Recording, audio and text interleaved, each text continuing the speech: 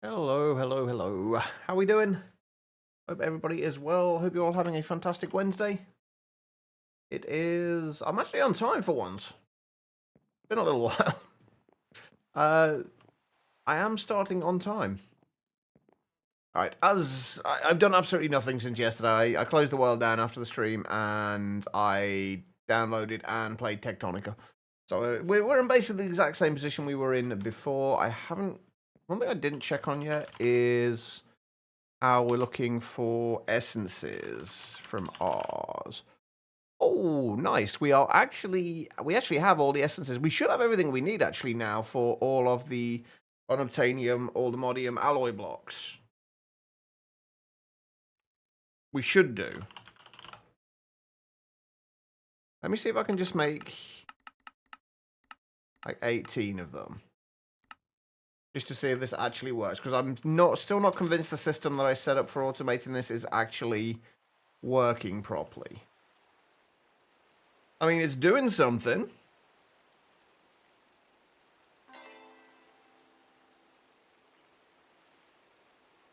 It's definitely doing something.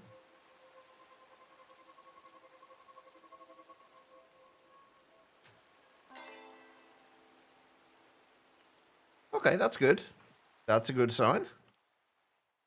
But yeah, we left off yesterday. We just finished the getting to insane IBs, so we can make go from our current extreme reactor to a actively cooled one, or passively cooled. I can never remember.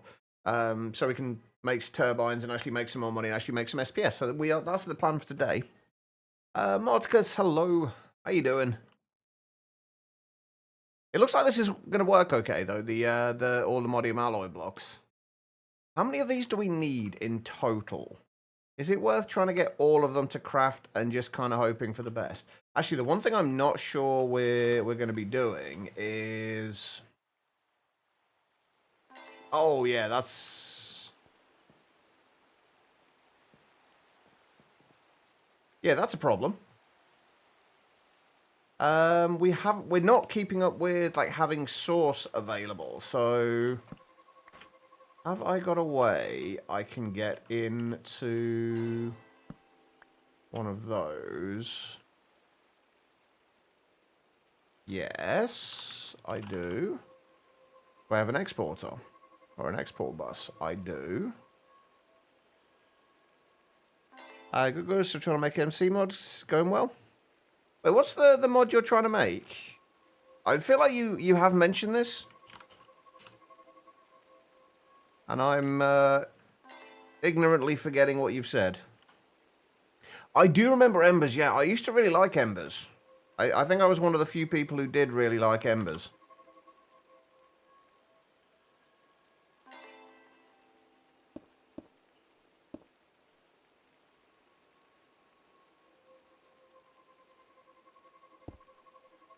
Right, is that going to be online? Yes, okay. I can't do it like that, can I?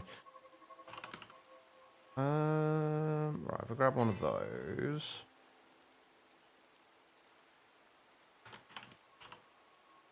Grab acceleration cards. Hopefully, that will keep that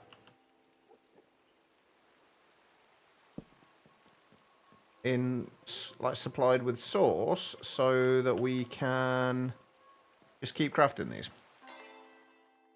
I remember Roots 3. I don't know about Roots 3. I've played with Roots a little bit, but not... I never really know which version it is. I played a lot of it with Roots in Divine Journey 2. I'm sure it'll be different, but you and Epic Squid did stuff like Ender.io. That's some crazy play. Oh, nice. Oh, shit, I didn't realize that. Nice. I really what I played with it in Divine Journey 2, I really enjoyed, and it's something I keep wanting to get into. The Roots. I'm assuming it's not the Roots version that's in here that you did, the Roots Classic one, or is it? Is that the one that you worked on?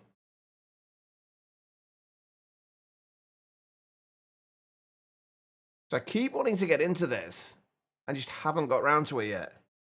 Oh, somebody else ported that. Okay. I'm kind of intrigued to see what you come up with then. Okay, how many more unobtainium orthomodium blocks do we need? 2, 3, 4, 5, 6, 7, 8, 9, 10, 11, 12, 13, 14, 15, 16, 17, 18, 19, 20, 21, 22, 23, 24, 25, 26. 27 times 18. Is this going to let me do all of them? It is. Let's get those going. Keep you updated. It's currently just relearning Forge. Haven't touched MC modding in like 3 years. As I understand it, it's changed quite a lot recently. I've never modded anything in my life, so like take anything I say with a grain of salt. But as I understand it, things have changed quite a bit recently. So I'm guessing that's quite a bit of a lot to learn, basically.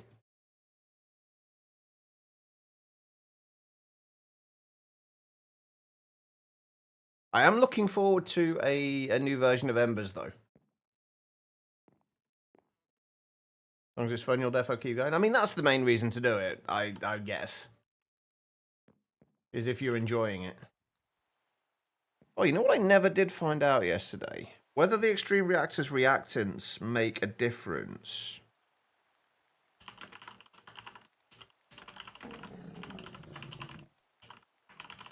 To power output, that is.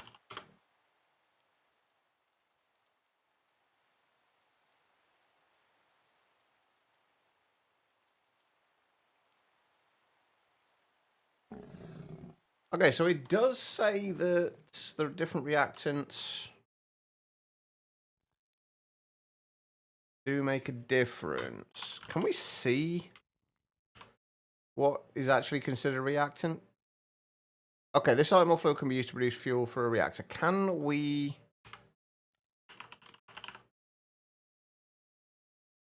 No, that doesn't help us at all. I want to be able to search for things that are reactants. Like plutonium, for example, can be used to produce fuel for a reactor. So does plutonium give any more outputs than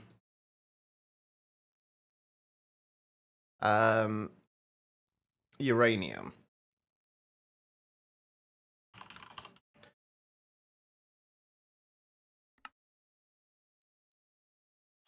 There's one thing I've never been sure about.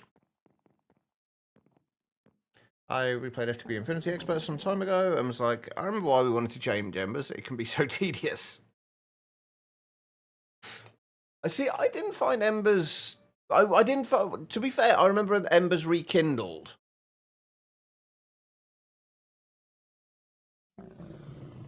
Rather than Embers itself. Rekindled I really enjoyed. Right, if I... Wait, what's in there at the moment? I don't even know what fuel's in there at the minute. Is that Vaderium?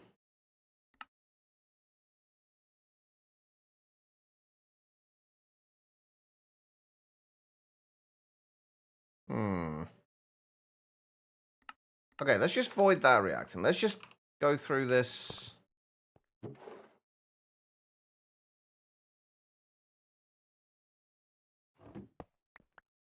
And... Whoops. Rip the netherite upgrade. Right, so if we put like 4 stacks of uranium in there and then turn it on, how much are we going to get out of this? That is very much gone. One of the joys of being in a void dimension. If you do end up dropping anything off the side accidentally, you're definitely not getting it back. Okay, so uranium is giving us... Okay, so when we had the Vaderium in there, that was definitely giving us more. This, we're getting 1.9 million. This is a complete waste of resources, but I really don't mind. Okay, so the reactant does make a difference.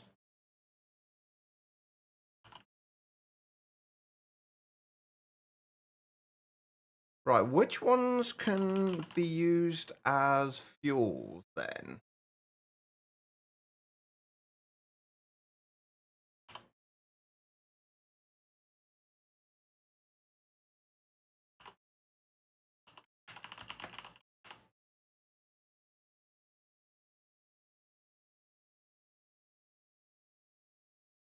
I'm assuming the fluid versions of these will probably give more. The Vidarium that we used gave quite a lot, but the problem is we can't get Vidarium easily.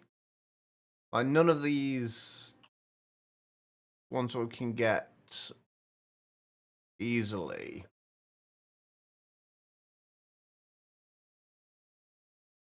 But it looks like just plutonium and uranium are what we can use.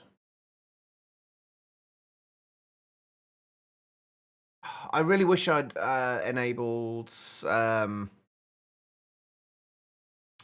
Actually, I might be able to do that now, actually. Enabling searching via advanced tooltips.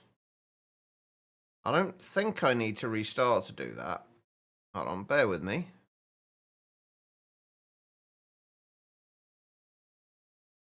I know I didn't for changing the layout of the ingredient list.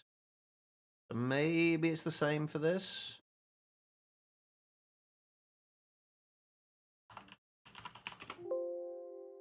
Nope.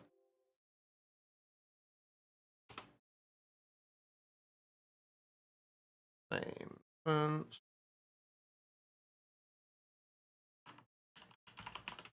Need to be advanced tooltips.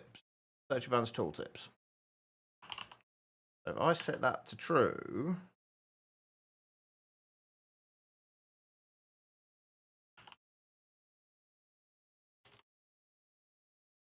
it hasn't worked. I don't think, anyway.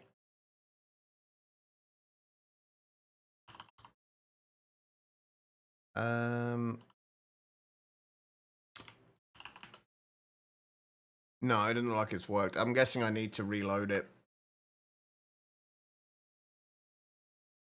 Oh, well. I guess we just stick with plutonium, though, for fuel. I mean, it goes from like 1.6 million to 2.6. It gets an extra 1 million FE per tick. Although we're going to be... I'm assuming that will also translate to the amount of steam we'll produce using it, which is what we want to do. Right, okay, let's start working on that. I've also changed the bloody mini-map again.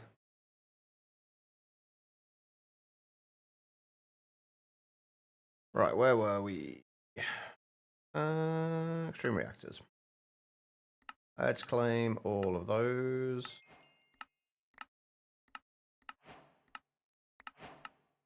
See, one thing I've never seen it mention anywhere, I don't think, that the type of reactant you use makes a difference.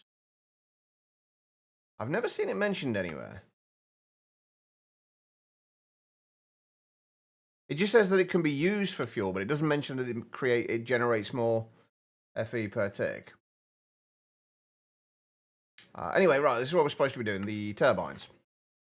Let's get the recipes sorted out for the turbine stuff.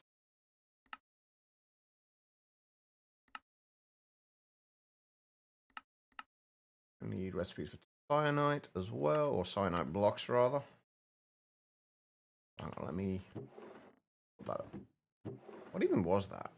Fuel injection. Oh, that's just... Oh, it stores the fuel in it. Okay. Wait, so how would we make rosinite just out of curiosity? Okay, that's a... So you'd kind of want like a feeder reactor then to do this, because you need to get Vidarium, which will give rosinite as a waste product. Vaderium, you would get by combining yellorium or uranium, I'm assuming, and plutonium.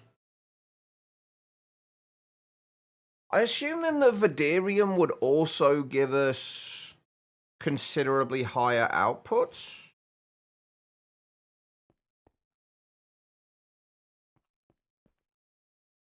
Ooh.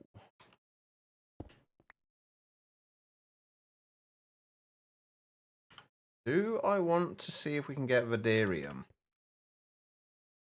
Oh, we'll see how much steam we're producing first, and then if we need to, we'll worry about it afterwards. Right, reinforced turbine stuff. Turbine glass. Oh, once again, it's decided it wants to use quartz glass instead. And then turbine rotor bearing. I cannot remember how you make the turbines, like what the actual structure is.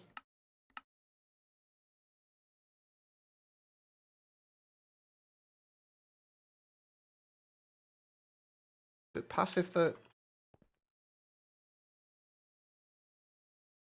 the active one that we need?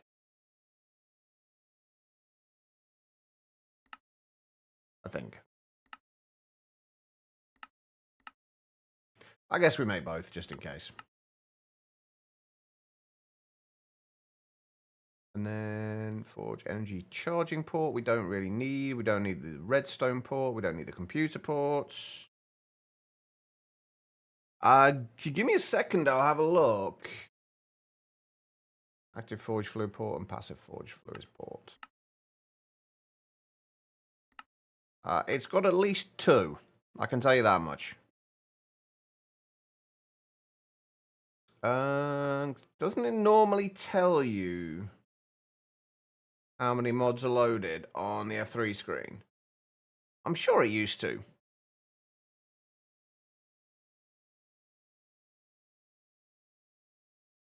Yeah, I thought it did as well, but I can't see it. I thought it used to be on the right-hand side. Told you, like, X amount of mods loaded. That's right, give me a second. I can probably find out. 423, but that includes, like, library mods and everything as well. That's how many are in the actual... No, sorry, 418. That's how many are in the actual pack itself.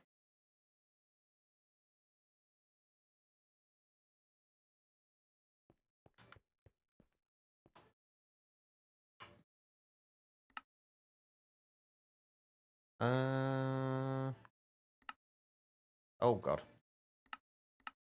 Keep doing that. Right, we need to put all the slot into here.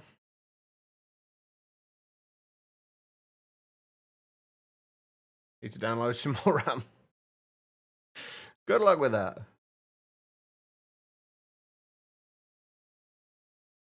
Do with downloading some myself. Alright. So we need the controller and 4 turbine housings. Please tell me it's not asking me to make the basic ones first.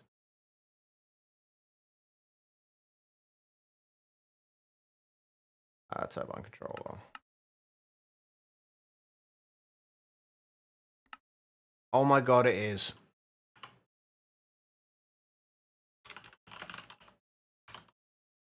Why would you do that?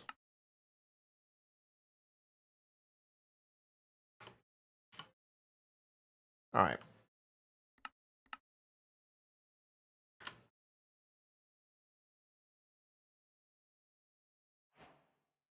That task completed.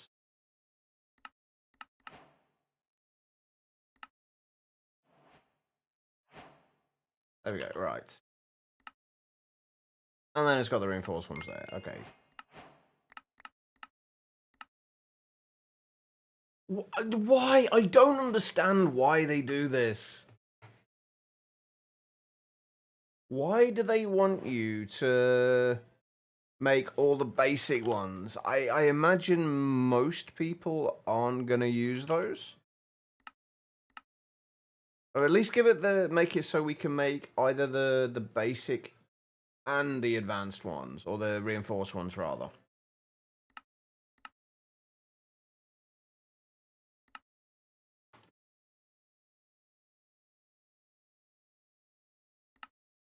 Alright, do I have any buckets? No, of course I don't. I actually don't know where my buckets keep going.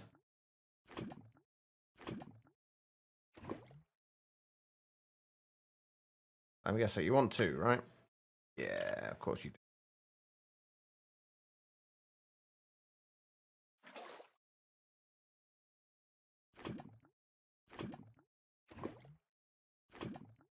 What do we need in there? Turbine. Oh, I need to make more turbine casings as well. Probably going to need a bunch of those. Okay, 2 fluid ports. And a power tap, which are not going to get used. But we need to make them for the quest. Check that off. Then basic turbine glass.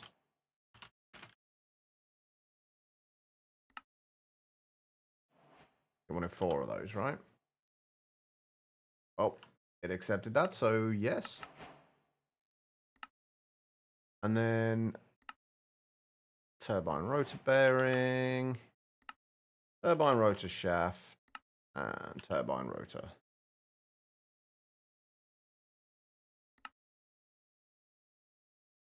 I don't know how many of these we actually need to make. So 8 blades, 4 shafts, 1 bearing.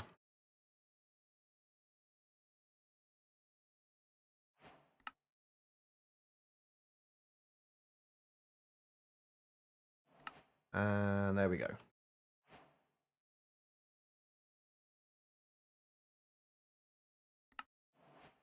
Wait. Didn't I have the 8 turbine blades there? Oh no, I only made 7. Oh, I can count.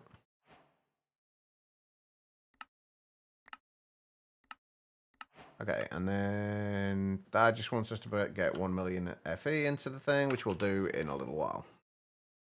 Okay. So, let's find the book again, because I can't remember off the top of my head how we construct these.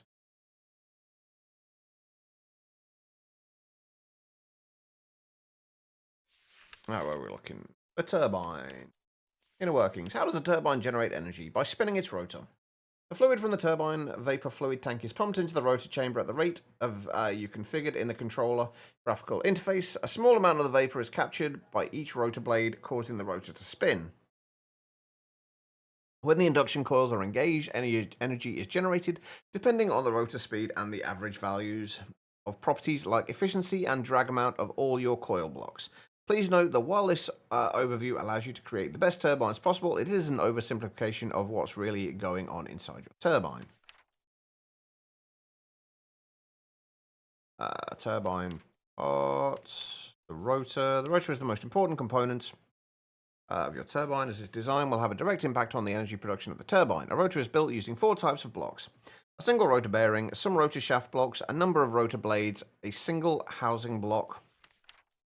The rotor can be built following one of the 3 axes X, Y, or Z of the turbine. The first block of your rotor must be a rotor bearing.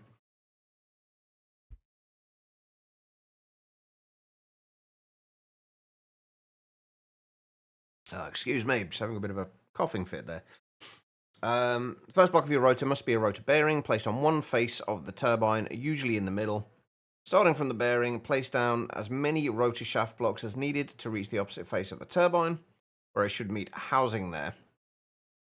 After the shaft is complete, it's time to place some rotor blades down.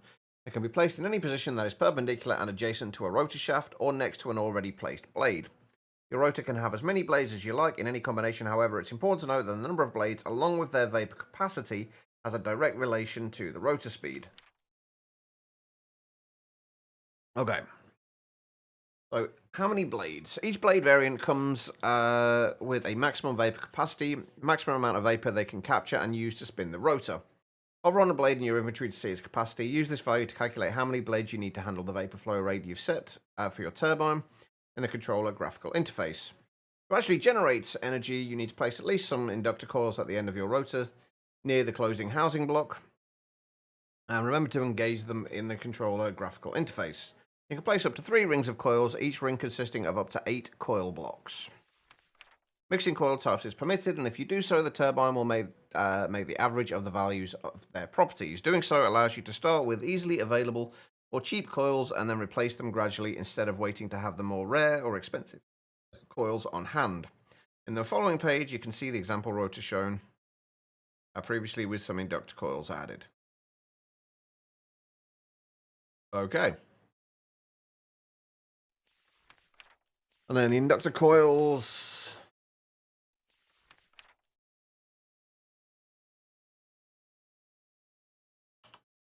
Right. I want to know if like all the modium and unobtainium can be used. They can be used as radiation modifiers. That can be a radiation modifier.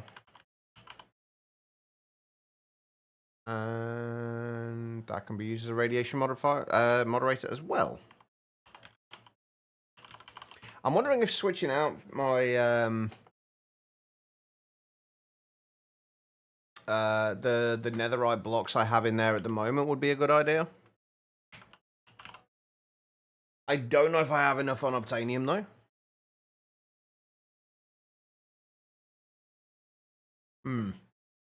Okay. Well, let's see if we can make a rotor to start with. Or a turbine, rather, to start with.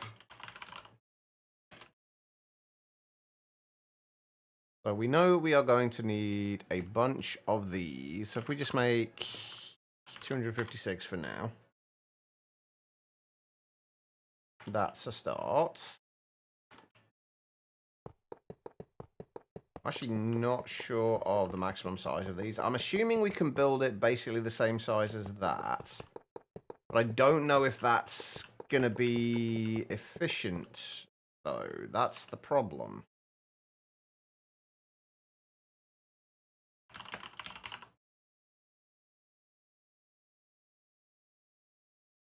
And also, how am I supposed... It says blade vapor capacity.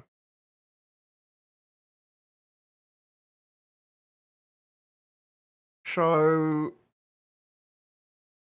What does that... I still don't really fully understand what that actually means. Because it's the speed of the... If I remember rightly, it's the speed of the actual rotation that makes a difference.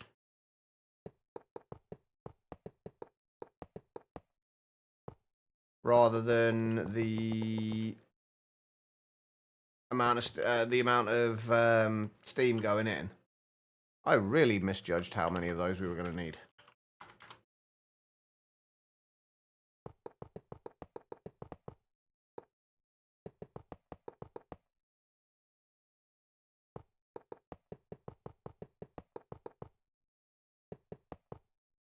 I think you want to keep it at somewhere... It's either like 900 RPM or 1800 RPM, I think, is the optimal speed for it to be rotating.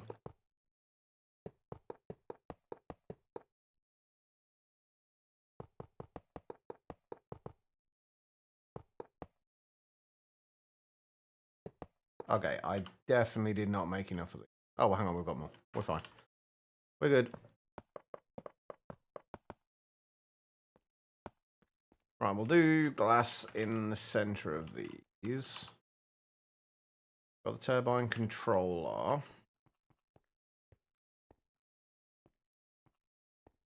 We can put there.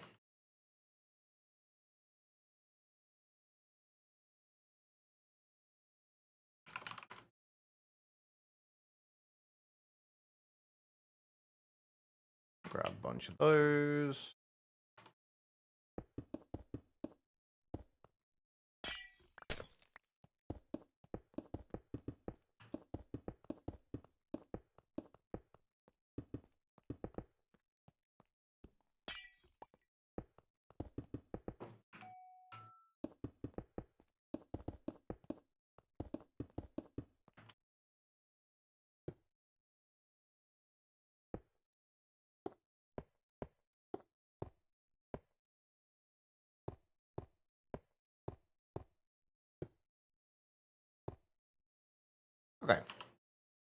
Made slightly too many, but that's fine. There's a good chance we might need to make another one of these.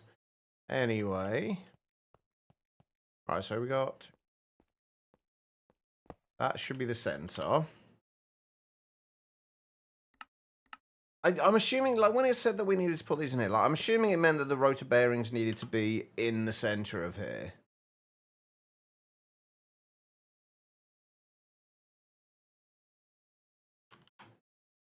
Oh, we haven't got a recipe for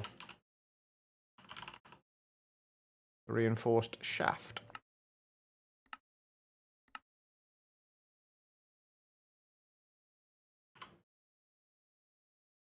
I think I need 15 of these.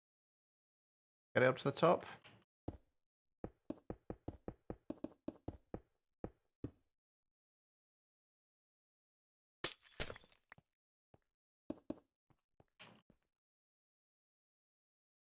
So yeah, you've got the flow rates, but you've also got the RPM.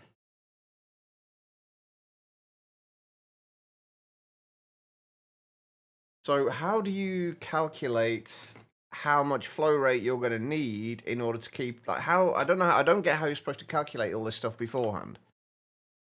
Like, before you build it.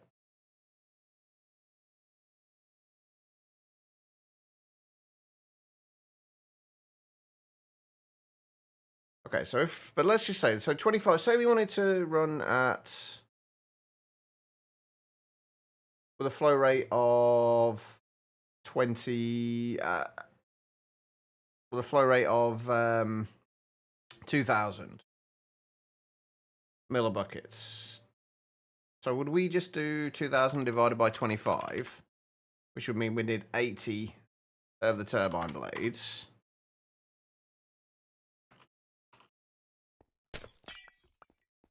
Would that maths add up?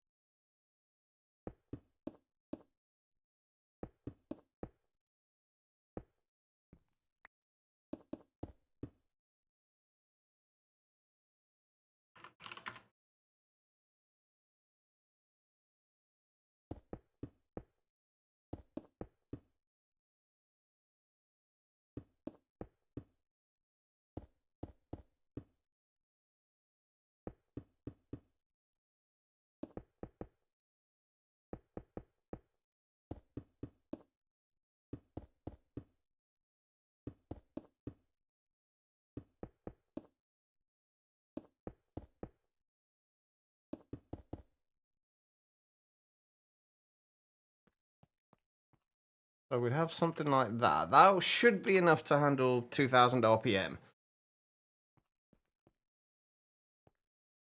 Assuming I'm right about the way it works, which there's a good chance I'm not. Right, the next thing we've got to look at is how would we turn this into an actively cooled, an active reactor rather than a passive one, so we can actually generate steam with it.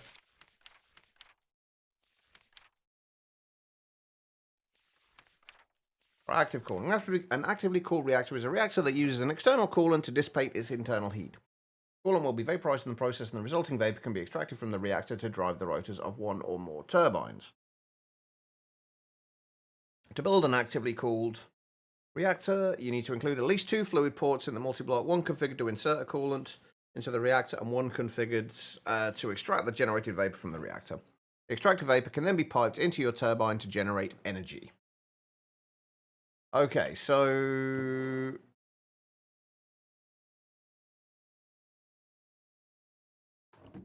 we got 2 fluid ports. I guess if this is, let's turn that off for now. We get rid of that. Do that and that.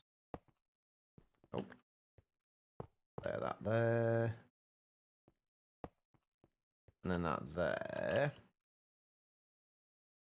and then we set that to output, that to input.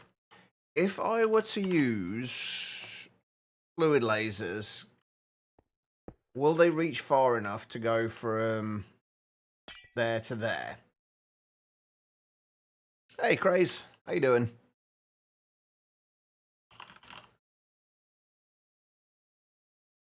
I'm assuming that's what we need. Oh, wait, that's basic fluid port, though, isn't it?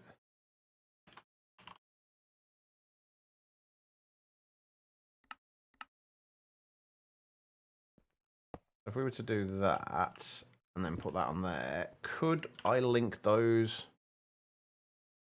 together?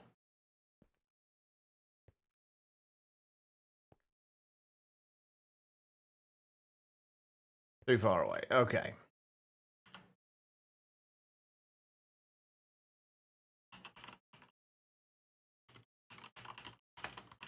Tired, headache, pissed off at the world, and don't know why other than that, Peachy. I can relate to all that, unfortunately. Am I? I'm doing all right, actually. Though, in fairness, I'm doing pretty good today. Struggling to get my head around extreme reactors again because, and actually calculating what's supposed to be done, how and where and when, and it's a little weird. Oh, dang it. I need to get more laser relays. I technically don't, but I would like to.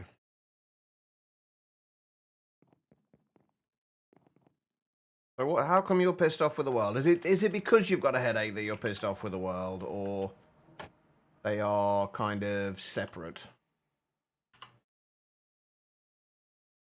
Oh, wait, hold on. Okay, it doesn't need to be energy laser.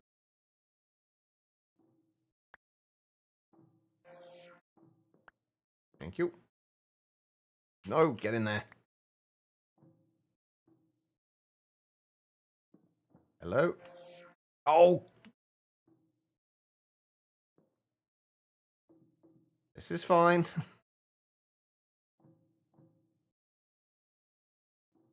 No, you're not far enough in. I just want you to go inside there. There we go. Come on, that's got to work. There we go.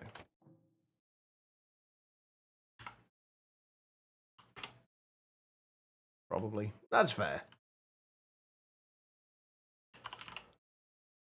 Well, hopefully the day gets better, though.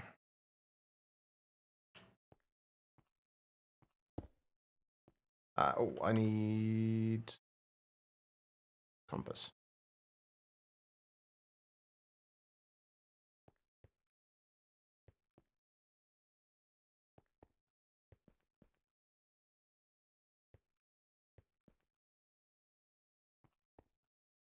I'm hoping this actually works with the one in the middle as a relay.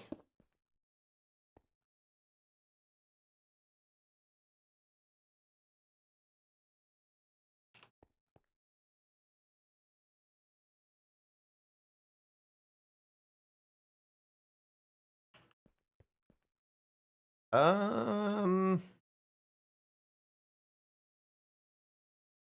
Hmm.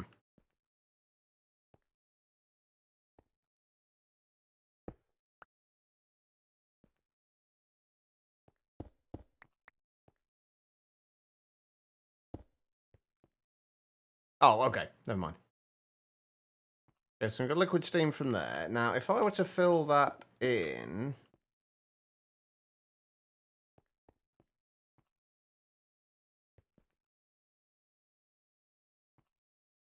That's not going to work, because that's an active fluid port, isn't it?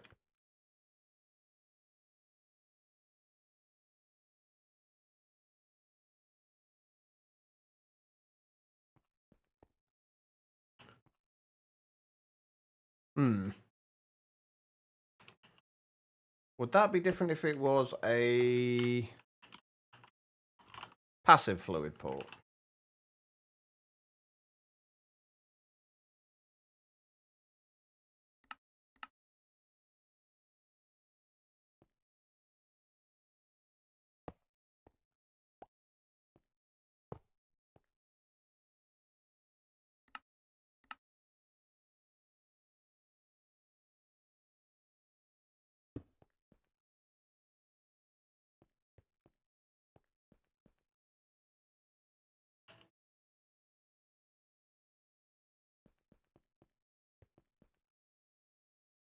It would not. Okay.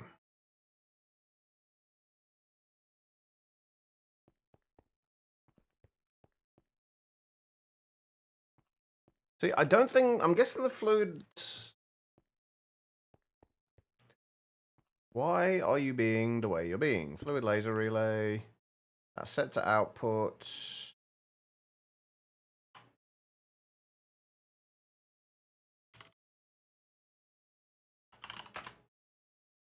Right, if we make another fluid draw.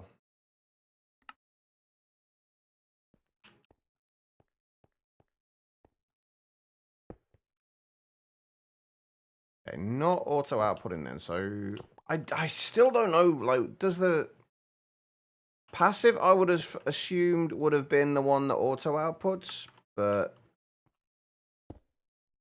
no, passive is not the one that auto outputs.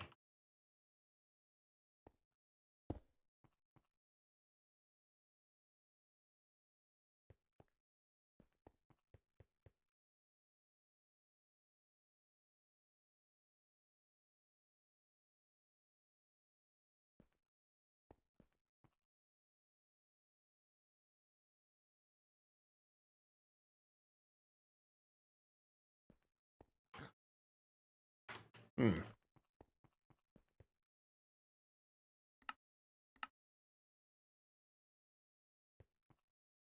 So do these only work from point to point, not with a relay in them?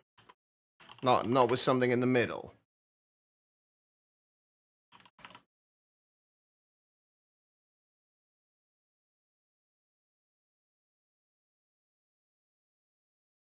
Oh, there is a range modifier. We could do it with an ender tank as well, yeah. I'm just kind of wanting to see... At this point, I just kind of want to see if we can get the laser... Like, why the laser relays aren't working. If we just get rid of that for now. Because I want to see whether they can transfer from one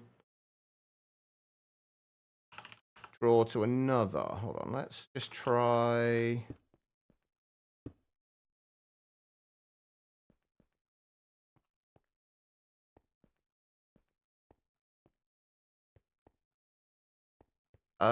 Excuse me?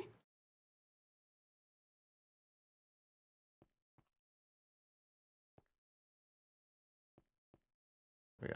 See, that works. That works fine. I mean, do I have to have a...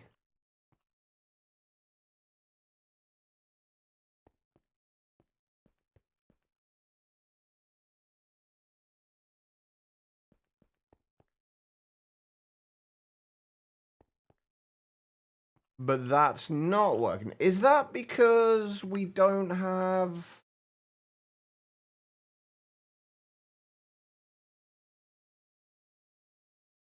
I wonder why that's not working. Like, why it's not taking the steam.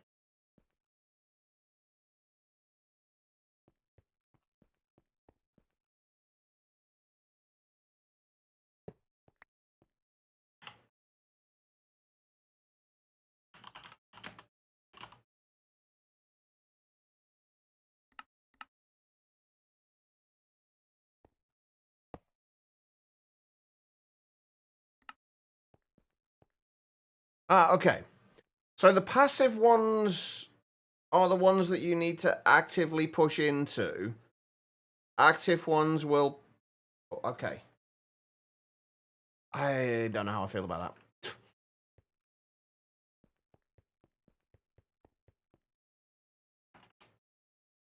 Should be able to take those out of there, and we'll just keep that as a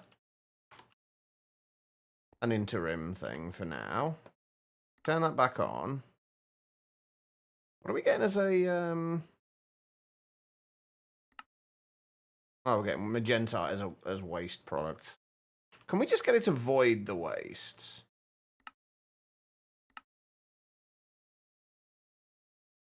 No, not directly.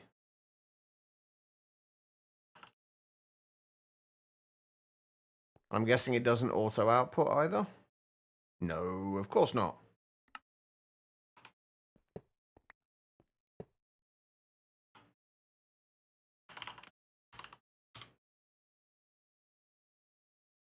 And there's no active and passive variants of those. I've got to say, this does get incredibly confusing. Like, all the various, like, variants of things, whether it's active, passive. There's obviously all of the,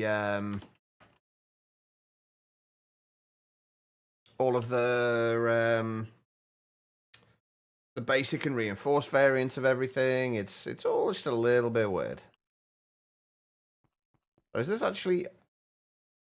Problem now is I don't know how quickly we're generating steam here. Does it tell us? It's not actually extracting the steam quickly enough. Or is it just that that is how much it's making per tick?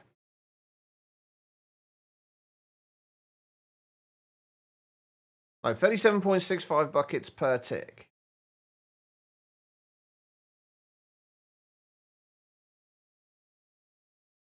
Okay. Right, first things first. We need to get Insanite blocks.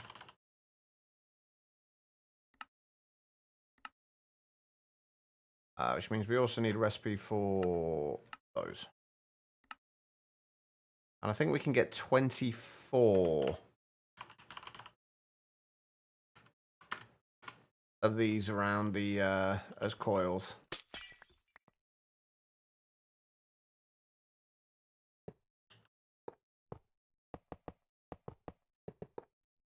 It says up to 3 rows of them.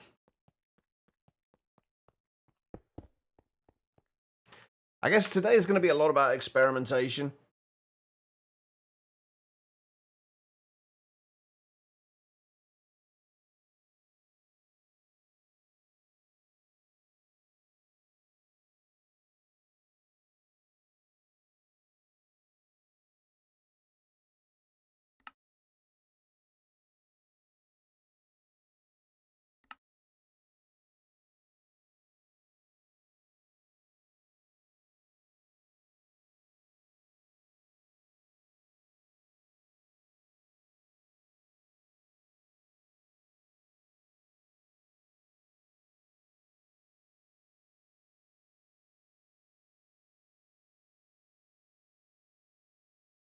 Okay, so blaze wave capacity of 25. So we can only have up to 80 blades in there. By the sounds of it. I'm assuming we could have made this considerably smaller.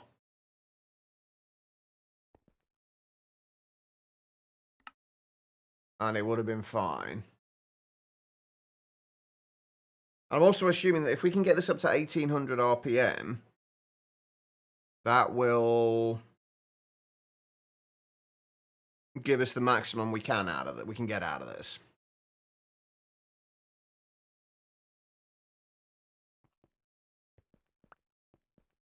Although one thing I'm just realizing, if we're... Well, we haven't got a power tap on here, have we? Fuck. Hold, please. Oh, I don't know which... I never know which one to use now.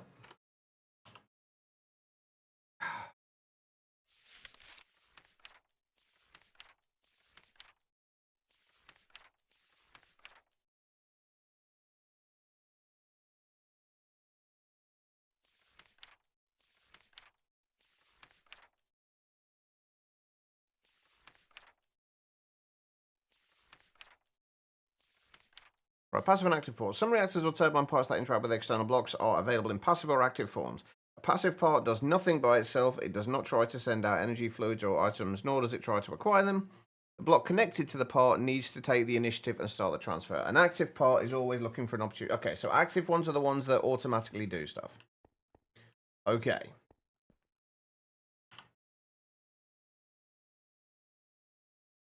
I'm assuming then that it's the active one that we need, an active power tap that we need.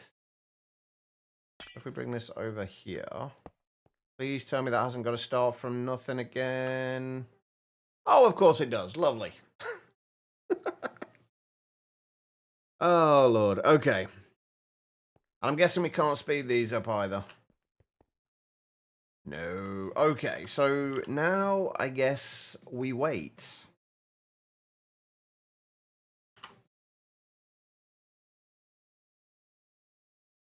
And see if this will... like, how much this will give us. I'm also kind of curious, if I drop that down...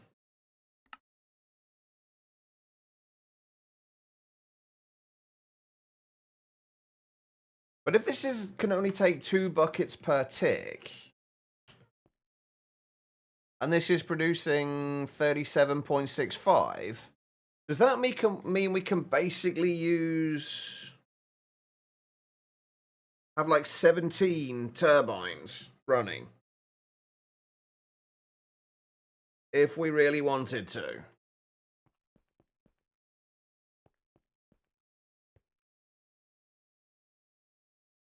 And could I make these considerably smaller and still produce the same amount?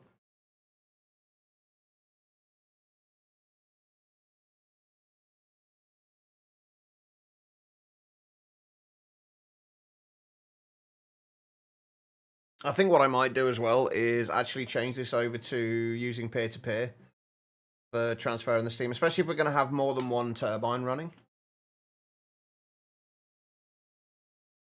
That might be a better way of doing it.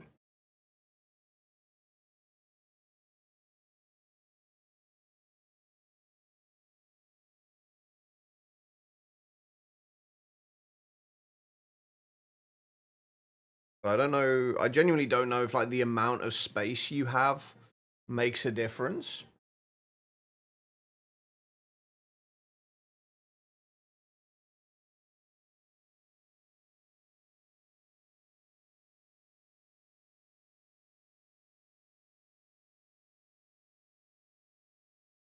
If we engage this around 900 RPM for a minute, just to see roughly how much it's going to give us. It will slow down how quickly the rotor speeds up, but it'll give us an idea how much we might be able to get out of this. Oh, I should probably grab another flux plug as well. Never mind, we've literally got one from the when we had the reactor running. Right, let's engage that. See there, 44 million. That's not terrible. And that's actually still going up as well.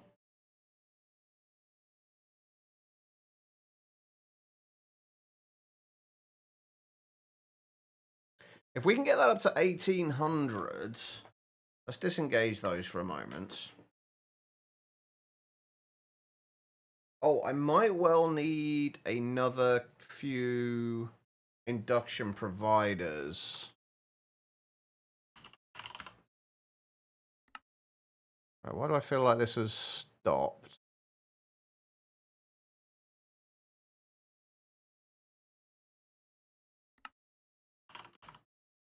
I mean, we've still got plenty of source. Oh no, we're still going.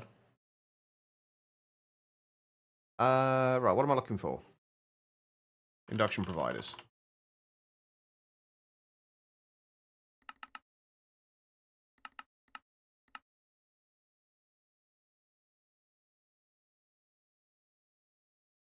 I think even when we get to 1800 RPM, it's not going to be much more than 45 million. But the fact that this is only using 2,000 millibuckets per tick of fluid vapor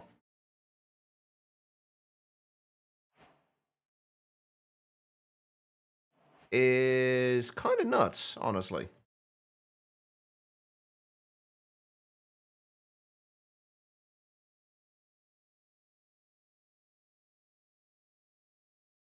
Oh yeah, that won't be changing in a minute, will it? Because we've disengaged the coils.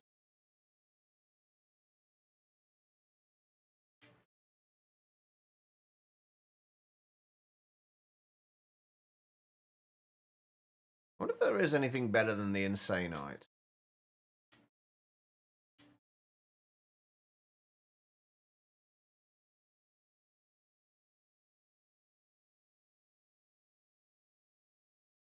I think I will. So if we get a few more of these set up, this will definitely be enough for this will definitely be enough for a an SPS and to keep the SPS up and running at a decent speed. Even if we got, say, 5 of these, that's what, 200 odd million. Right, this is not slowing down yet, is it? Let's engage the coils. Oh, holy shit. Okay. Okay, now that we have engaged it, though, it is slowing down. We can't have it at 1800 RPM with the coils engaged. Right, you just can't get the flow rate for it. There's got to be a way you can do that. Okay, hold on. Let's turn that off. Let's shrink down the size of this. I wonder if the size of it does make a difference. Like, if we were to, say, just take out this whole thing and then shrink it down a little bit. Would that make a difference? If we say...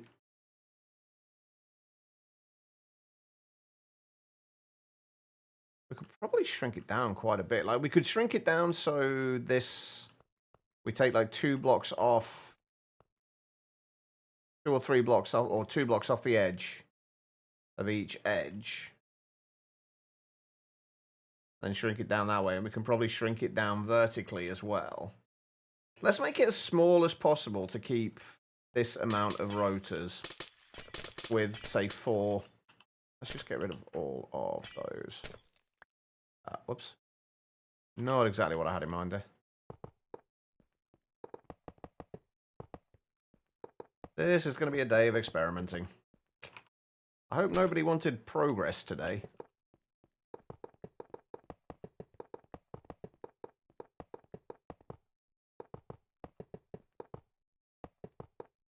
Alright, so if we just did... Zedek, welcome. Welcome, Raiders. How you doing? How was the stream, Zedek? I am 3 rotors missing. There they are. How was the stream? What were you up to? In fact, I know what you were up to. You were working on your turbine, weren't you? Did you manage to get your turbine sorted?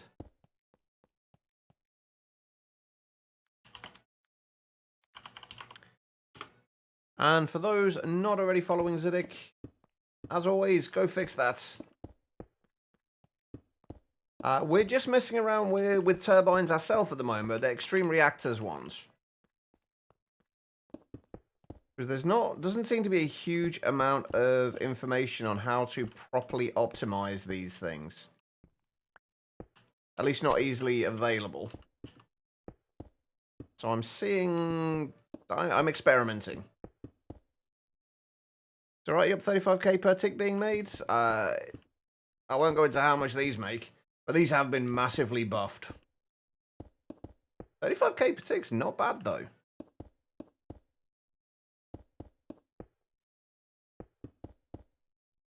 Just waiting now for Antimatter. Yeah, that's basically what we're doing all this for at the moment.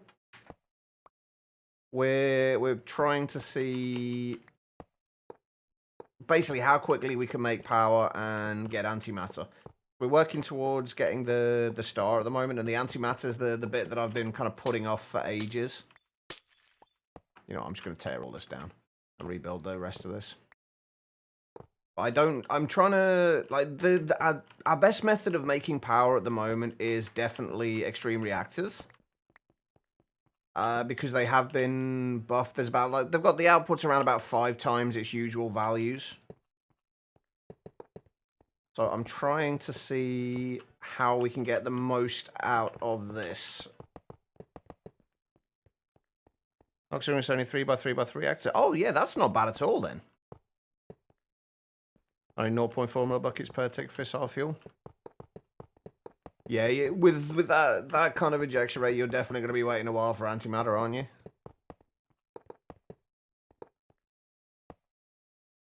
Do you need like the polonium and plutonium pellets for anything as well? Or do you literally just need the antimatter for the pack? You need those as okay. So you've got to get both things. Ouch.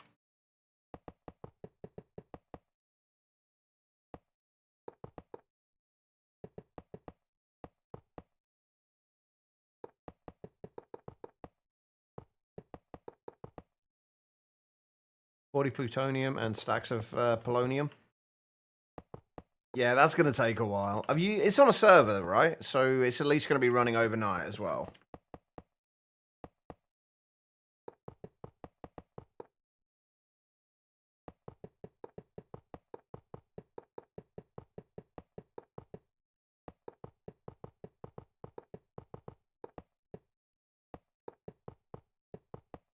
Server, but no chunk loading. Ouch. So we can't even... It's not even going to be working while you're offline. Ouch. Ah, I fell off. Right, I think this is about the smallest we can make this reactor.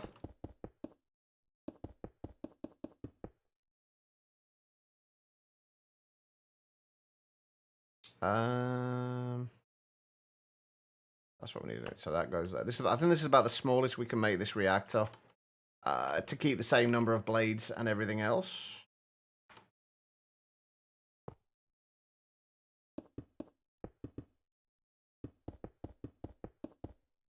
If this gives us roughly the same power outputs...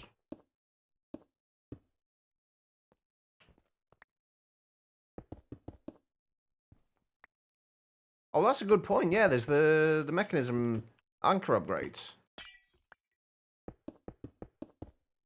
How you doing, by the way, Delta? All right.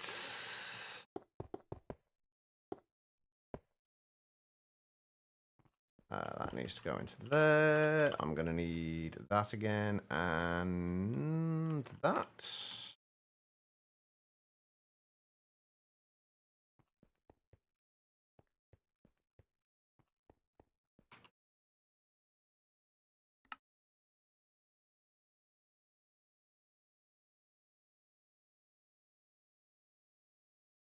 Anything exploded lately? Not lately, no.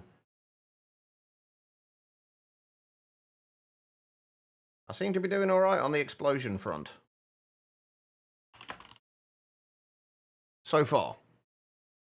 Now that I've said that, I'm somehow going to manage to explode an extreme reactor. They don't explode, but I'll manage to do it. Shame. I mean, it is a bit of a shame. I'm still doing all right. Mechanics, I mean, were expensive and only went in certain machines.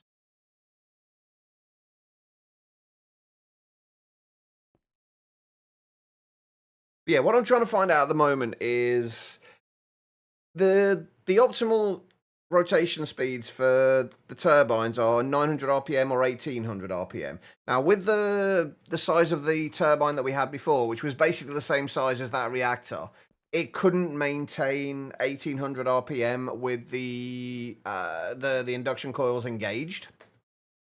I don't know if the size of the reactor makes a difference. So I'm trying to make it basically considerably smaller and see if something this size will maintain the speed, because there's less kind of like volume there, I guess.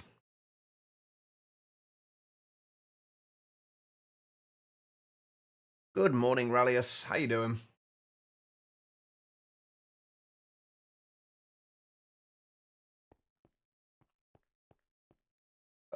The worst bit about this is you have to wait for it to kind of spin up.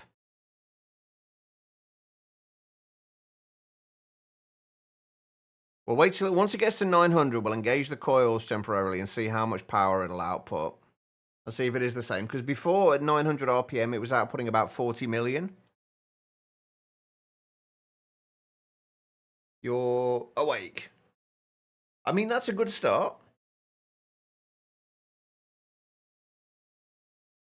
As always, a good start.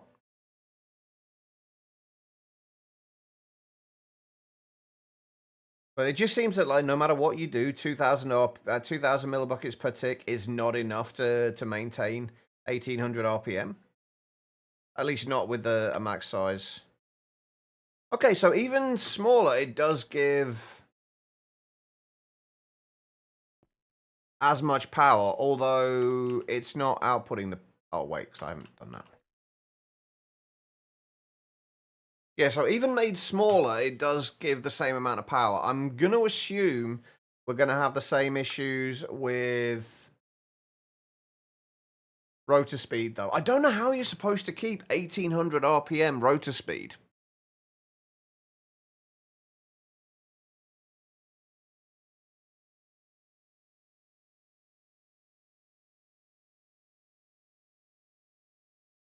The only thing I can think is you actually use something like a redstone port, and then if you can engage and disengage them, it's not a consistent amount of power then, though.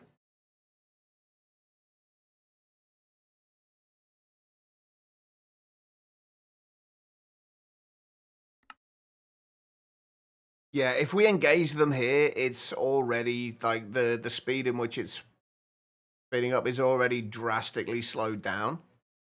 So you're only going to be able to get about 1,200 RPM with 3 coils. Maybe if we have less coils, that would actually be better.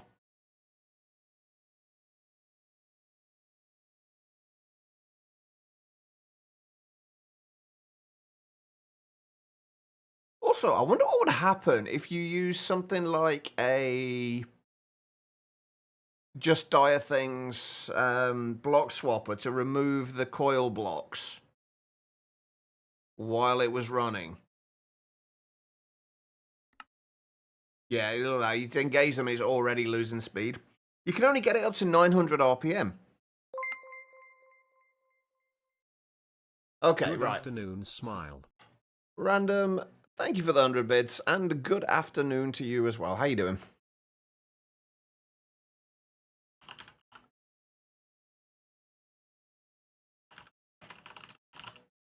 Right, we can get a turbine redstone port, but I don't know if that's actually going to help us.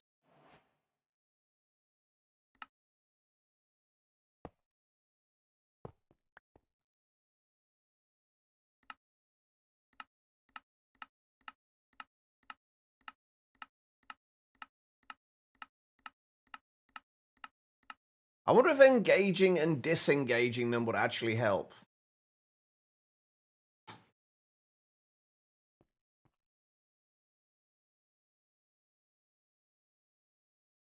$90 million isn't bad, but the problem is we can't keep it at 90 million. That's the downside. I was hoping that, like, having a smaller turbine would, like, with less kind of volume there would allow us to keep the 1,800 RPM. Because at 1,800 RPM, it's like 112, 110 million FE per tick. But you'd have to engage and disengage the coils.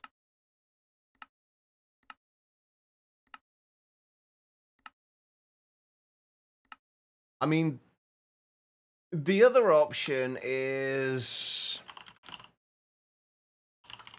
turbine computer ports and actually learning Lua to control it. Right, if I get rid of that and put the redstone port in, that's obviously going to have to spin up from there. Okay. Toggle turbine on or off according to the signal received. Engage or disengage the induction cores according to the signal received. Okay, so if we have 2 redstone ports on there, we can say basically when the rotor speeds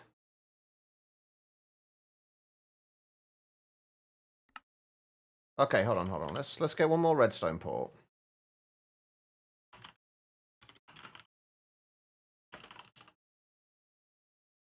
Hold on. We're gonna need a little bit of space between these, though. Which thankfully we have space here. So if we do one there, and then we set this to set from induction coils, set from signal. And if we set one of them to output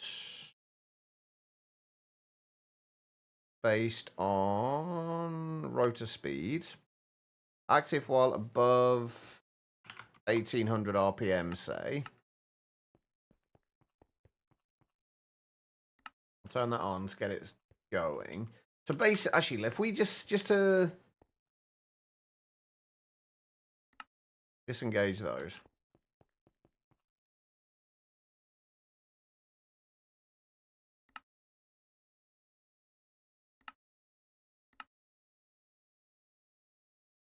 Okay, so I'm assuming toggle on... Wait, no, it was set from signal, won't it? Those are going to be disengaged. Because the thing is, we're only... like if we can get this running roughly at 100 million FE per tick, we're at 2,000 millibuckets flow rate. With this, it's producing... when it's running at full speed, it's producing around about 35 buckets per tick, which means we could run multiple of these if we wanted to.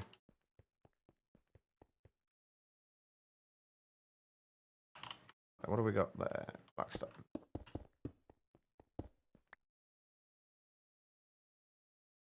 Which is just going to be absolutely ridiculous. If we do that, well, that's... Okay, so if we say active while above speeds above, say, 100 RPM. Okay, so that will turn on when the speeds are above a certain point.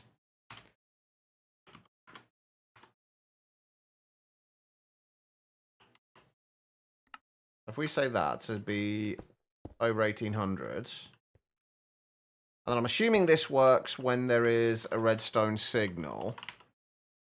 This will engage them when there's a redstone signal. So right now they are disengaged. If we give it a redstone signal, they're still disengaged. Okay.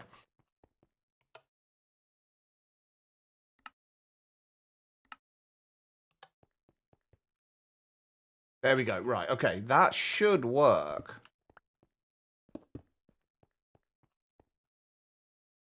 So when that gets above 1800 RPM, so basically it will toggle on and off again, but it should give us a relatively consistent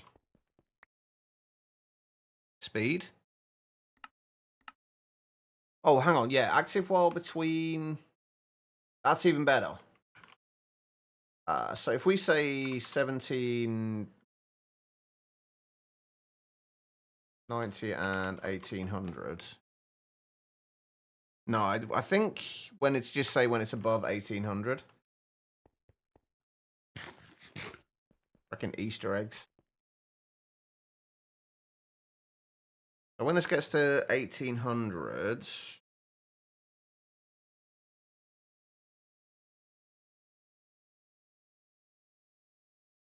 The only downside to it is it's not going to be a consistent amount of power.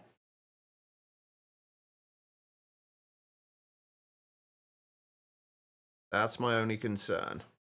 Although that's not really going to be a huge problem, I don't think, because it's going to be mostly consistent, I think. And then we're going to have to put another... We'll probably put another one or two on top of here. And I think I am going to switch this over to using peer-to-peer rather than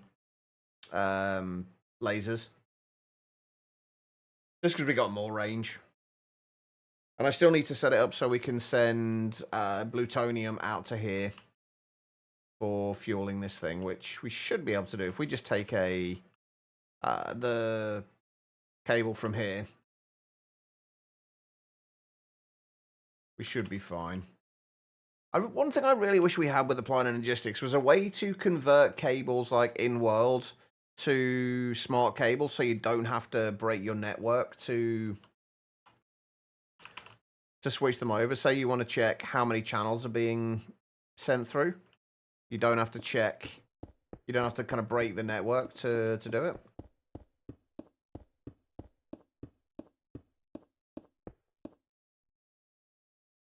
Alright, we're going to want... Get rid of that.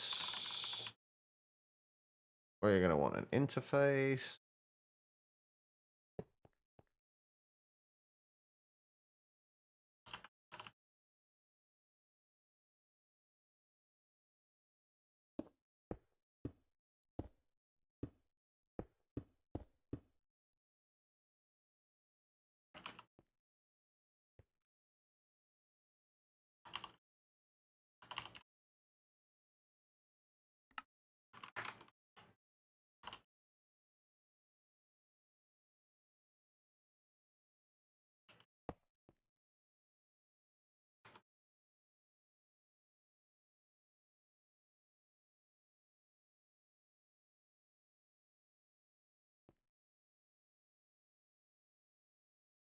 Okay, I'll keep that in plutonium. One thing I haven't set up yet is a recipe for netherite upgrades from functional storage.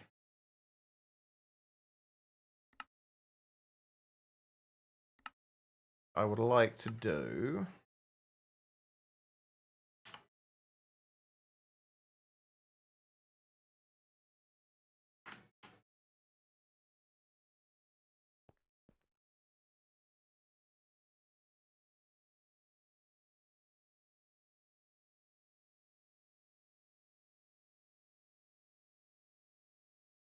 Probably never going to need 2.1 million buckets of steam, but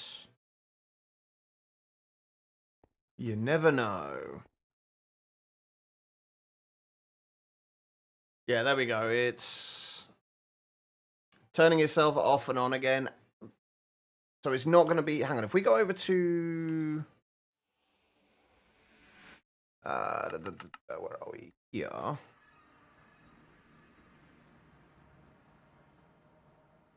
Yeah, it's dropping from like 100 million down to 6 million, and...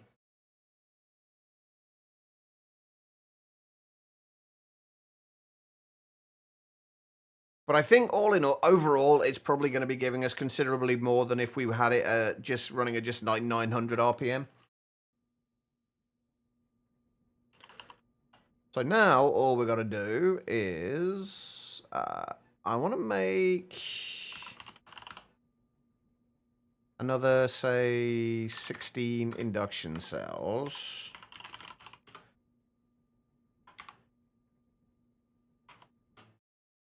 Get ourselves inside here. Put our providers in.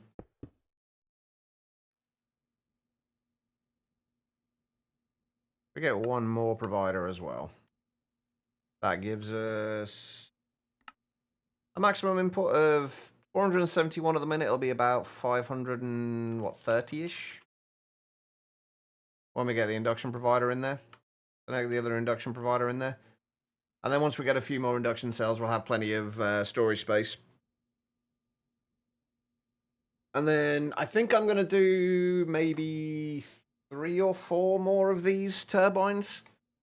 We've got plenty of resources for it, and we're producing more than enough steam, so we may as well do.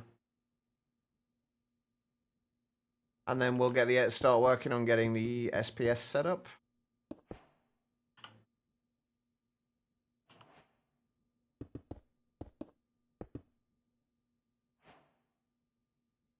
Okay, I'm going to set my induction home point there.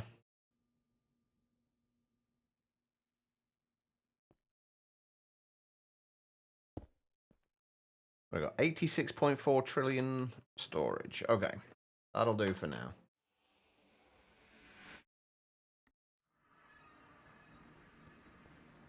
Right, and then we've got to set this up so it will work with peer-to-peer instead, which means...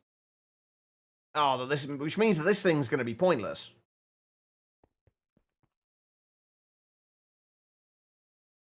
Because we basically want to turn this... Right, let's just get rid of that. Let's turn this off, the whole thing off for now. We want this to be... Yeah, that needs to be an active one. Then... Set that up. How do we turn it to the fluid? What do we need to turn it to a fluid peer-to-peer? I'm assuming just any tank will work. Or a bucket. Bucket works.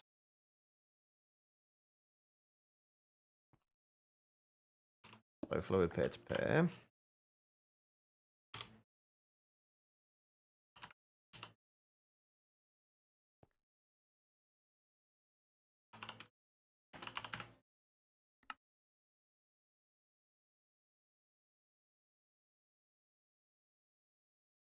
Right, we need all our peer-to-peer, or the majority of our peer-to-peers at least, are red. So let's continue that trend.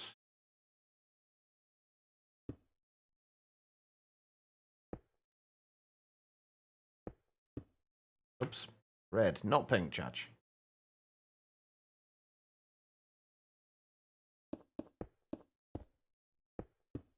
Can we pull a quartz fiber off from there to give it power? Yes. Perfect.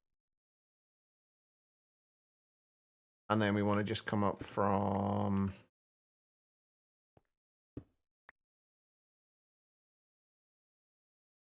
I don't know if I need active or passive ports on here, though.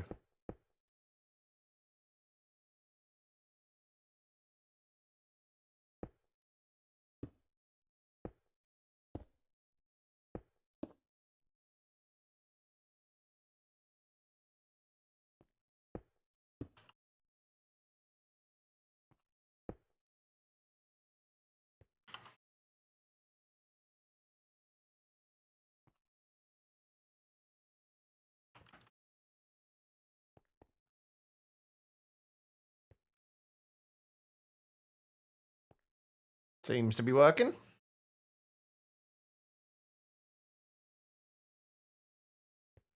Okay, right. Let's make a few more of these.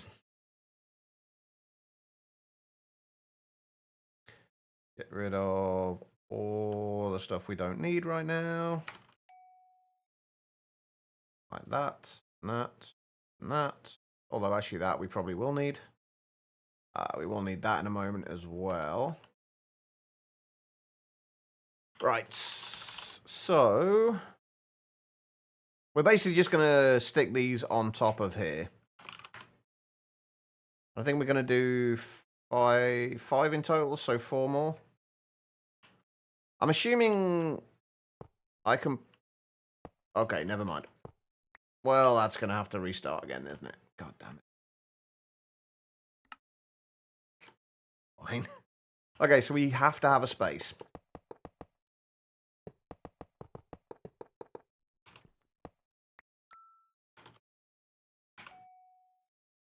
Yeah. I keep pressing the wrong bloody keys.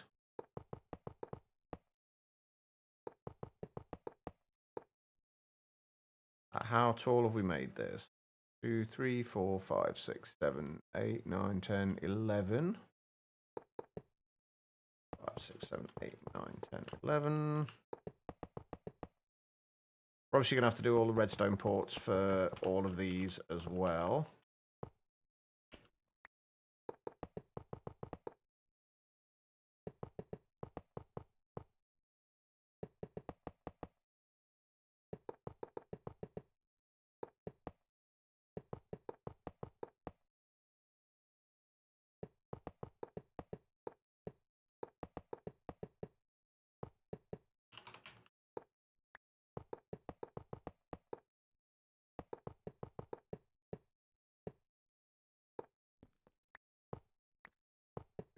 Five, 6, 7, 8. 9, 10, 11.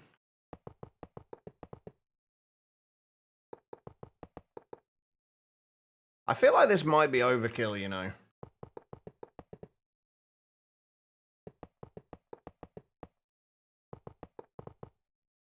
But on the plus side, we should be able to get Antimatter in pretty quickly.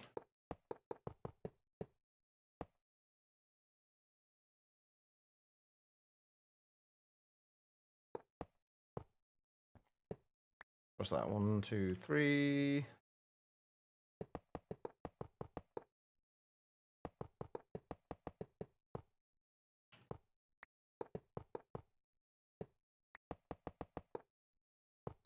I love the fact that they nerfed certain power gens like really hard,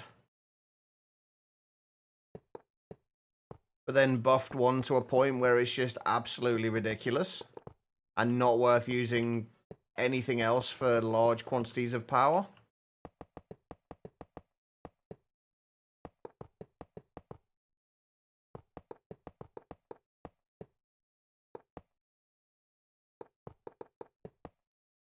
These are not difficult to set up either.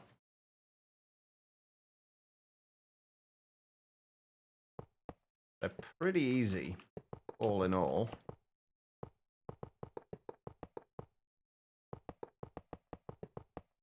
And once you get to late game, they're incredibly cheap as well.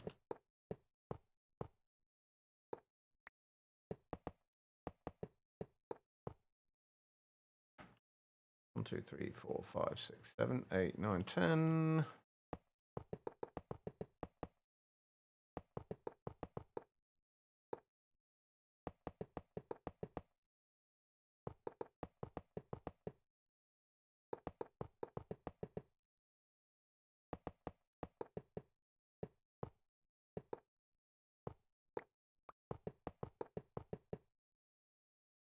Right, that's all the framework done. So for each of them, there's like 24 Insanite blocks. I'm assuming, yeah, that's not up to 1800 anyway. Yeah, there's 24 Insanite blocks, so that's what, 24 times 4. That gives us the Insanite blocks. We're going to need a lot more of those.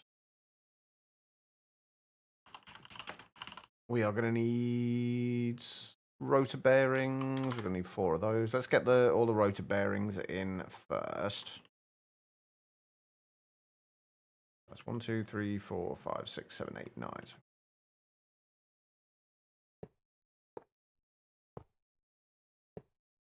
That should be the center, right? Yep.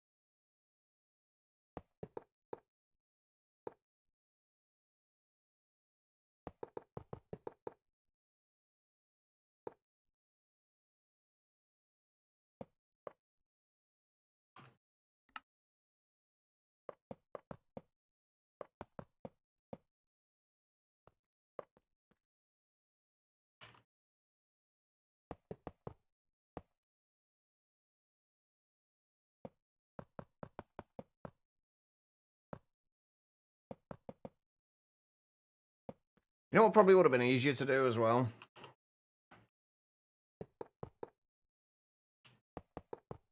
Doing this with something like the building gadget. Or the copy-paste gadget.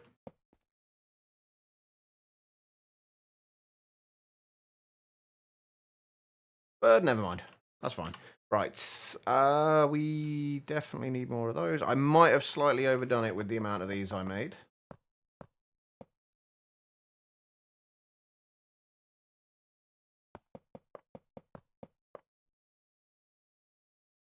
In fact, I definitely massively overdid it with the amount of those I made.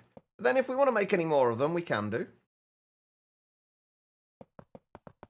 I think realistically we should be able to run up to around about... No, probably not. We're probably never going to need the extra, honestly, but... Oh, actually, no, that stuff is used to make the turbine glass as well, isn't it? So... Oh, actually, let's get the ports and everything in first. We need 4 more of those.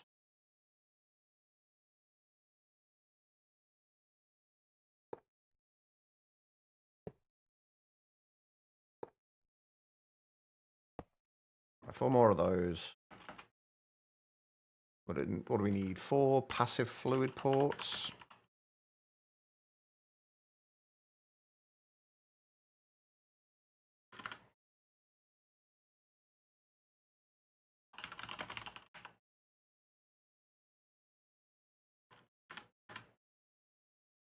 And 4 turbine energy taps.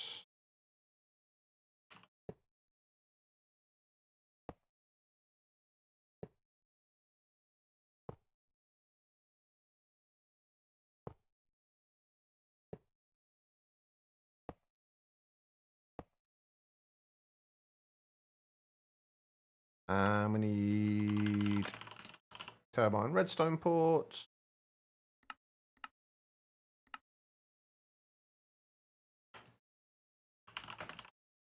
And we need 8 of those.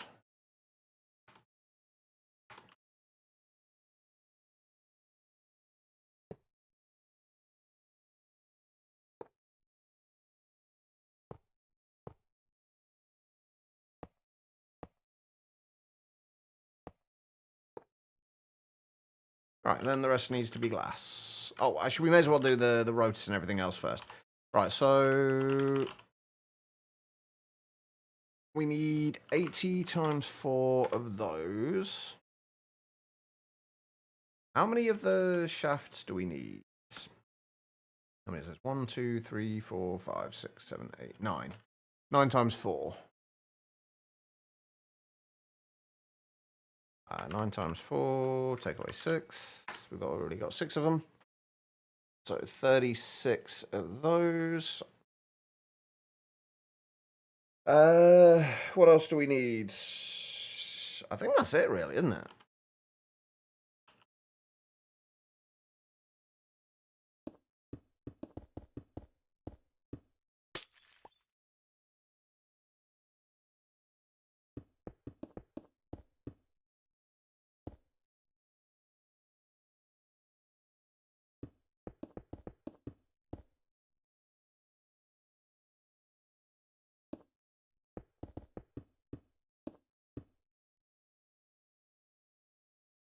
This is the bit that might take a little while.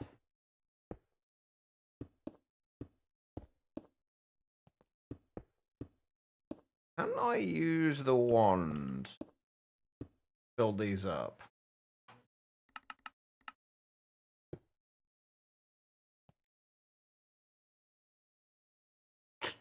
Gonna go with no. Oh, wait, hold on. That kind of worked.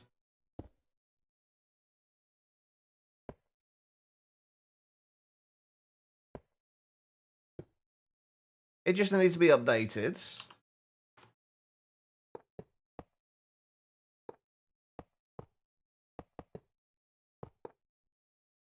I don't know what. Don't ask me how that happened or why that happened. I have no idea. I'm not gonna question it. How many? Did I leave a? I feel like I left a gap between them. There should be what? 1, 2, 3, 4, 5 layers of blades.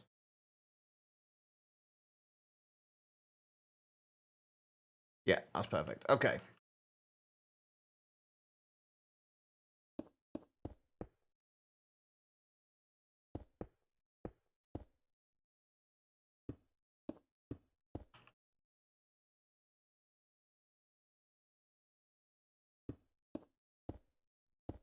One, 2, 3, 4, 5. I'm definitely not going to question the weirdness of that.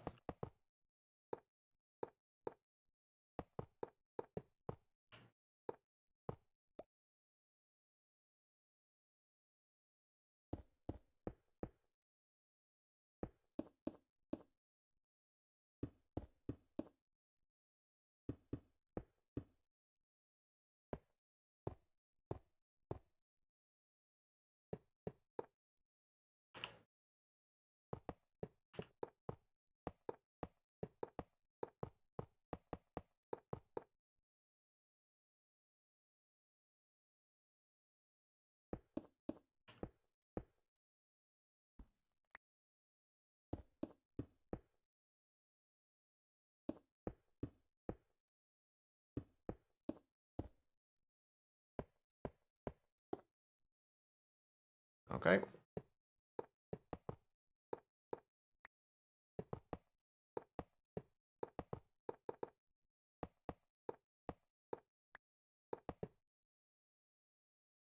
All right. The redstone going off and on again is going to be a little annoying, but I guess what we can do is set this to what's between 1850. Oh, sorry, 1850 and 1800. Would that actually work? I don't think it's going to make a difference, though, is it? Because it's never going to get to a point. It's not going to let it go up to 1850. Disengaged.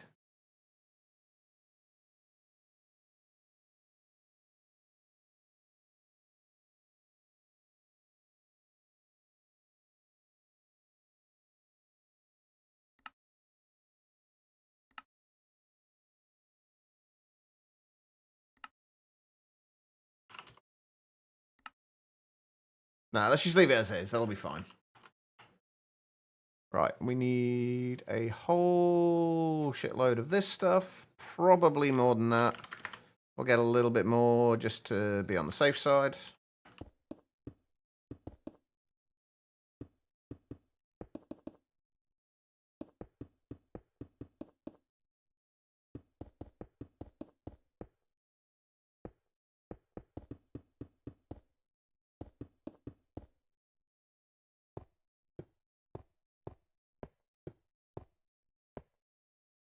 There we go.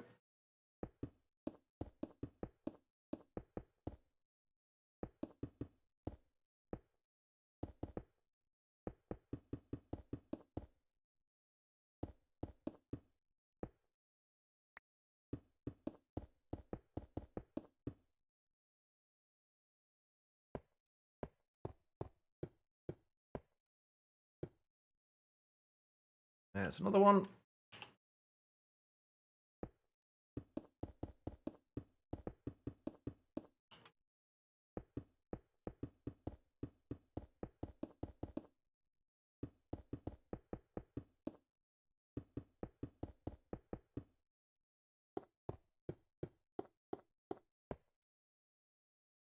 And the last one, which looks like we should have enough glass for.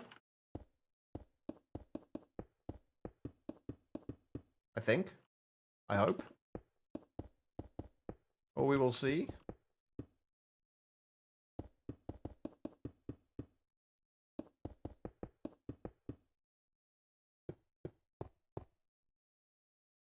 Maybe a little bit short.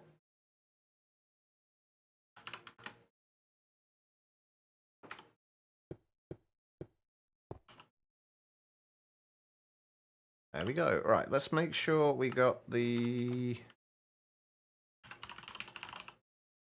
settings all sorted out and correct for the redstone.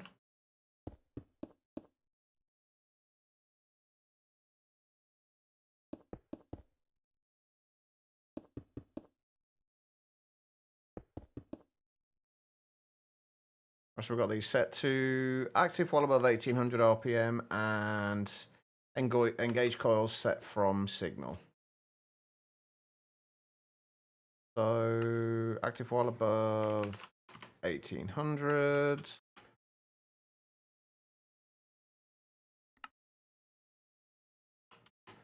Active while above 1800.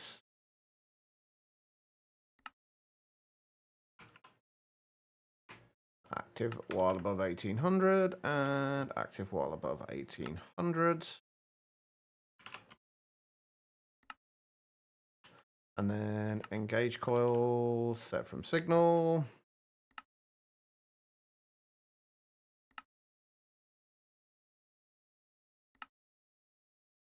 Okay, now we just need the redstone.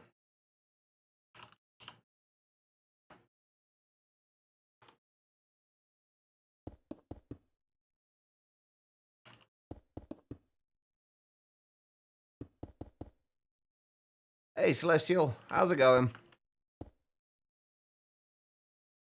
Okay, now we just need... I think I need a few more peer-to-peer tunnels. Not 8, obviously, but we needed a couple. And I need a bucket.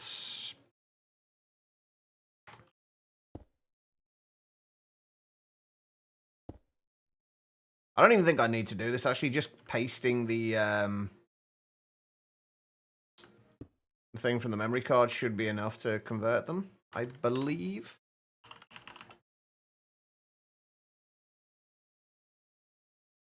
Making a car engine? Yes, absolutely.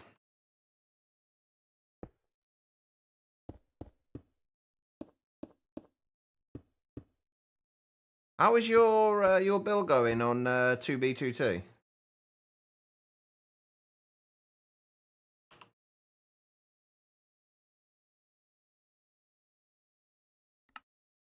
Turn that on. You fell off.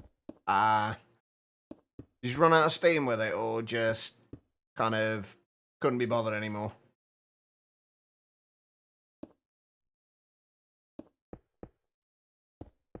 Oh, wait, hold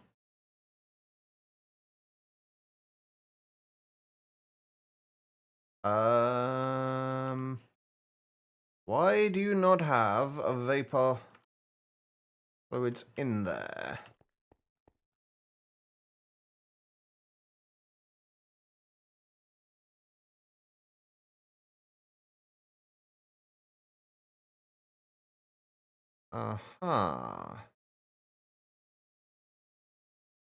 Device online linked. Why do you not have fluids in there? That's a little concerning. There is no transfer limit as far as I'm aware. Wait, was it an energy one? Why? Why on earth did it convert to energy?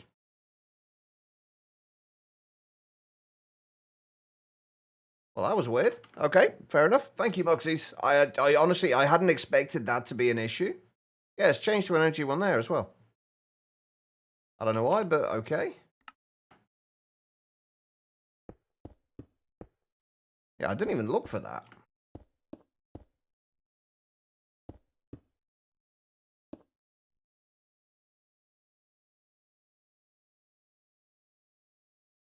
Turn all of them to energy peer-to-peers. Right, and now we wait for them all to spin up. And get roughly 500 odd million RF per tick. Once we put flux plugs on them all.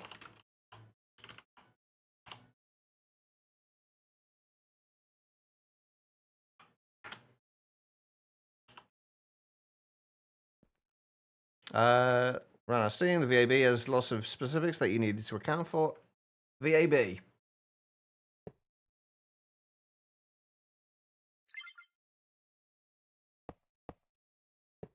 Oh, right, I need to make sure we bypass the limit as well. Vehicle assembly. Oh, okay.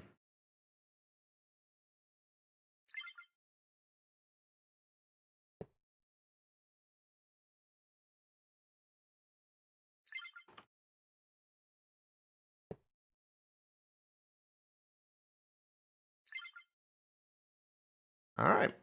Let's give this a few minutes. How are we doing for plutonium anyway? We are keeping up, right? Right, because somebody remember like 87,700. That's roughly how much we've got.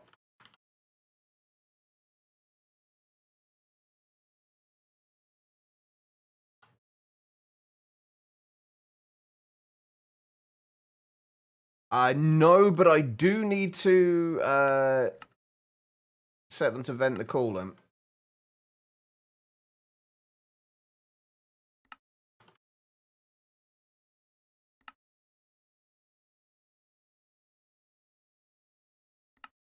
Yeah, it's basically that's the coolant. Basically, the vapor fluids gets converted into water.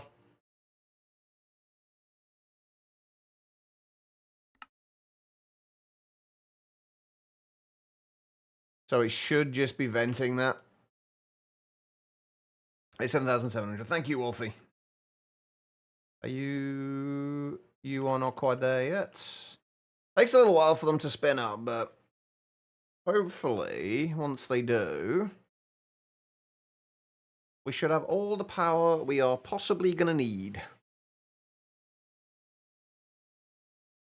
This mod seems... it's only extreme reactors. It's nothing overly exciting. It has just been buffed quite drastically in all the mods 10. I'm not good at I'm not all that good at modded either, honestly. Incredible. I've played a lot of it, and I just like to experiment. Honestly, that's what I spend the majority of my time doing. Mateo, how you doing?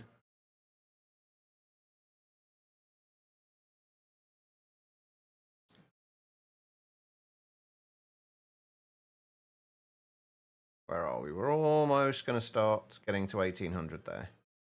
It's only going to be like on for like a few seconds each time. What I could really do with is finding a way of saying when it gets to 1,850, turn on. When it drops below 1,800, turn off.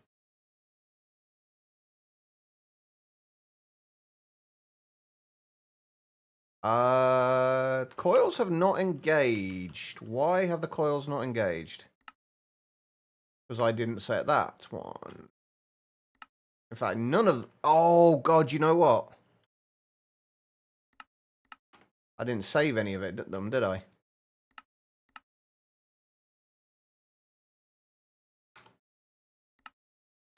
That'll be why.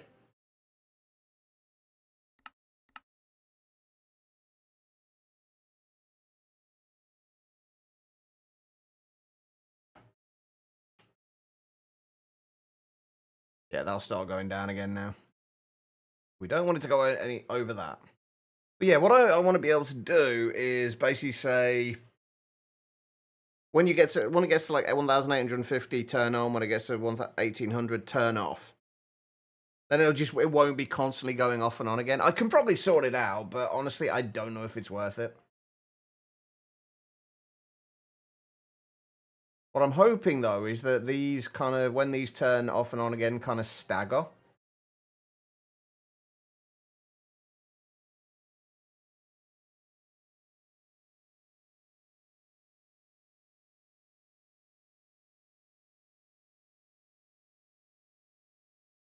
I do want to make sure these are all engaging and disengaging as they're supposed to be.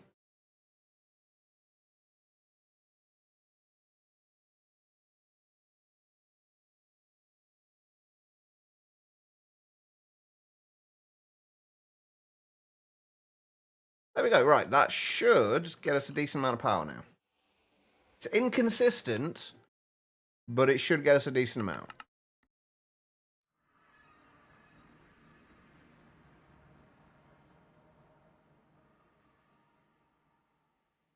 Yeah, it's cycling between like 100 and 500 million FE per tick.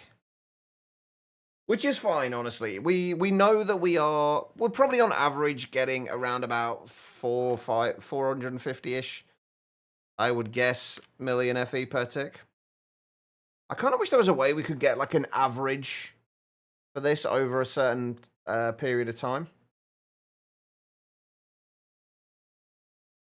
Oh, we can only input 524 million. Okay.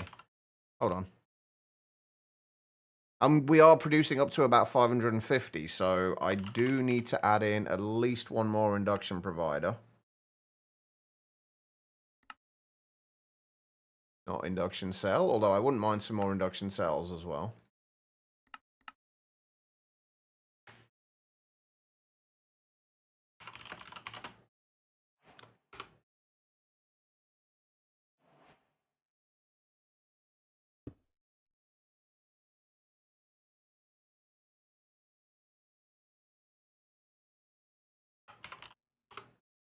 There we go. Have we got... I think we're nearly going to be there. Oh, yeah, we're on that last unobtainium or the modium alloy now. And then that's all of those done. That actually didn't take anywhere near as long as I thought it would to do those. I thought that was something that was going to be pretty much running for the entire stream. Right now we get the fun thing of figuring out exactly where all of these go now. I think it's like that.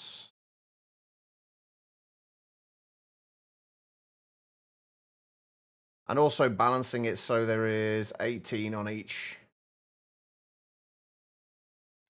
thing.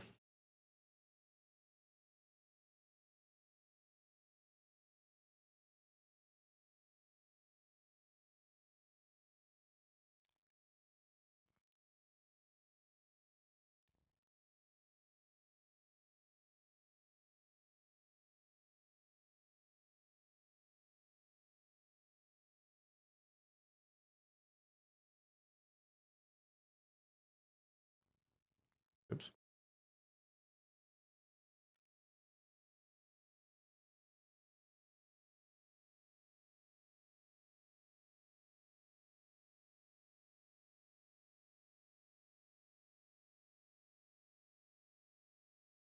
There we go, right.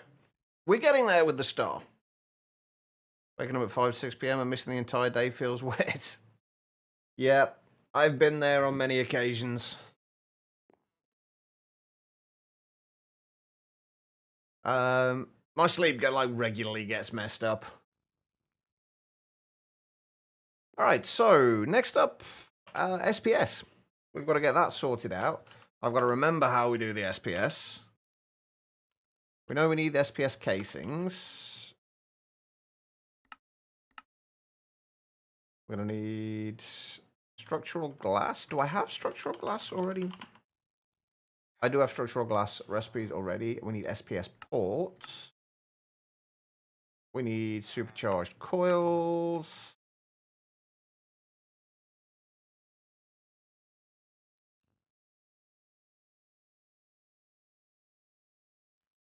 Wait, so you can use reactor glass or structural glass in the SPS?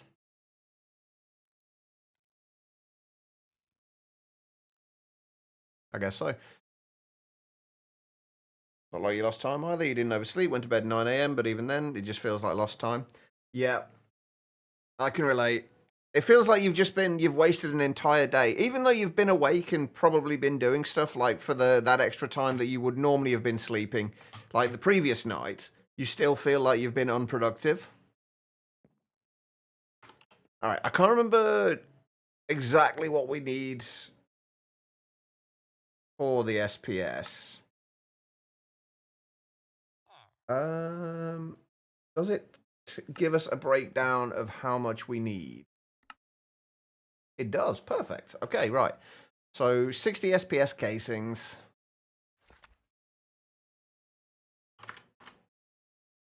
No! I forgot about HDPE sheets. Okay, let's go and set up the HDPE. All right. There's always something I forget. Right, so HDPE sheets. I've got to remember how we do this now. HDPE sheets, we do with enrichment chamber. Do we need HDPE pellets for anything? I don't think we need the HDPE rods, do we, for anything?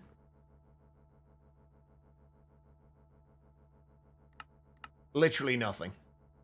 So basically, any HDPE pellets we get, we just want to turn straight into HDPE sheets. Okay, right. So HDPE sheets, we do that with the HDPE pellets. HDPE pellets we made with PRC. I'm not going to bother doing this multi-block thing. I don't think we're going to need it, honestly. But we need a PRC with substrate, ethylene, and oxygen. Oxygen we got plenty of. Substrate we make with PRC with water and hydrogen, and biofuel. So we're going to need biofuel as well. Oh, that gives us ethene? Ethene? Oh, it's not ethylene anymore. It's ethene. Wait. Huh. When did they change it from ethylene?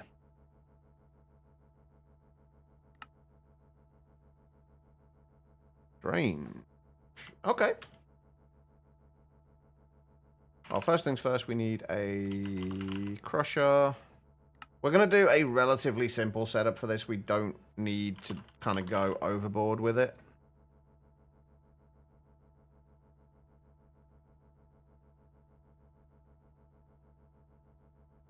Got a crusher for making the biofuel. Hydrogen and oxygen we already have, but we are going to need a PLC. We're going to need at least, I think, 2 PLCs, right? One to make the substrate. One to make the HDPE pellets. Has to be liquid ethene as well, which is mildly annoying. But that's okay. PLCs don't have a factory variant, do they? Right, so if we stick these down here. Okay, so this is going to need, for the substrate, biofuel, which we will just pipe in from here. I'm going to say this as I have many times in the past. I really, really wish that Mechanism would add the ability to auto pull from adjacent inventories.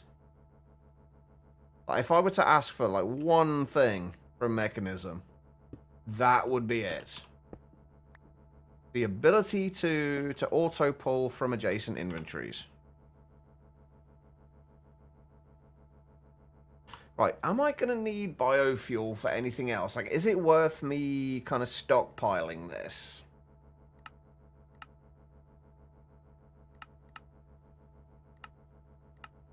Use it to make biomass, which we don't really need. No, literally just substrate, and if we ever want to use it as fuel, I guess. But let's just do a draw here for it.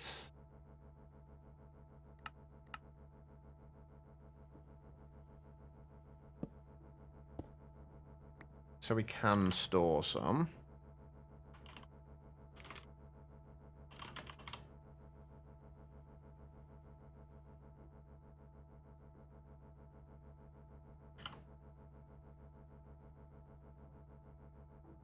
Okay, and then we need to do... Oh, I've got to remember that this is going to be a little bit weird, isn't it? We're going to have to use 2 interfaces. I think I'm actually going to either use... I'm going to have to either use 2 interfaces or just use export buses. And I'm kind of thinking export buses. I don't tend to use a lot of them, but I feel like they're going to be... There's going to be better off using them here. How much longer till the start? I don't know. Maybe a week or 2? Possibly, probably longer. Not too long, though. How you doing, Hyena?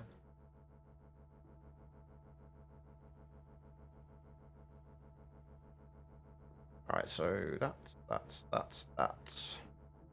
You doing alright? Glad to hear that. Right, okay, so... Biofuel. What are we going to use for the biofuel? Like, have we got anything that we have in or can make in huge quantities, or in large enough quantities that we can just feed straight into it. Because normally I'd use something like a phytogenic insulator here to feed in. Moss blocks, maybe? How fast can we make those? 1 every 2 seconds. That's not really quick enough. Not with a single one, anyway. Melon would obviously be a nice one to use. Oh, I guess we can use... We have got Nature Essence, haven't we? We've only got 171k, but we do have Nature Essence. So if we just put Nature Essence into a crafter of some kind... to create melons. Melons obviously in a compacting drawer, and then output from the compacting drawer into the quarry.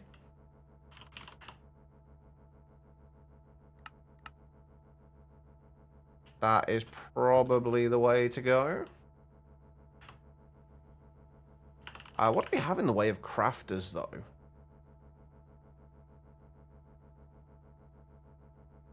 Oh, I guess what we can do instead is use the quantum crafters we've got down here.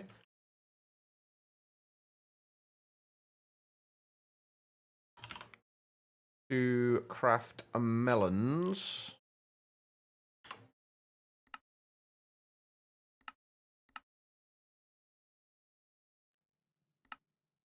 We want to make sure we keep... Say we'll just keep 128,000 of those.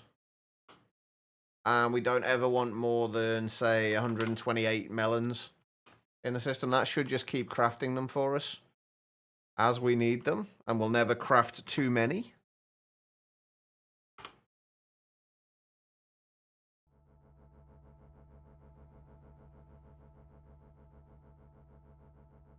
Okay then, so what's next? We're gonna need an interface in here.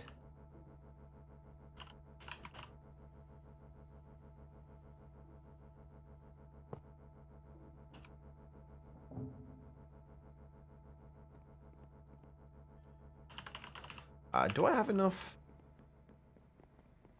channels left from here? Where is this even? Over here. 14 of 32. We have plenty of channels. Not really, no. Not that I've noticed, anyway. I've not really massively looked, but it doesn't seem like there's anything past the star. I don't know if they're ever planning on adding, like they had the Greg star. I don't know if they're ever planning on adding anything like that, like a modern industrialization star or anything like that. If they do, I'm probably not going to do it. In all fairness, I was not a fan of modern industrialization.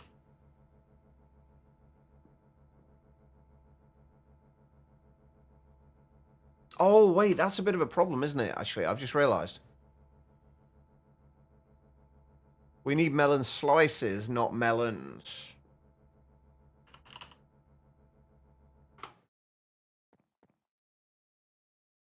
So we still need to feed those into a compacting drawer, don't we?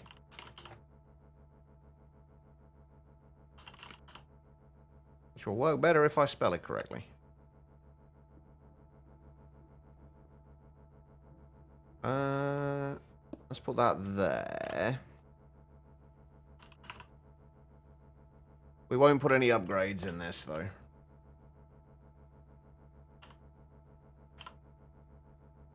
You can use both, but obviously they give basically the same amount, though.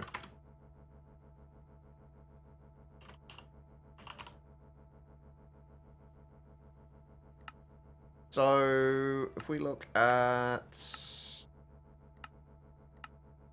Have I gone past it already? I think I have, haven't I? There we go. Yeah, melon slices give 1. Melons themselves... Or... Oh, okay.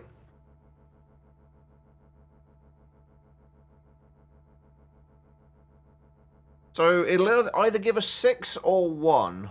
I don't know which yet. Regardless, though, it's still better using the slices. Even if it only gives 1 biofuel rather than 6, you get 9 melon slices from 1 melon. So it would be 9 versus 6.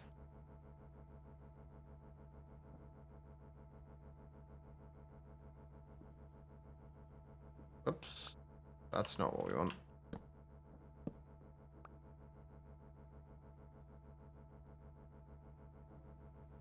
Right, let's see how much it's going to give us.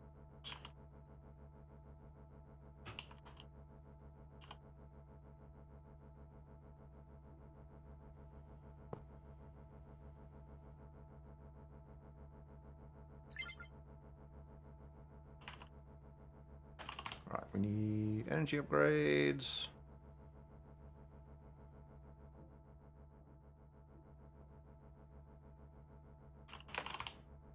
And speed upgrades.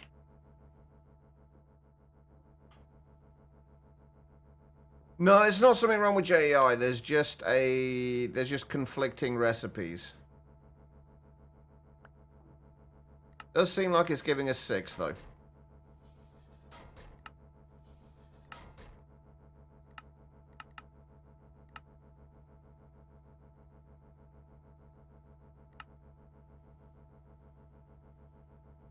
Oh right, yeah, it's not going to auto eject, is it? It's locked. Okay, right, so we need to grab that.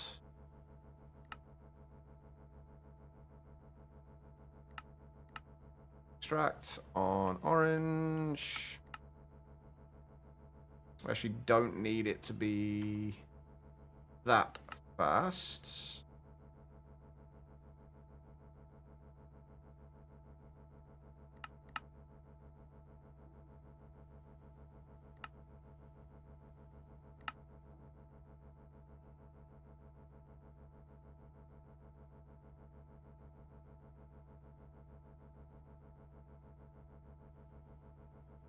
Huh.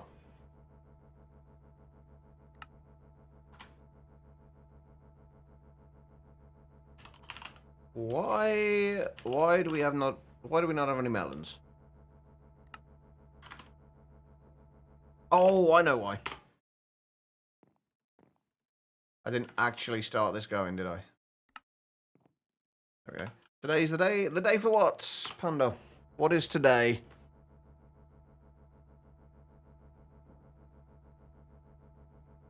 And there we go. Right, so if we... I don't think we actually want this much storage in here. I don't think we want any storage in there, honestly. There's not much point. I do need more item cards.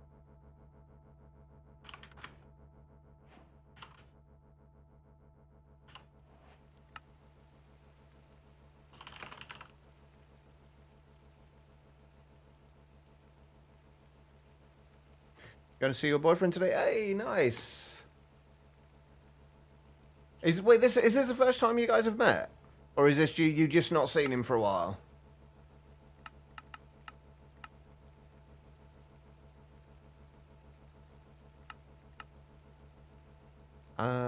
Where's my... Oh, I've only got 1 filter left.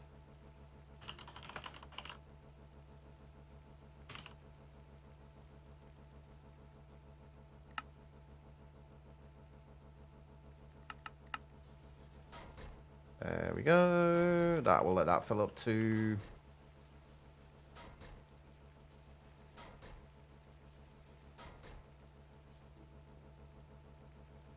Actually, I think what I might have to do is...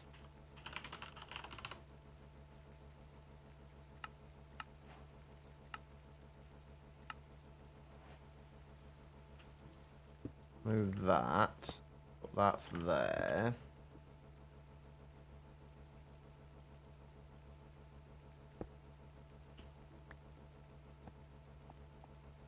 Link those.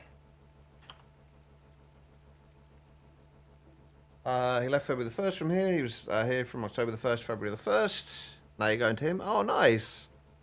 It'll be 10, 11 hour bus ride. It'll be worth it though, Panda. It will be worth it. Why did you run out of power? Oh, right, I know why.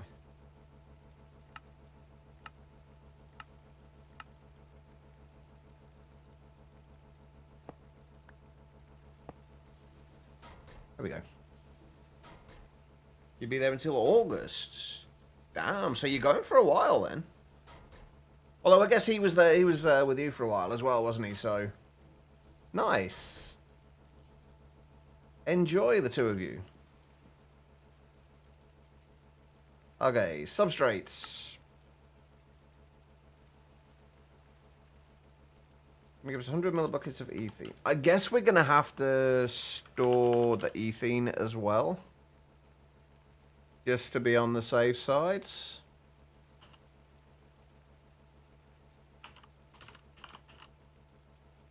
If we do just a 64k chemical one.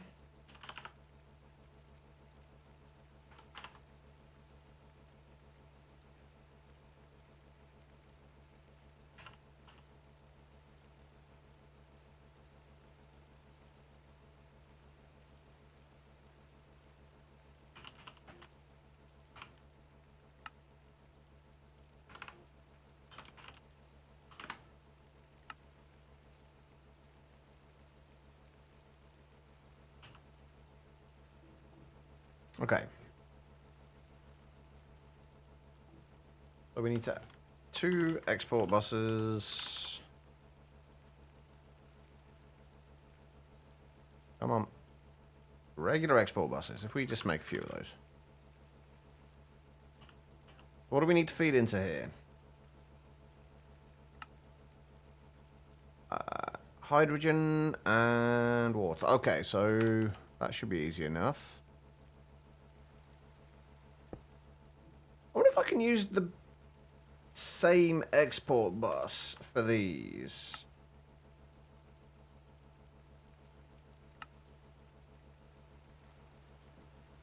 Possibly.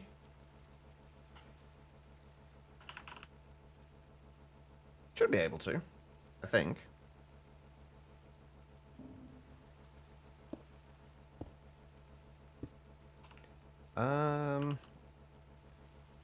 Although let's do this here instead.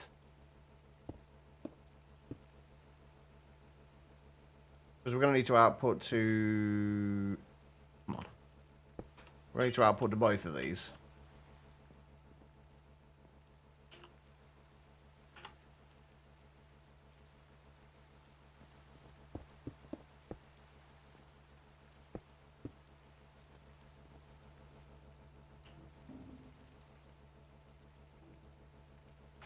Right, and what are we outputting again? Hydrogen and water.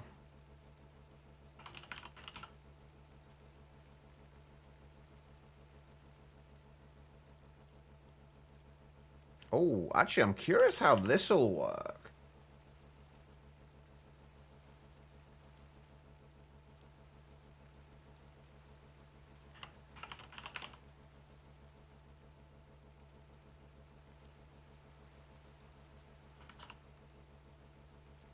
Because we had issues with... Oh, that seems to be working okay. I don't know if it's using up too much hydrogen or anything, though. Doesn't appear to be. Because we had issues with exporting multiple fluid or multiple chemicals from a single interface and using laser IO to distribute them. That didn't seem to work properly. This seems fine, though. So if we link this and this, and then we... Oh, I'm going to need more filters, aren't I?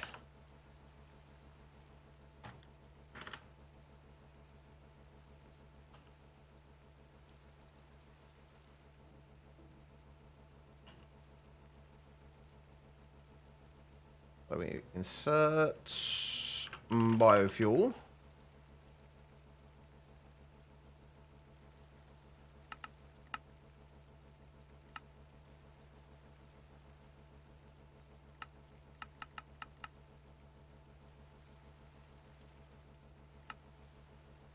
input from the bottom.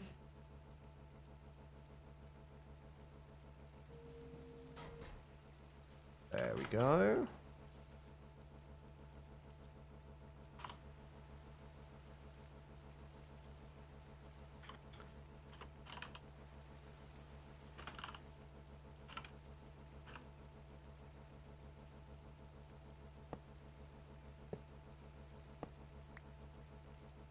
And bring some power over. Wow.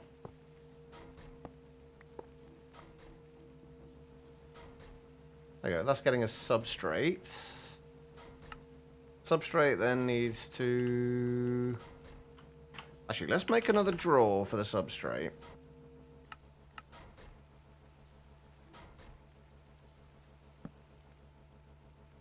And actually, let's move that to there as well. And leave that there. Just so we've got the outputs like above where they're outputting from.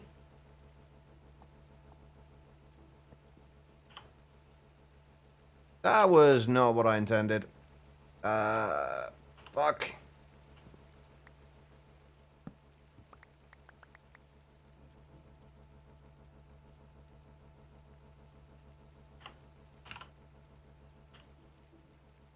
Alright, let's lock that first. Before we place it down. And that is going to be where we store the substrates.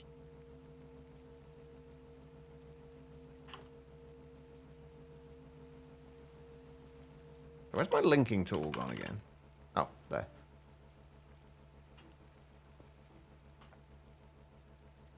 That'll store the substrate.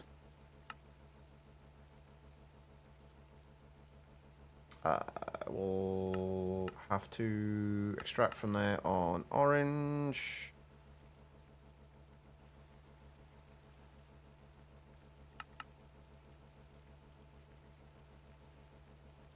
Oh, and the ethene's not going anywhere at the minute, is it? So we should be able to extract ethene from there and insert into here.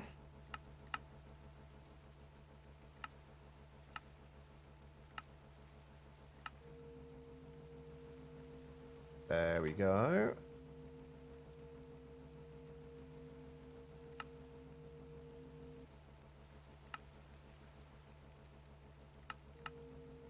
The input and output those from the bottom. We have ethene being stored. And we have substrate in there. We don't need the substrate for anything else, right? We literally just need this for HDPE. Yeah, okay, right. And then we do another exporter to there, which we export... Oh, wait, we need liquid ethene, don't we? Make the HDPE pellets. And we need oxygen. Okay. So if we export oxygen here...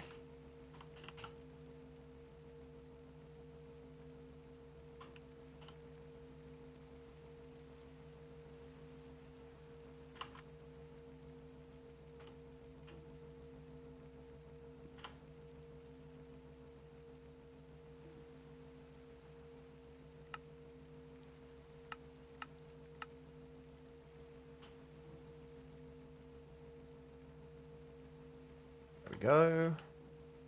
And then we need a rotary concentrator. I'm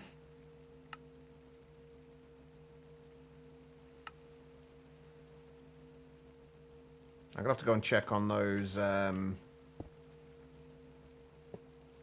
turbines in a minute, just to make sure they are still running okay. Rotary concentrator will bring...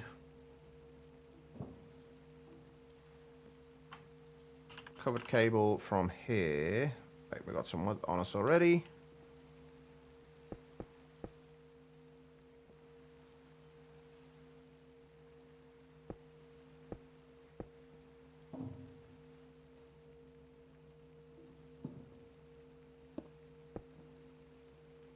Go to the cable from there. And we need to decondentrate. Chemicals need to import from the left. Fluids, output on the right. And auto eject. And then we want to feed ethene into there.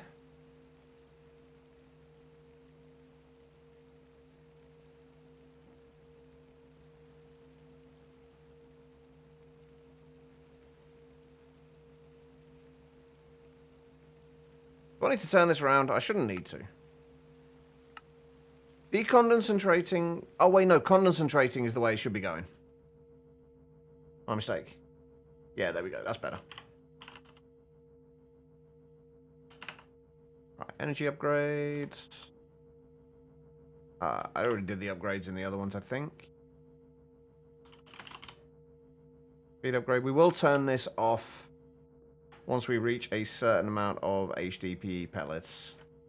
Speaking of which, we need to do some storage for them.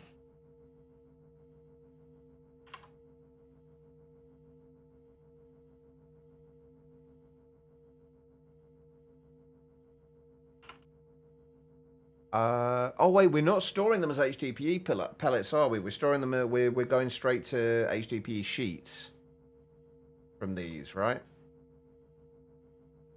Because there's no point in storing the pellets.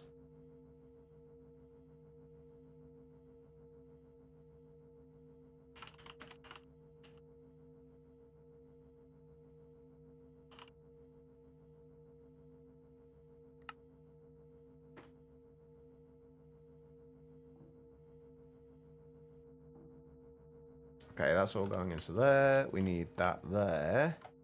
And then we need an enrichment chamber. I don't know if we're going to need to turn this into an enrichment factory or not.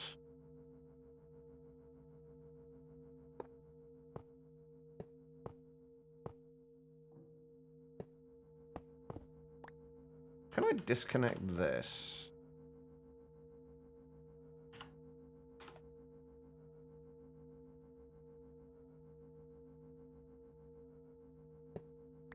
Can I disconnect? Like, I want to disconnect that. Is there actually a way I can do this? I'm sure there used to be.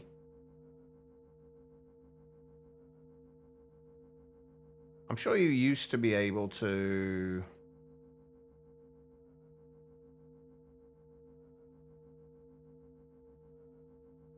disconnect them.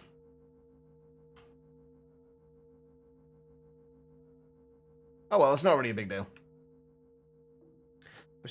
I've not yet. I've been meaning to check it out. I've not watched Chosen's video on it yet either. I like to check these things out for the first time myself.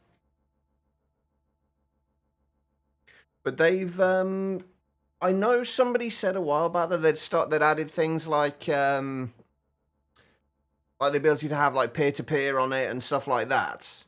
Which I'm still not sure how I feel about that with refined storage. It almost feels like it's trying too much to be applied energistics, if that makes sense. I don't know how much of this is true or not, by the way. I've not looked at it myself. I've just gone by what somebody said in another chat, so this may well be very wrong. But I don't know how I feel about them adding a lot more functionality to it. Because, like, a large part of the draw...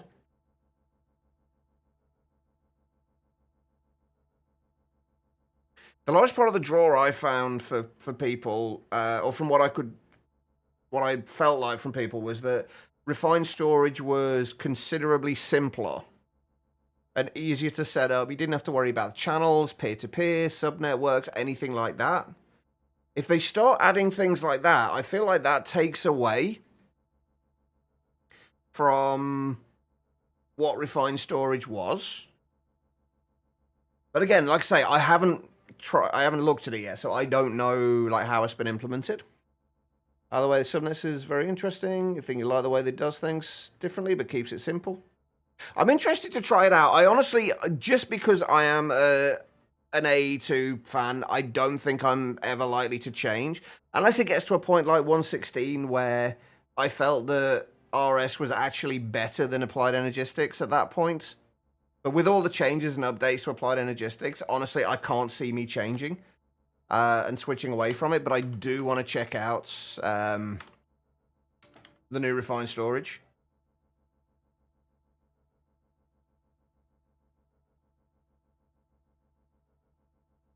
Oh, well, that's what I tried. Like you can do this. You can set the input-output mode of this, but it's I can't figure out how to do it on these sides. Like I'm right-clicking now.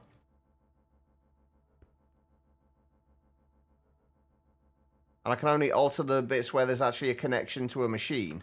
I can't seem to disconnect these. I had the same problem in all the mods, 9 I think.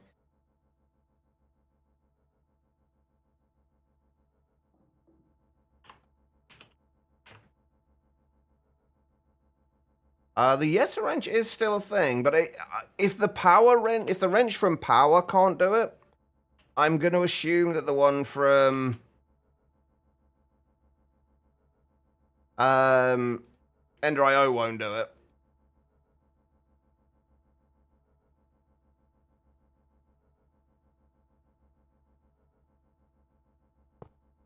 All I can do is disconnect them. Is this a mod that it requires a stick? You vaguely remember something like that on top of the mods? It doesn't require a stick. No, it does have a wrench. Power does have a wrench, which is what I've been using, or trying to use, but it doesn't actually allow you to disconnect things. Like, it doesn't make a difference that it's connected. Just from a visual perspective, I wanted it disconnected. But it's fine. I can live with it. Right. Okay, so we've got another drawer here. That is going to be for the HDP pellets. Put one of those in there. And then lock the drawer and link it.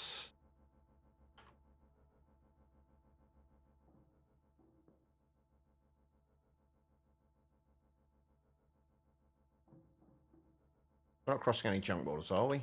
We are not. Okay, good. Right, and then we just need to... What do we need to do from here? We need to insert into here.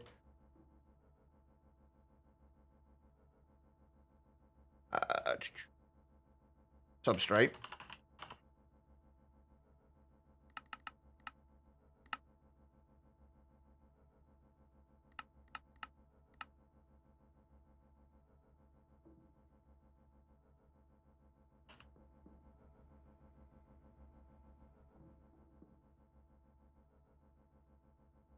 Okay, what am I missing here? The substrate is linked to the minute, isn't it? Yeah, that drawer is linked. Why are you not accepting substrates? Substrate, oxygen, liquid ethene. You are all linked. You are trying to insert on channel 2. This should be trying to extract. Oh, that's right. I forgot I put the filter in the wrong place. I had never got around to changing it. Okay. And then we need to extract from there on... What color are we feeding into there on? Orange.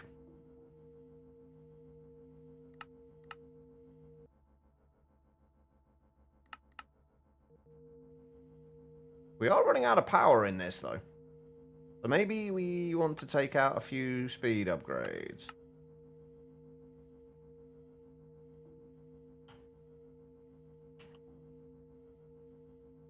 There we go. The substrate's going from there, and then we basically just need to take the substrate. Or, sorry, the HDPE pellets. And insert them into there.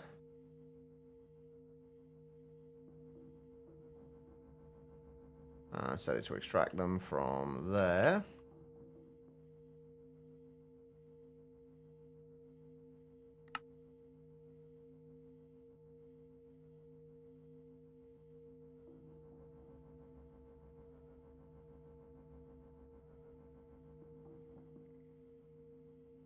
Ah, there we go.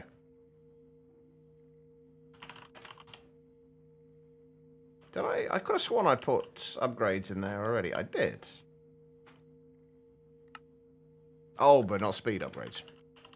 I did wonder why I was going a little bit on the slow side. There we go. And then we just got to extract from there.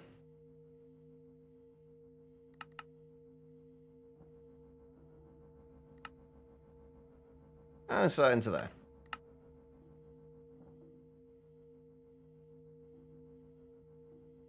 Alright. Wait, do I have overclocker upgrades on me already?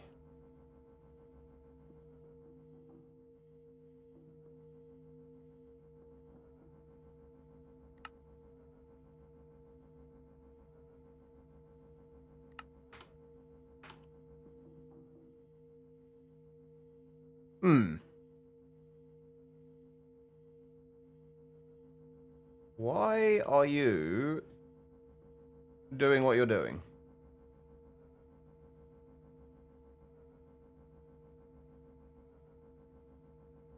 Oh, right, this is no longer pushing. We haven't, for a start, we haven't got any, that going into there. We need to actually pull out of here.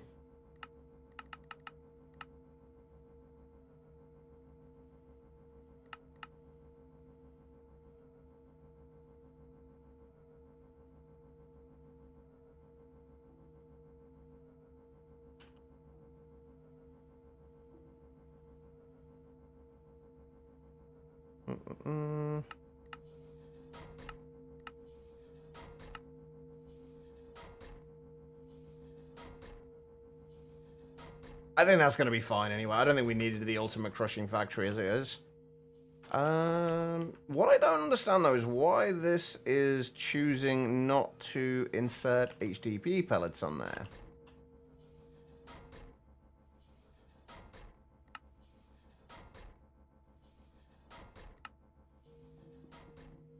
We're just taking up too much. It's taking too long to import stuff to other places. Okay, that's fine.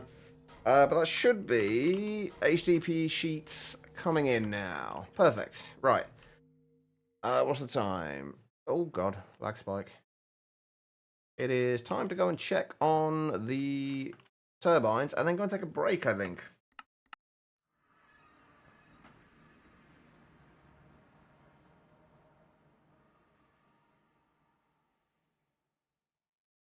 Yeah, it's still barely using anything, but it is turning off and on again as intended. So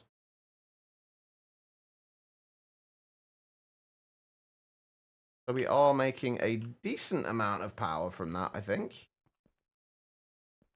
Cool. Right. Anyway, on that note, I'm going to go and take a short break.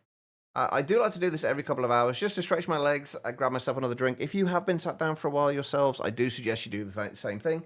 Just get up, wander around, use the bathroom, whatever you've got to do. Don't go too far, though, because I will be back in just a couple of minutes. So don't go too far. I will run some ads during the break. I will only ever run these during the break, though, so you shouldn't miss anything. And I'll see you guys in just a moment.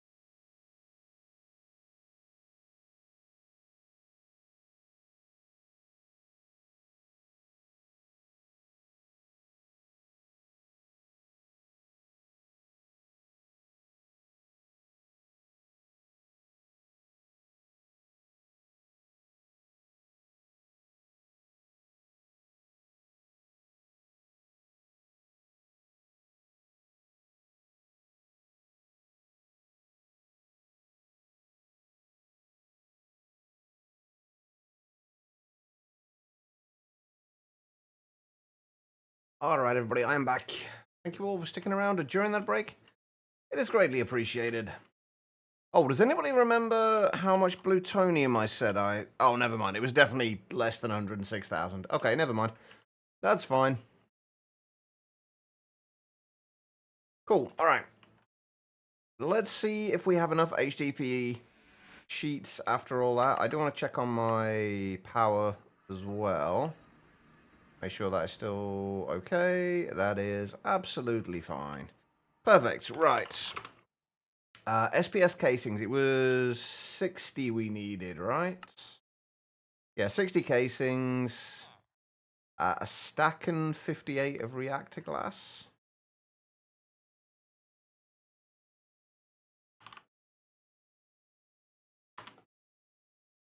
So 60 SPS casings. Oh, it was a stack and 58, right? Whatever 58 minus 9 is, what? 47?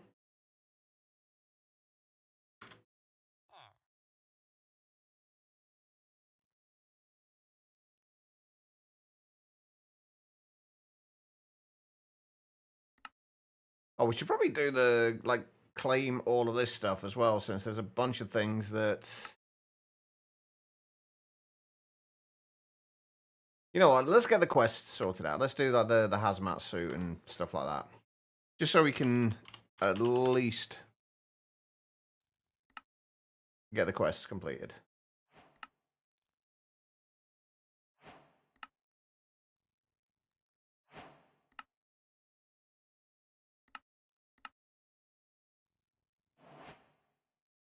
There we go. Put that away, and then that should...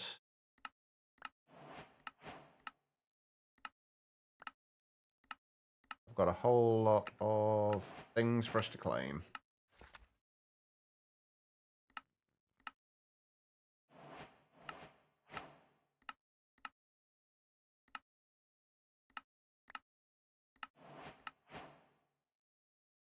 Put some of this stuff away. I don't need any of that. Oh, I need to set it up so it turns... Oh, shit. Off the HDPE production. Once we get to a certain amount, I didn't set that up yet. I need to make sure I do that. Let's go and do that now before I carry on. Dragons are being noisy again.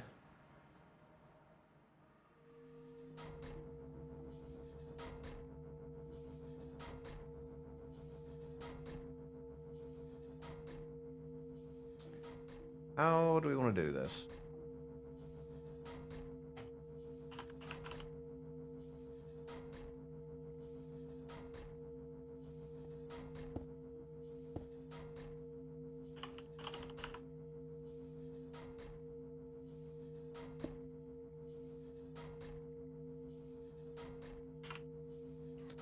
Right. If we have over, say, 32,768 HDP pellets.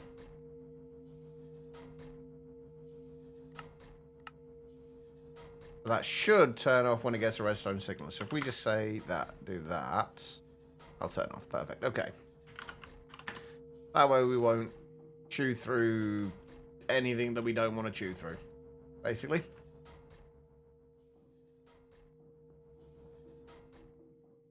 Alright. What else we got to do here?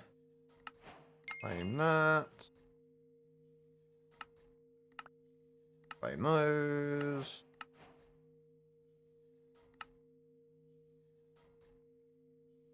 Grab some sulfur.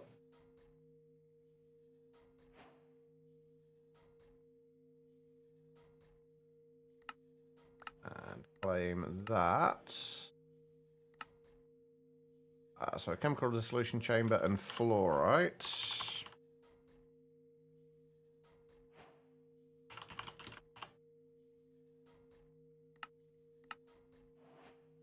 What have you guys been playing lately anyway? Mod pack wise. Or just game wise in general. Not necessarily... Doesn't necessarily have to be Minecraft.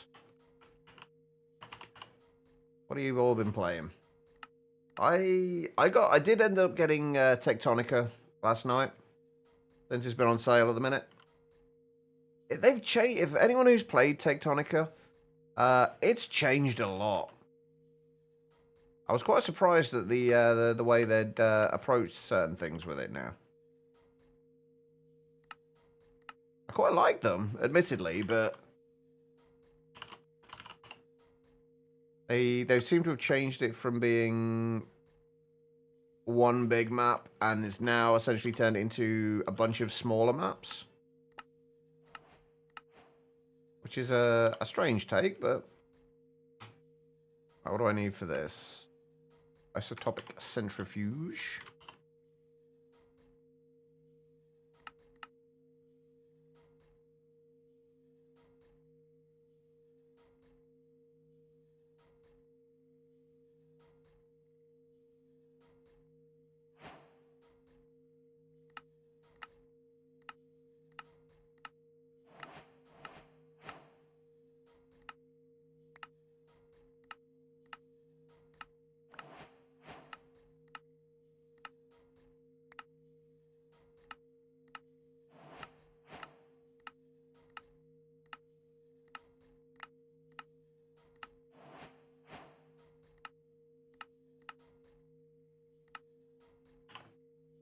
And we need plutonium and polonium pellets. We may or may not have way too many of. Plutonium polonium pellets.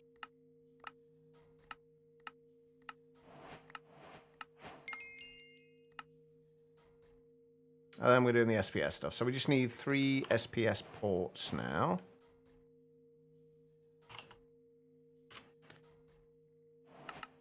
That should be everything we need.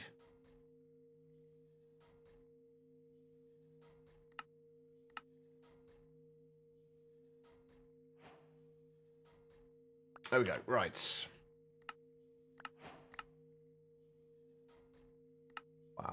Thermal evaporation blocks. Just what I needed. And supercharged coils.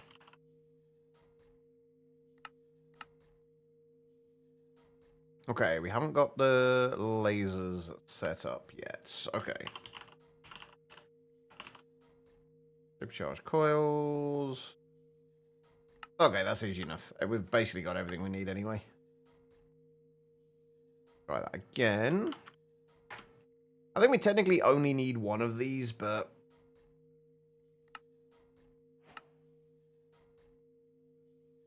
always nicer to have multiple. Okay, there we go. Oh, that does get... okay, we only had to make one because it gave us another one. Okay, that makes sense.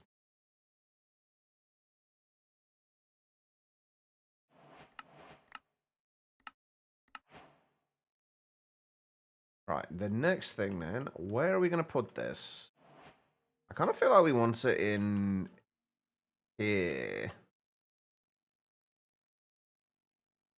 I did want it to be a little way off the ground though, and I don't know if I'm going to be able to do that.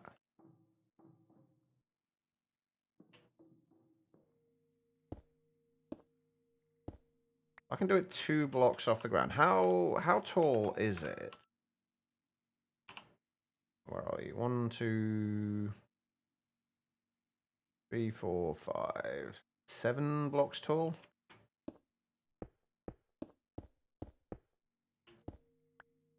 We can just...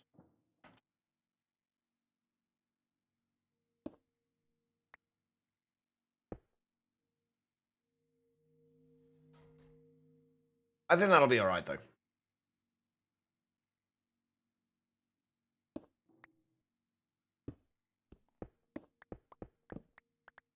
Whoops. It's a... wait. Oh no, they haven't messed it up there. Okay, I was going to say, they just screwed up the thing there, but they haven't. So it's a 3x3 in the center and then 3 blocks off each side. So basically that.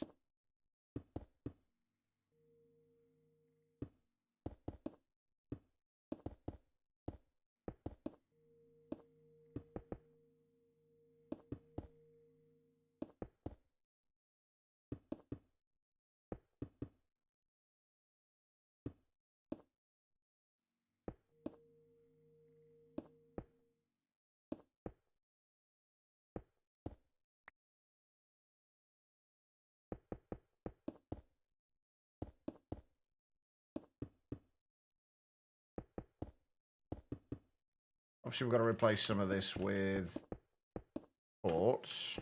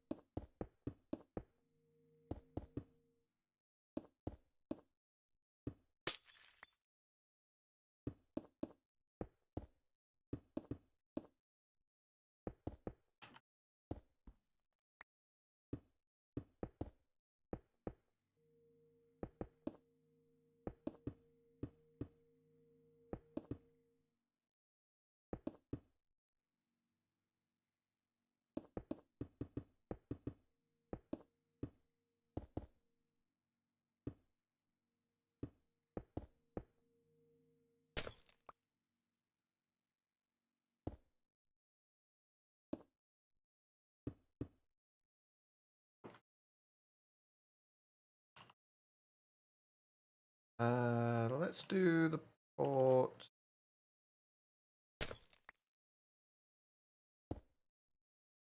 Wait, hang on, what else am I missing here?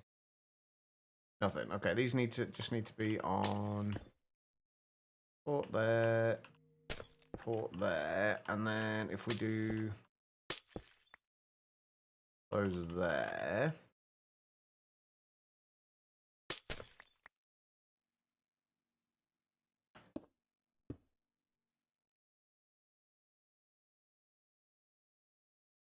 You know what? I've got to make this symmetrical. I have to make this symmetrical.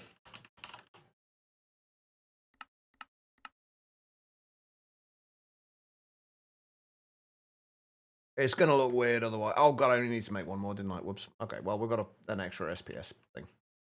Whoops. This is fine.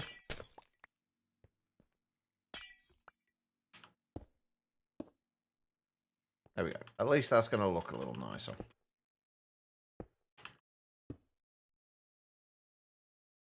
Or at least it might if I put everything in there that was supposed to be in there.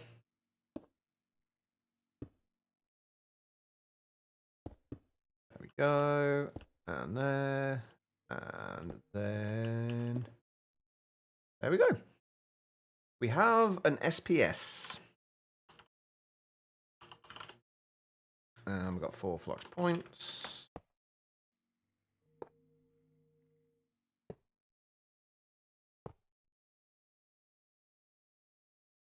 Right, now, the next thing. How are we going to get our antimatter out of here? And is it polonium in?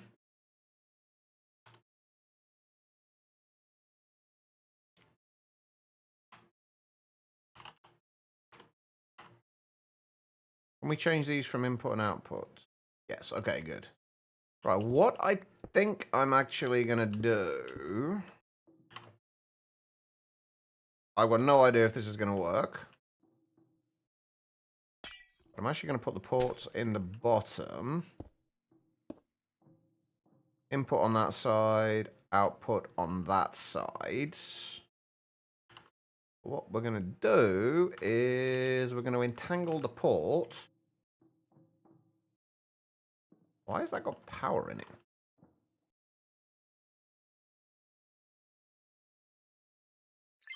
We're going to entangle the port and hopefully just be able to send the polonium out to there. I'm going to repurpose all of the stuff we've got going on at the moment.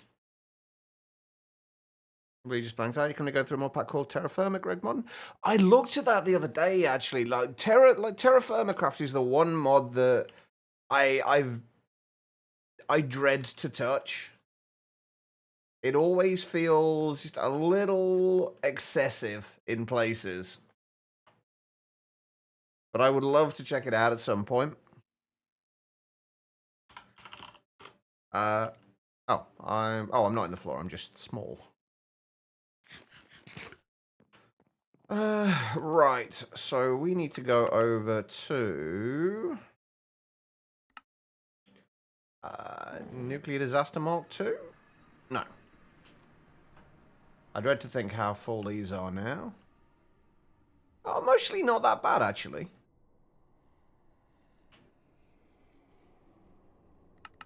It's Nuclear Disaster the first that we need. Going back in your pack just to realise you need to update a Neoforge version 0100. Ouch. Welcome back, though, Guitar Lilin. Okay, so what do we need for the antimatter? Polonium. Polonium we get from the solar neutron activators. Of course we do. Right, so... Oh, wait, why are these... Oh, they're all full. Okay. So basically what we need to do then is, rather than send the polonium... Oh, wait, no, that's taking the radioactive waste, isn't it? Or the spent radioactive waste. Rather than putting polonium into here...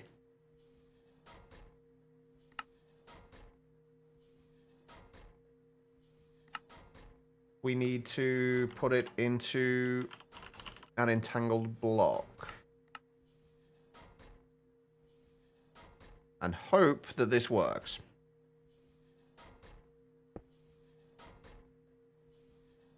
Okay, it does let me do that.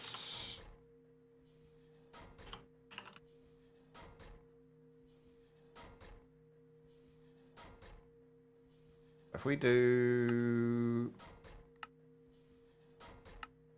that and that,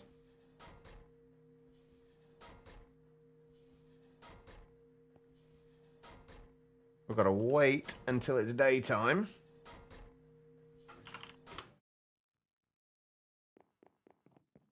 Do I have a bed anywhere? I don't even think I have a bed anywhere, you know.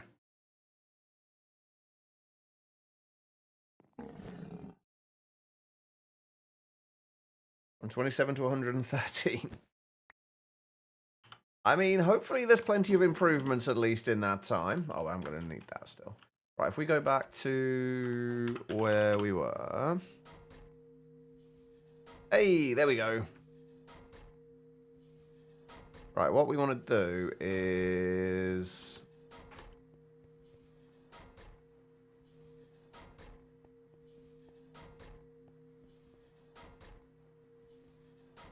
that shouldn't be getting anything.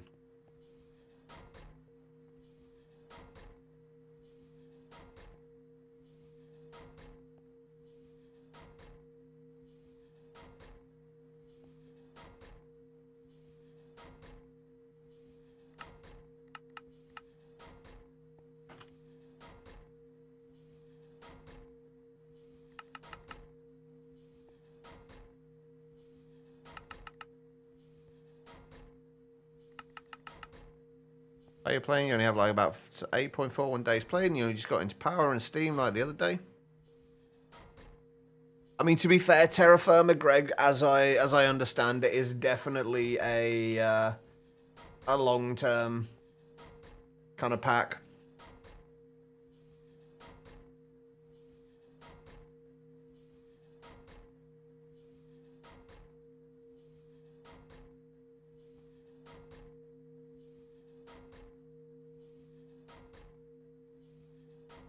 What we need to do is...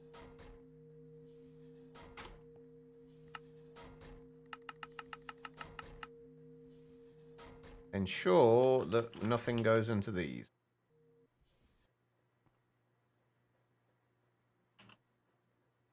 Actually, if I take...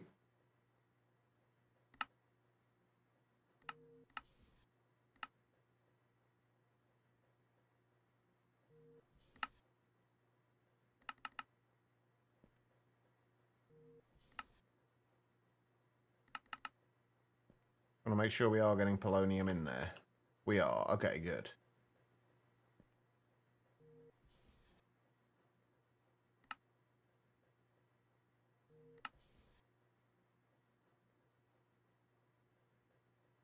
Okay, cool. Right.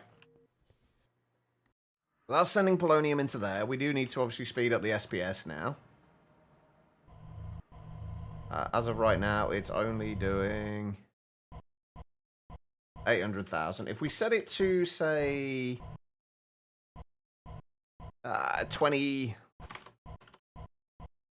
million for each, that's going to be too much. But basically what we need to do is we need to get it to just be keeping up with this.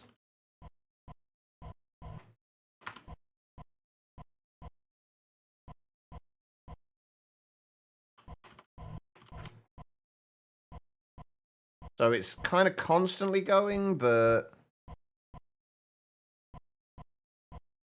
not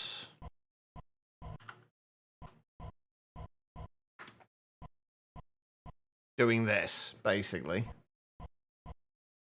We need more polonium, I think, is the big takeaway thing here. We need more polonium.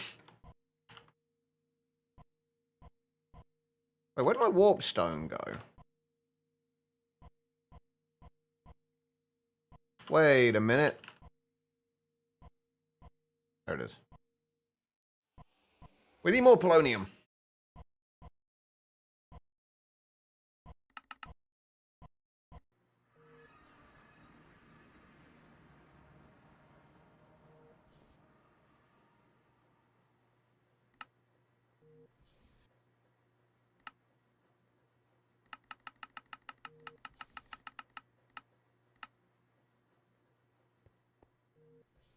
I want it to be a constant supply rather than in kind of fits and starts. It doesn't really matter. It just for my own reasons. Okay, we are definitely not producing enough.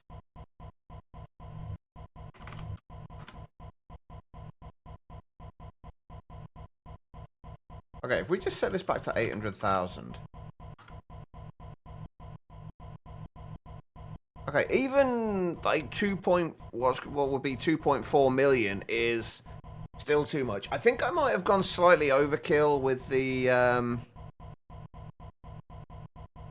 with what we had in there.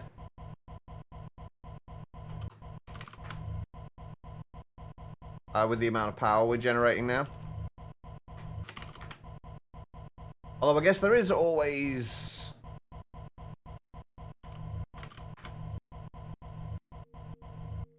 We're not producing enough polonium, that's what's wrong with it.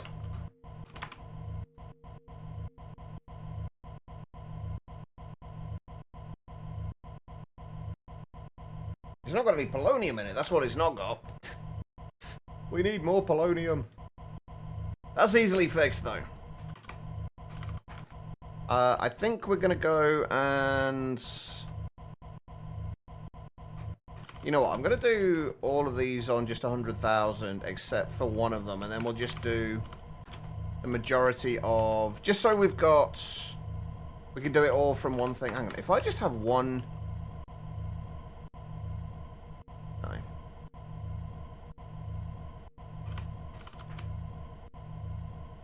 So we've got the majority of it coming from a single point.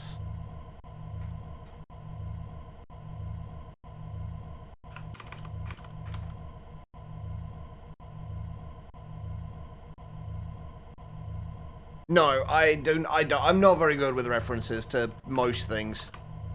Unfortunately.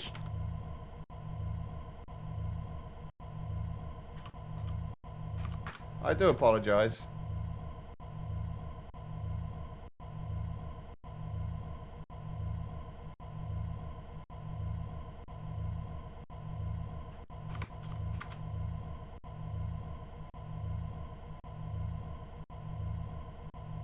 Right, 2.2 million is not getting us very far, is it?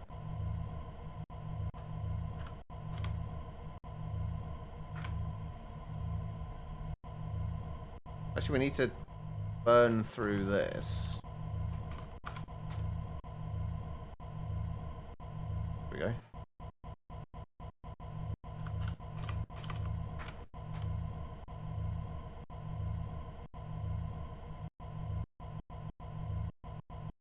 It's that noise that bugs me.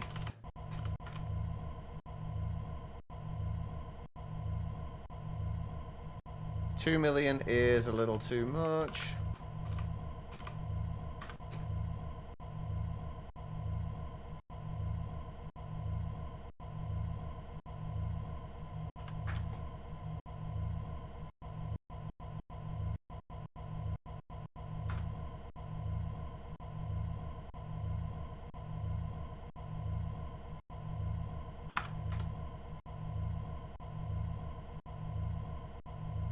That's going to have to do. We're basically making 0.04 millibuckets per tick of antimatter, which is not enough. Hey, Treble. How you doing?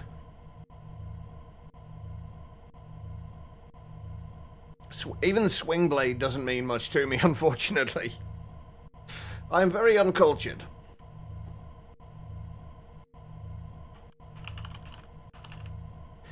Do we want to store the anti... Can we store antimatter? I'm assuming antimatter is classed as a chemical, right?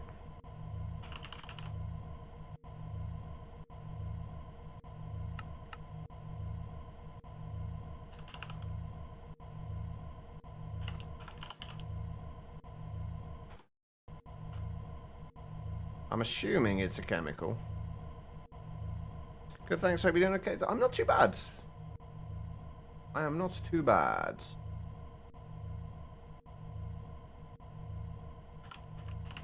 I may have slightly overdone it with the power generation, though.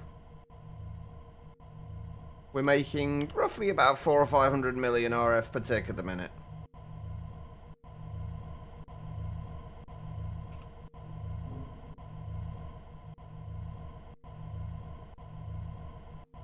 Come on, let me up. Right, let's get under here.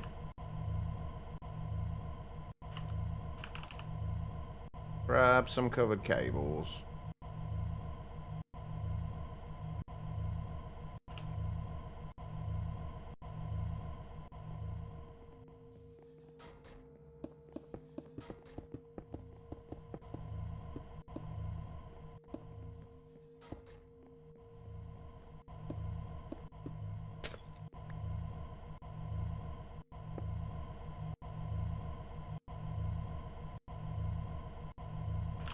Right, grab an interface, stick that there. Hey, Tyler. It's going alright. We are making antimatter. Finally. Incredibly slowly right now, but that will change.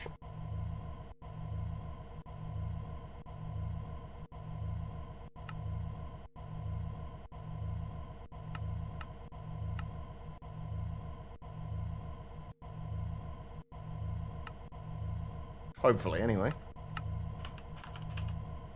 There we go. Why does it stop making noises?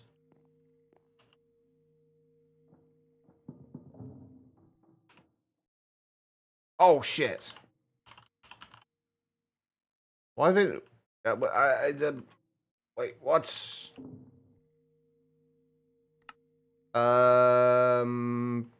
Oops.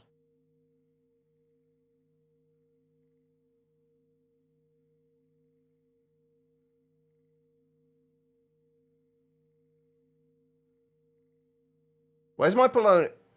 Oh, it's nighttime, isn't it? It's sunset. No wonder. I was gonna say, why has it stopped working? Fucking nighttime. It only works during the day. I need to set up something for... I don't really need to, but I could probably do with setting something up for to turn it to night to daytime whenever it turns to night. Oh, it's not battery. It's nothing to do, nothing to do with battery storage. It's the polonium that's not being made. Because it's made with solar neutron activators, they only work during the day. And we're not making enough for it to to kind of back up during the night. We can't buffer it, though. How can we buffer when we're already processing it as quickly as we're making it? You can't buffer things when you're not making enough of it. And we haven't got round to making enough of it yet. That is the next step. Which we're basically going to do with these guys. Wasted radioactive bees. So we are going to need a shitload of polonium pellets.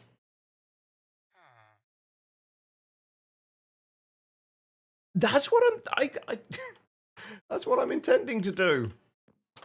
I've literally just set it up. Come on, guys. It's kind of like the equivalent of going into somebody's PO3 stream on day one and saying, why haven't you got a transmutation table?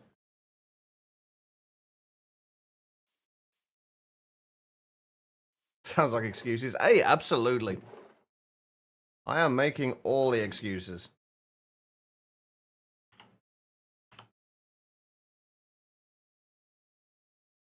Oh, it's always fun teasing me. Right, okay, so... Oh, you know what I do need more of, though? I need more cages. I need more sturdy cages. I genuinely... Like, this is one thing that bugs me about productive bees. Is that there's not, like, an easy way of getting large amounts of sturdy cages without just spending ages trading with villagers.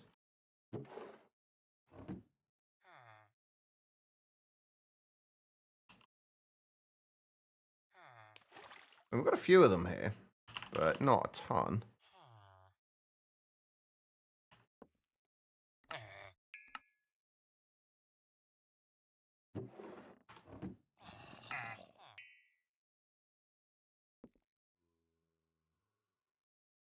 I don't know how many we're gonna want here. We're gonna need a decent amount, but the thing is, we can't use the wasted radioactive bees at all until we have a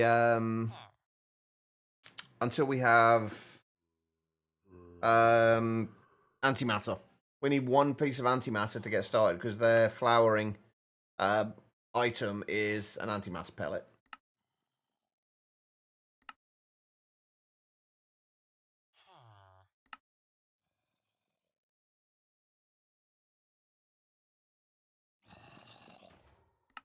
Ooh.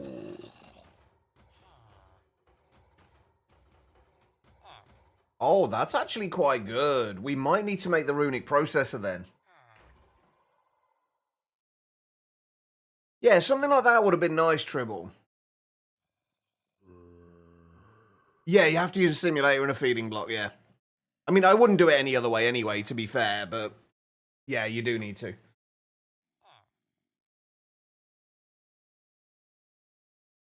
But yeah, these will get, like, 32 wasted radioactive combs will get you 6.4 buckets of nuclear waste, which will then, in turn into polonium. I need to find some way of... I wish there was a dimension that was constantly day, and I don't think there is. I mean, it's not locked. To be fair, it's not locked behind bees at all. It's just the bees make it a little bit easier, that's all. Like, there are certain things that bees do make, like, considerably easier.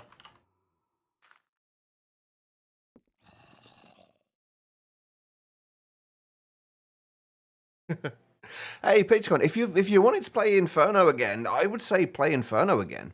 There's no point in trying to force... If you've got to force yourself to do something in a pack, then it's clearly not... You're clearly not enjoying it as much as you could be enjoying something else. I mean, as I've pointed out before, things are far more enjoyable when you enjoy them. I can't remember what the exact phrase was, but it was something along those lines. And that's haunting me to this day. Mining dimension's not always day in this, though, unfortunately, Craze. Would you restock, please? But yeah, no mining dimension this time. I don't think there is one that is permanently day. There is a... there is this tablet of cloud shaping. This ritual can change the weather at a moment's notice. By default, this ritual will set the weather to clear. Augmenting with gunpowder will... Oh, no, that doesn't change time of day, though, does it? It's this guy in here. Oh, that guy, and then also these guys in here. There we go.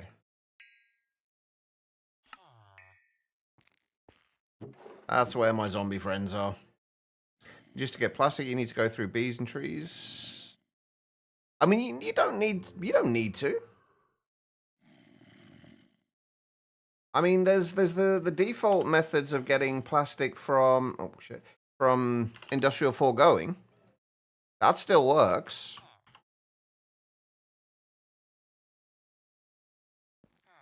As far as I'm aware, it does anyway. If you're talking this plastic, basically you got to get dry rubber. Dry rubber you can get from latex processing units. And latex processing unit, you basically just feed it latex, which you get from using, which you do get from using trees, but you don't have to. You literally just use vanilla trees and fluid extractors and water. That gets you the dry rubber. So you can do it without. You can definitely do it without bees. In fact, you can do the entire thing without bees. Honestly, they just make certain things considerably easier. The thing is, though, you don't need the trees. You don't need the trees to get plastic. Hang on.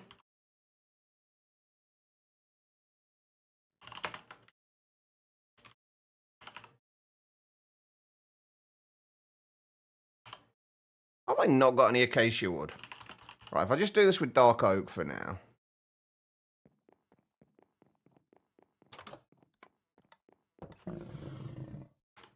So put that down, put the fluid extractor down. Doesn't need power. It will work considerably slower if you don't have power. That'll get you latex. Let me just give these things some power to speed them up a little bit.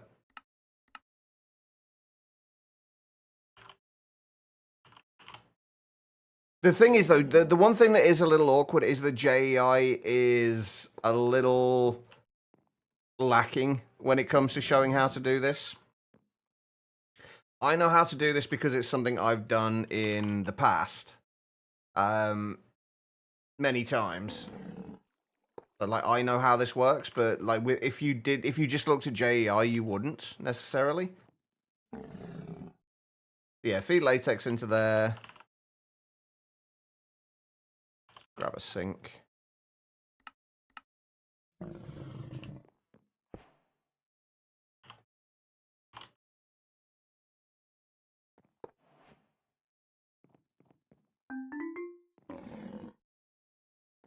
Yeah, feed latex and water into there.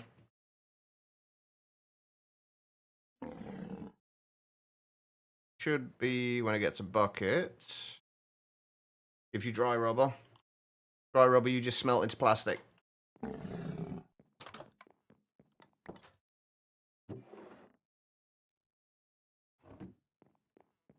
JEI is, in this instance, JEI is definitely the problem. But you can do it. It just doesn't show you how it works. You have to kind of know. So hi from today's Nintendo Switch 2 Direct. 2 of your fave Pokemon games are going to be on the Online Classics Pass. Nice. One of these days I will play a Pokemon game.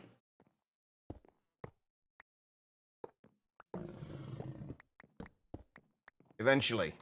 Maybe. But yeah, that's the kind of initial intended way to do it. Does it even show you that in the Industrial Foregoing questline? I don't know if it does. I think it just kind of...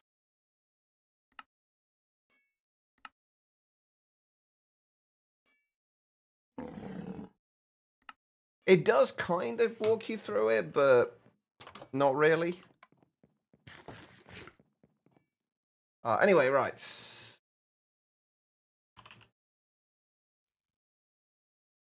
We're at daytime again. Why are we not getting more antimatter?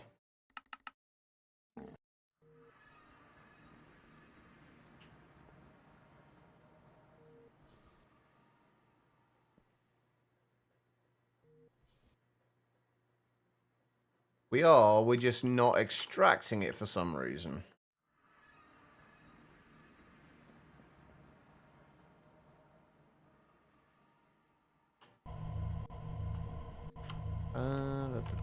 Right.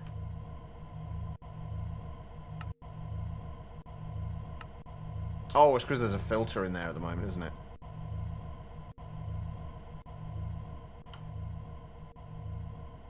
There we go. Right, okay. We need to get up to 1 bucket so we can make an antimatter pellet. I don't know where I'm going to set all this up, actually. Wait till the 2 drops. You can play Pokemon Colosseum and Gale of Darkness, which are your top 2 Pokemon games, other than Ruby. Problem is, I don't have a Switch. Which kinda does put a slight dampener on that. Unfortunately. Hey, quiet. Right, we can claim all of that lot. We're getting there with the star. We got all the basic stuff sorted. Right. Antimatter. And keeping it daytime.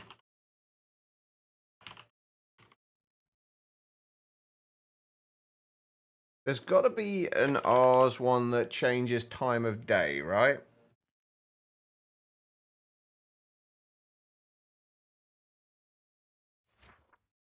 There's a tablet of moonfall which says it's a night time. I'm assuming there's like a tablet of sunrise.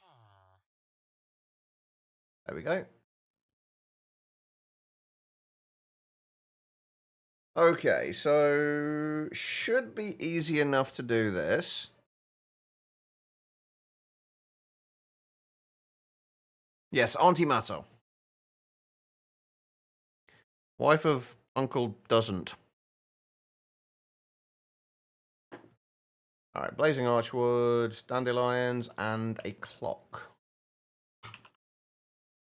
Of course we don't have any dandelions. Why would we? On the plus side, though, this should be pretty easy. Miserable but Pokemon Ruby's your baby. Switch 2 seems meh. I haven't even used the original Switch, so I have absolutely no comments on that. I've just realised there's a tree on there, which I'm pretty sure there wasn't before. Right, one thing I know that we can do... Go away. Is...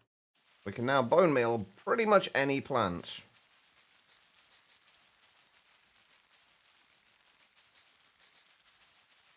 To duplicate it.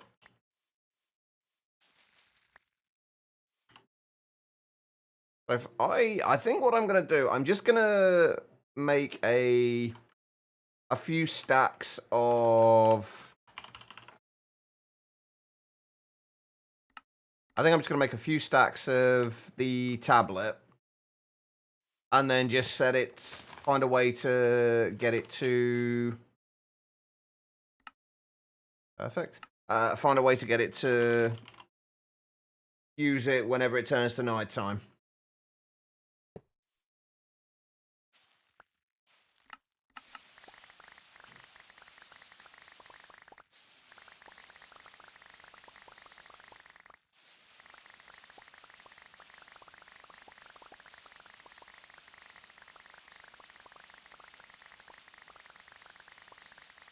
Oh, I see.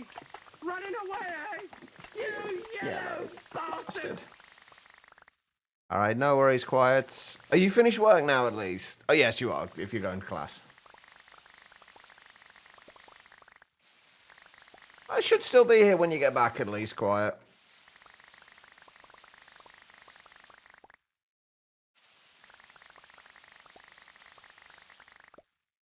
There we go, that'll do. Do I have blazing archwood is the next question. 16,000 of them. That should do. So if I make, say, 4 stacks of these, we're probably not going to have enough dandelions for that, am I? No, we're definitely not. Maybe we make 3 stacks.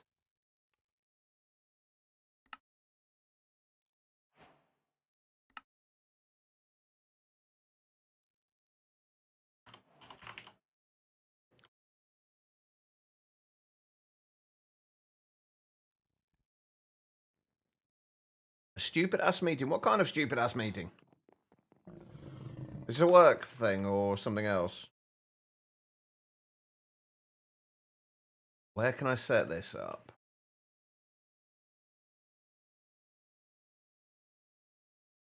Go up here.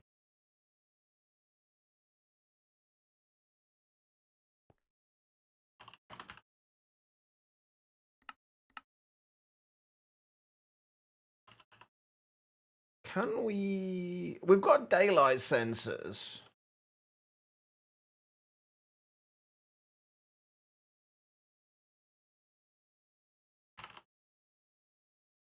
Or daylight detectors. I actually have no idea how these work, though, honestly.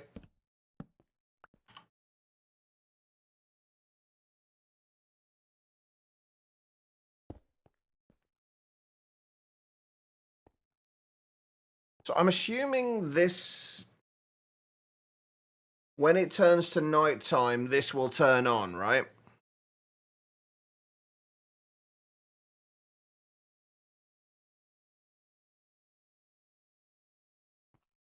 They're a daylight to use.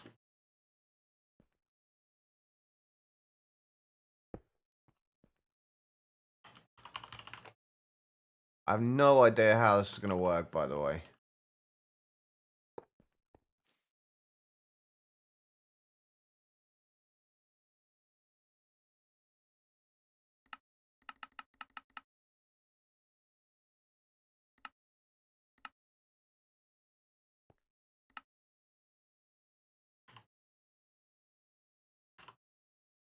Can we just hop a...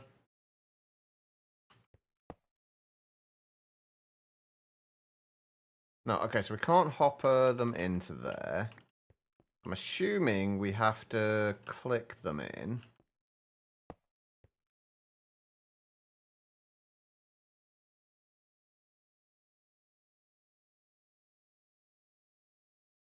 Does it need source?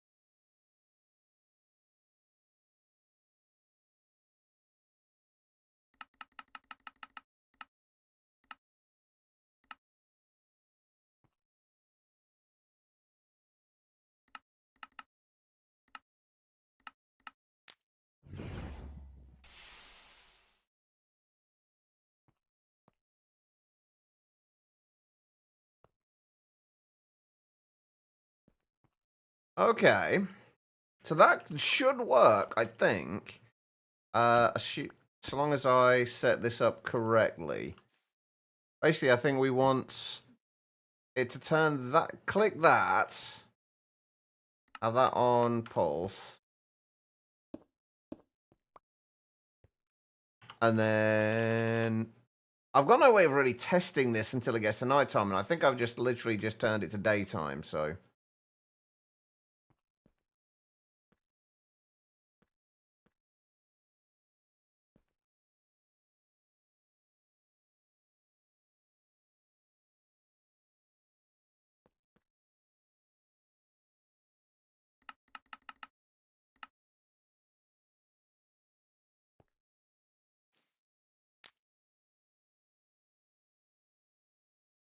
Hmm.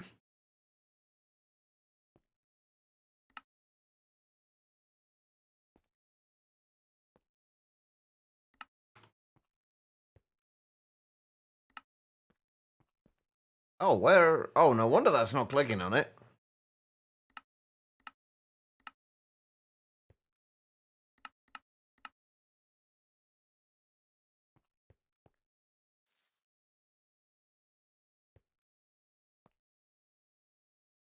Hmm.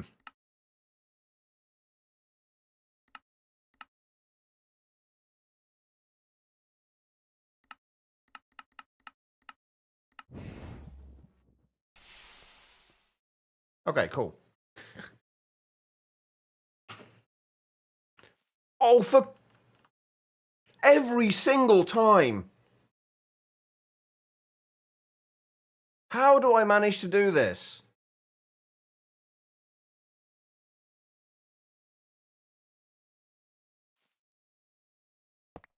Every time on a chunk border.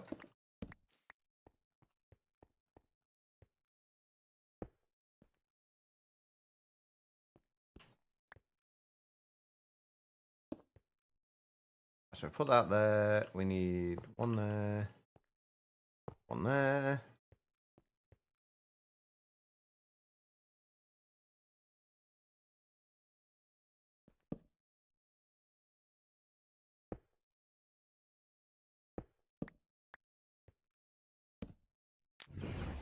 Oops.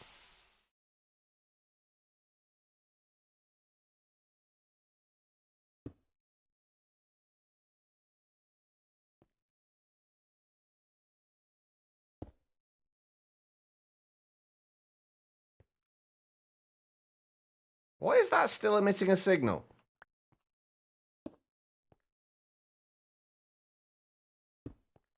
Oh, because it's still...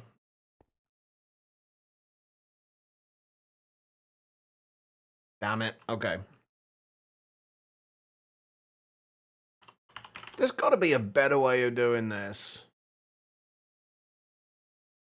than a daylight sensor. There's got to be some kind of sensor that will actually sense time. I'm assuming you can't do it with the JDT sensors, right? There's nothing on here that will detect...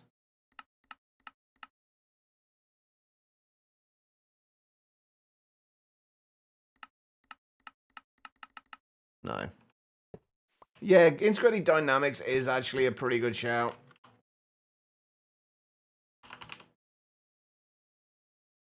I think it's the world reader that works, right?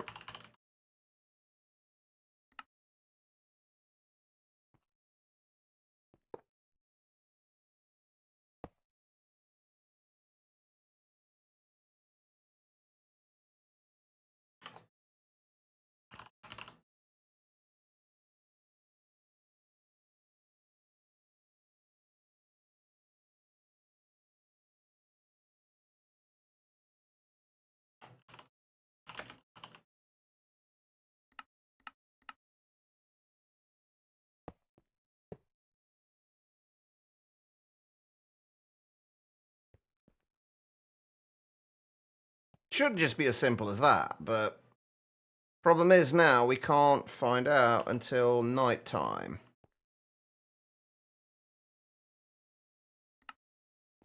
Which, oh, actually we might be able to do.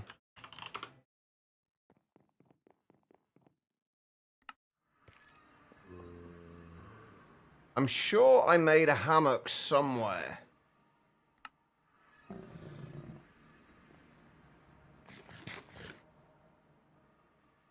I could have sworn I made a hammock somewhere.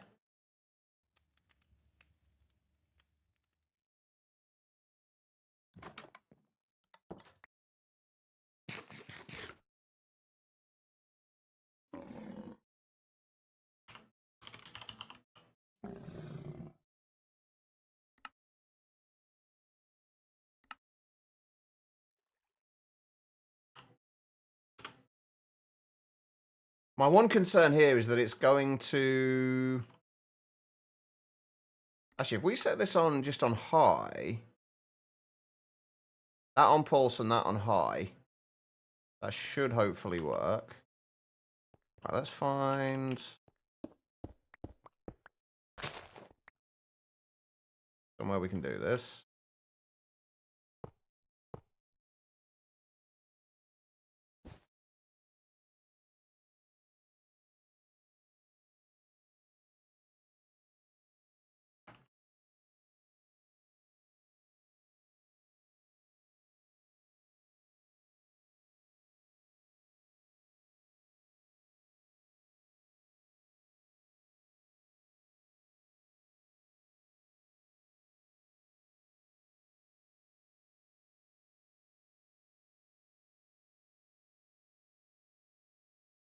Right, now we wait for night time.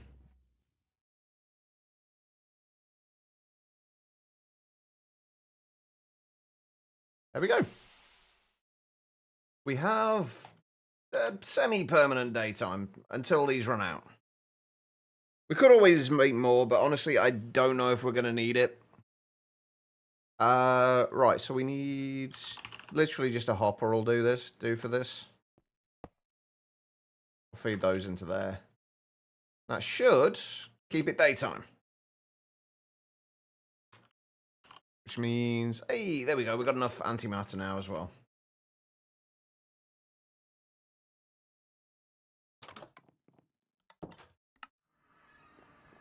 If we go up here,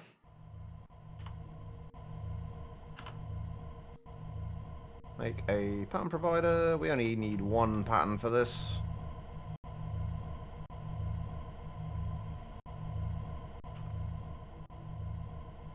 We just set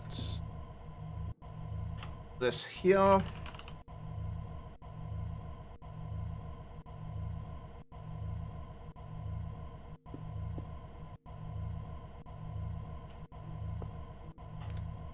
Wait, what do we need for this?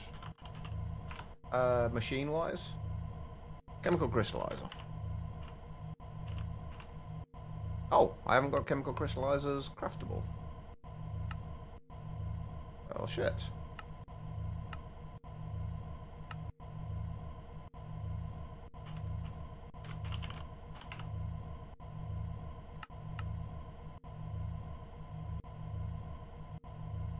Not only that, like, you have to buy upgrade packs for the revamped games from the Switch one, like Tears of the Kingdom, but you're already pretty invested in the Nintendo ecosystem, as much as it's like Apple.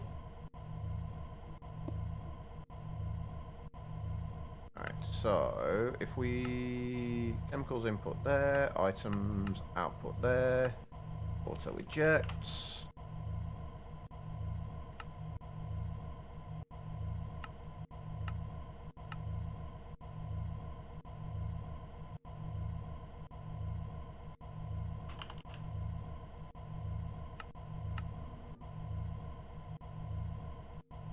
Good afternoon, No Name. How you doing? And how is Portugal? Okay. Does help if you give these things power.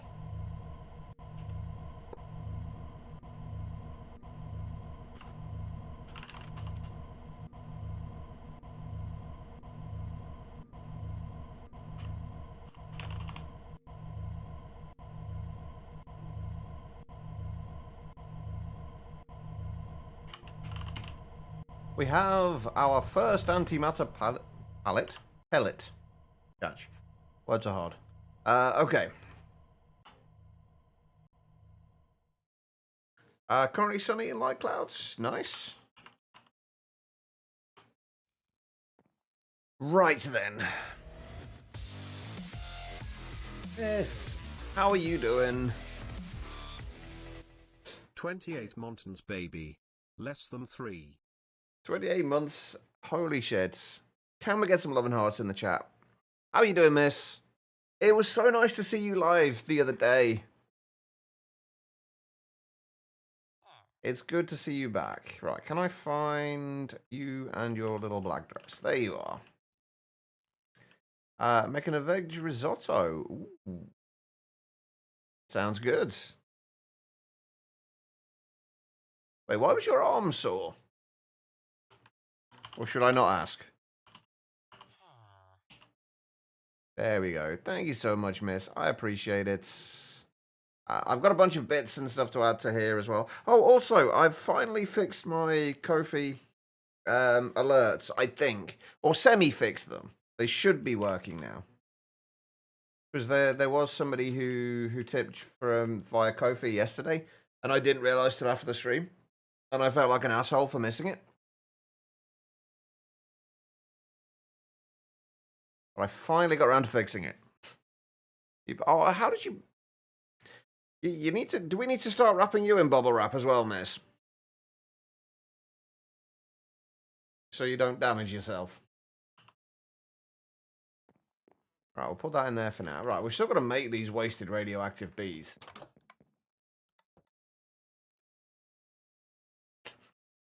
I'm not going to ask, Peter. I'm not going to ask. Welcome to that JEI search for antimatter. Makes you relieved that the ATM team didn't think to use the compressed antimatter blocks for the star recipe. Oh god, fuck no. That would have been awful if they'd done that. Right, how many bees can we get with a single... How many bees can we get with a single antimatter pellet? 5, 10, 20?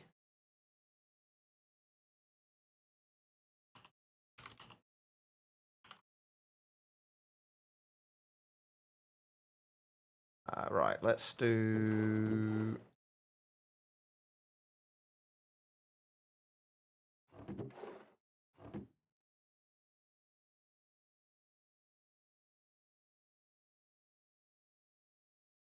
Don't you go sending messages to people, Tribble.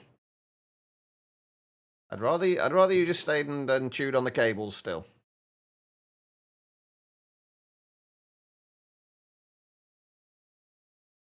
Why would the Twilight Forest portals show up in a locked by... I don't know. It shouldn't do that, as far as I'm aware.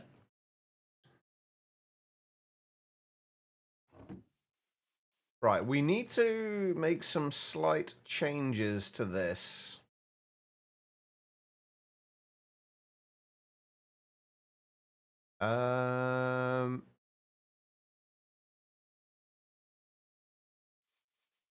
Namely that I need to take that off there. I think that's all I need to do.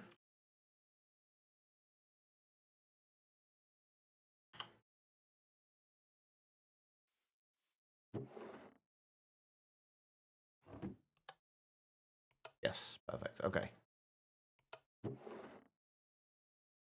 Right, let's grow these guys up.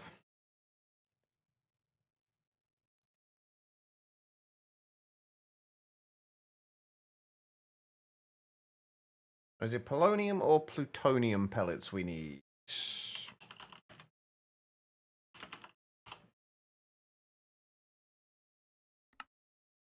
Polonium.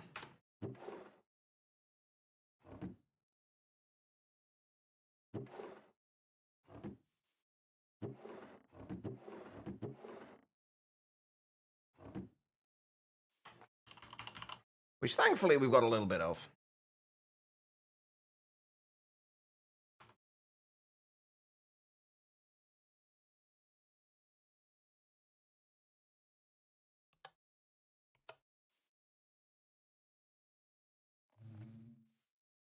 Holy crap, that took a while.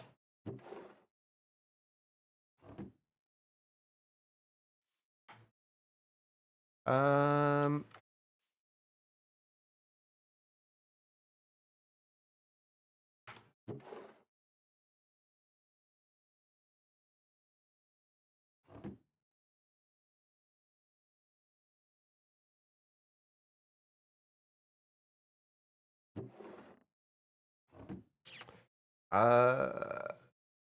I'm gonna have to do that a different way. I'm gonna forget to change that back again later.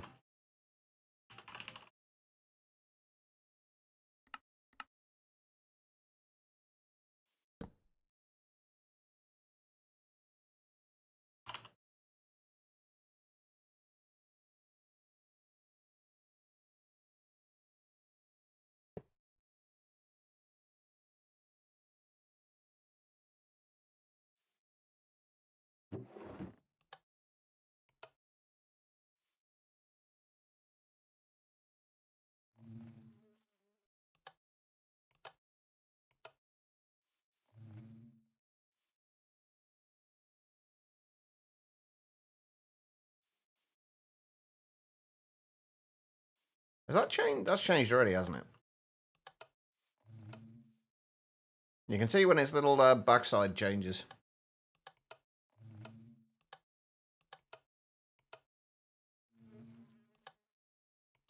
I swear in all the mods 9 it used to be a lot more difficult to tell when it had changed.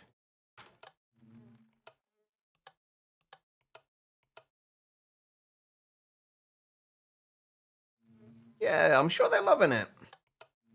At least they're the right way up this time. Yes, they've found their upside down again. Or their right way up.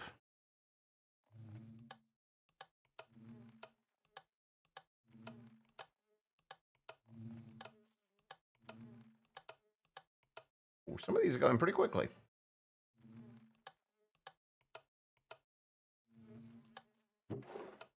Two more to go. Should you do the stupid thing of going public immediately? Have you had testers playing it? Like, have people played through the early game of it at all? I would probably say, if not, I would say get people to test it first, even just briefly. That would probably be the better way to go. Although I don't think it's going to make that much difference, in fairness. Right, I need some more mangrove beehives. Or we can just use dark oak ones for these since they're not going in the,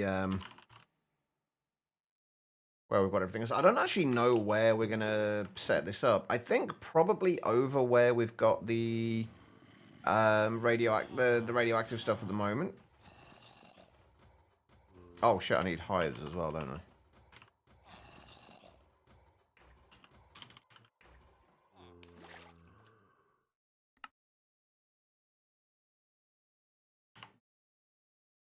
Only need 4 of these.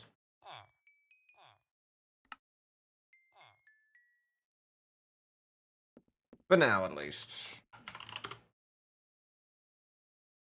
The one tester named Guitarland says it's a blast. I mean, that does seem like a glowing report. Maybe a slightly biased tester. Just slightly.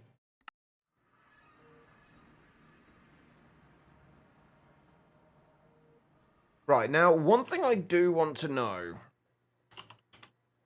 The way we're going to set these up so these guys can...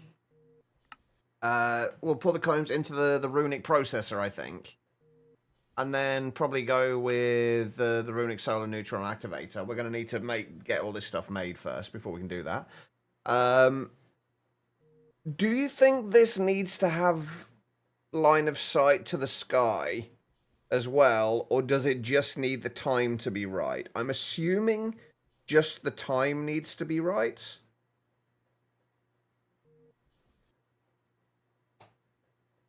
But I don't know.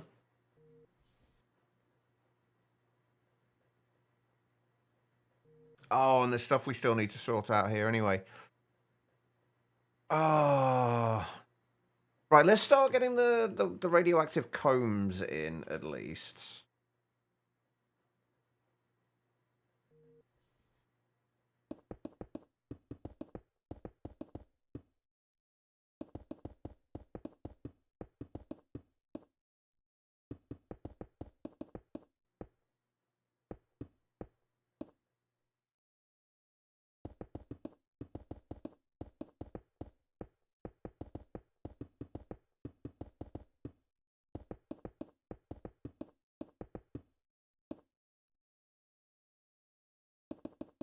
Oh, Guitarland, did you get a chance to play any more Tectonica yesterday?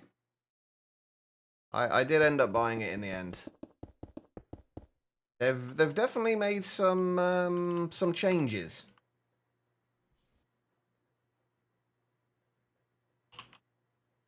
Which I'm still not entirely sure if I like or not.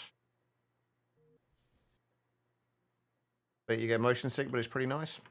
I'm enjoying it so far. They've changed it quite drastically in the sense that it used to all be one big map. Now they've kind of separated it off into a whole bunch of smaller maps, which I think I actually really like that way of doing it, because it means that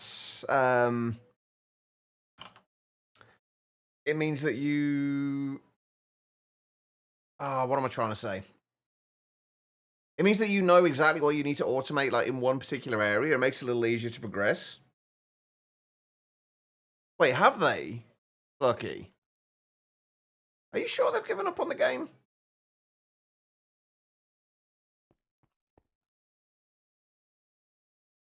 Ah.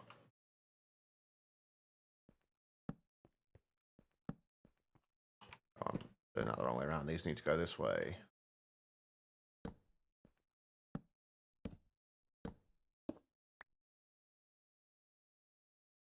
Actually, you know what? I'm going to do this above here because I don't want to end up accidentally losing my antimatter pellet.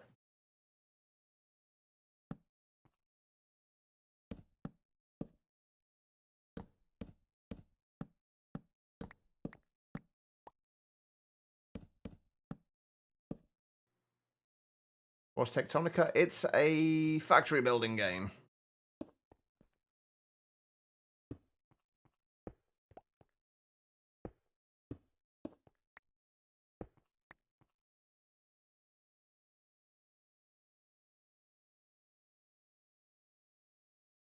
Found that on the forums yesterday. They gave up right after 1.0.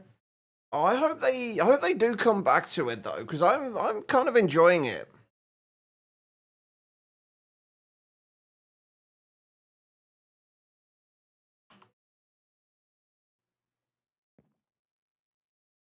All right, antimatter pellets. We need 16 of those. We're not going to be actually doing anything with the combs yet. We're literally just going to be storing them for now. And I guess if we just make a drawer. Actually, let's do a compacting drawer. Eventually, we're going to have, like, hopefully going to have a few more of these if we need them.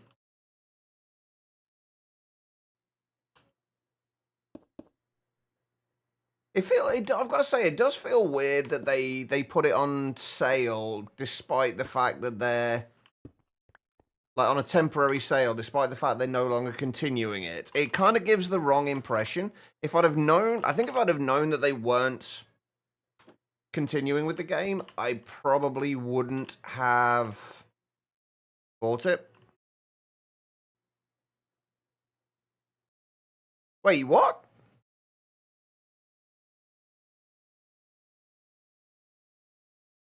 Could you not get a taxi or something, Pat? I mean, a ticket to...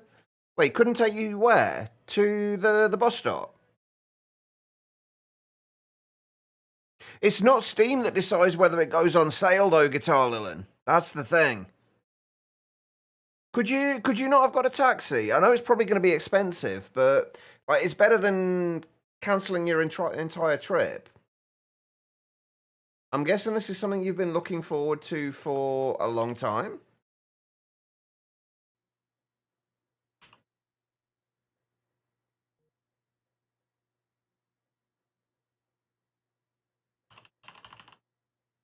Be $300. Oh, yeah, okay. So maybe that's a little more than I was expecting.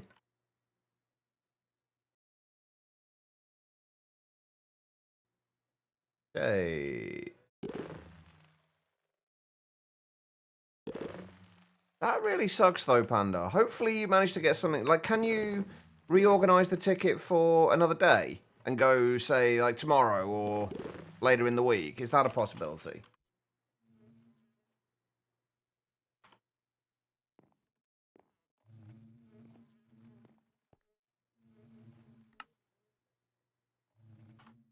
Mm-mm.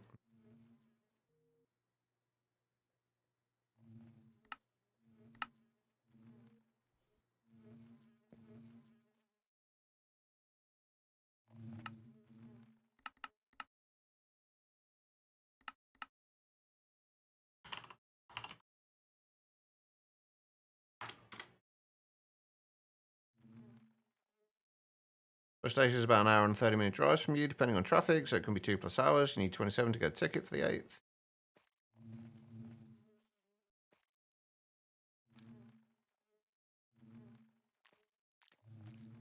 I've never played RuneScape, no. It was... I've seen bits and pieces of gameplay from it. It does look interesting. I've never really had the opportunity to play it. Or really considered playing it, honestly. Okay, right. So we just need do that. How much can we store? 37.7 million. That will do nicely. Oh, we also going to need to get rid of the pollen puffs, aren't we? Then the game's going to be like, oh, hang on. Seems the developers pissed off a lot of people with some of the updates they made, as well as going against what they said they wanted to do from the beginning. Yeah, I knew there'd been some issues with some of the updates and some of the changes. So far, I in what I've played of it, I haven't seen anything that I disliked from the changes. Admittedly, I'm not very far into it at the moment, but I liked some of the changes they've made.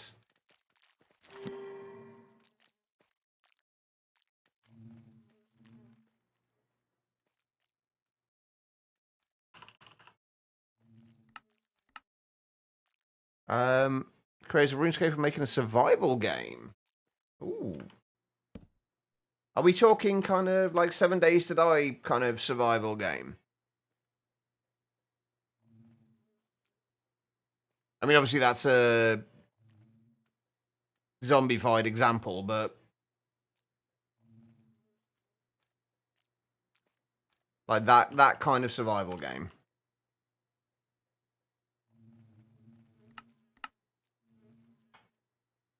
Right, we need void upgrades or void upgrade.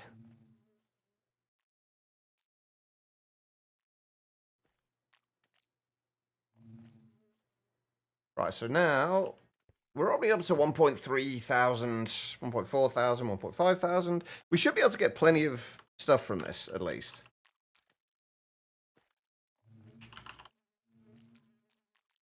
And we can already get another bunch of bees.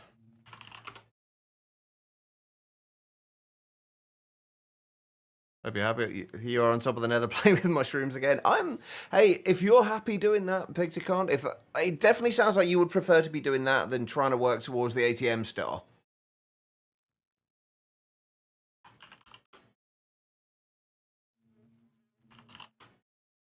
But if you're happier, then I'm happier. As cliched as that is.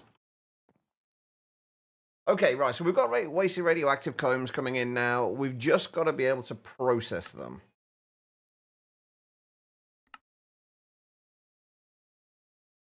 Hold on.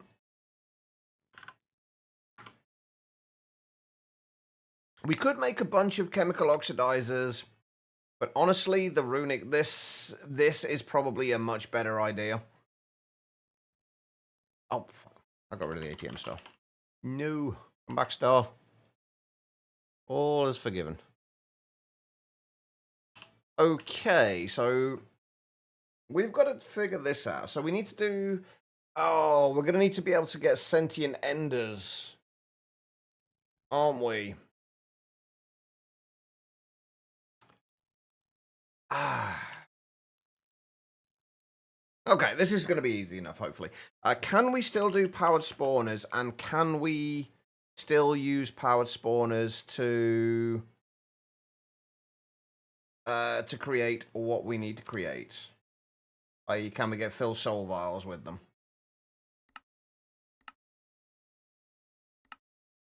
How am I doing for soul sand now, anyway? 127k.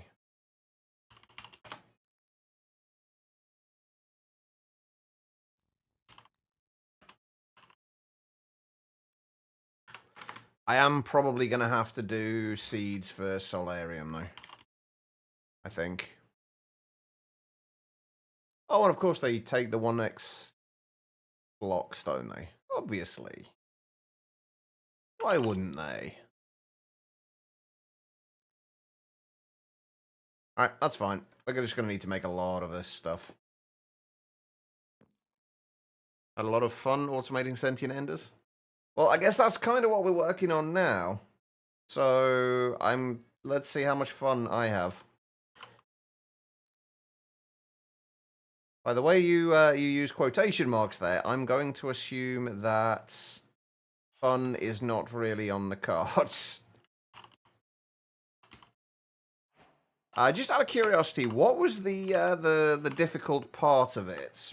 What was the bit that was less fun?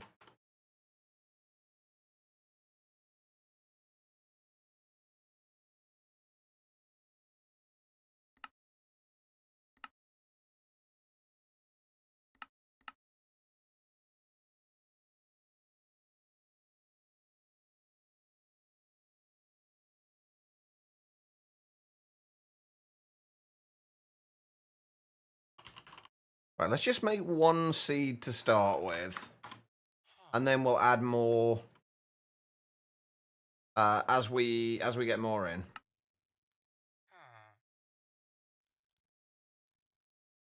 I think we can get 6 seeds in easily enough.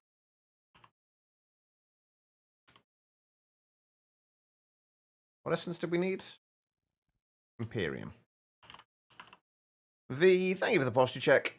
How's it going, V? I was kind of lurking in Lion's stream yesterday while you were torturing us, sending her that bloody video you sent me.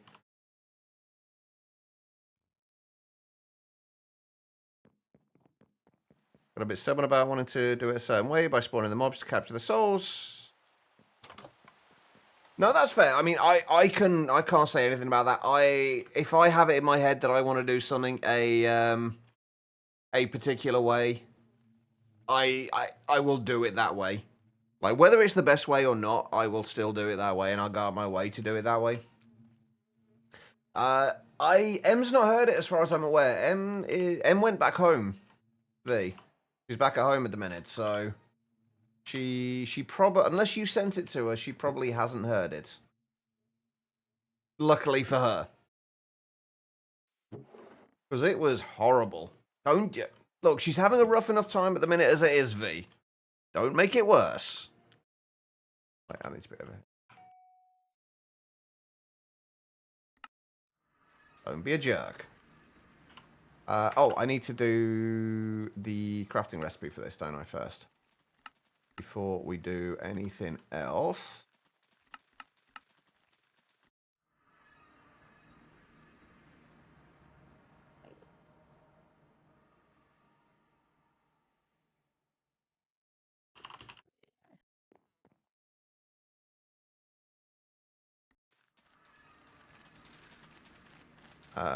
See if I can actually see the empty spots through the bloody light show.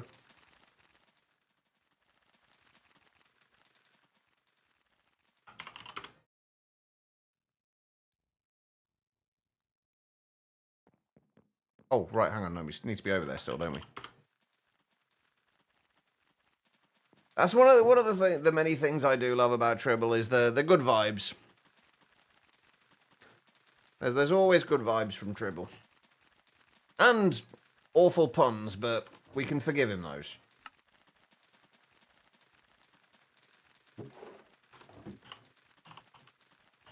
Right, and now we wait for the solarium to come in, so we can make more of the seeds.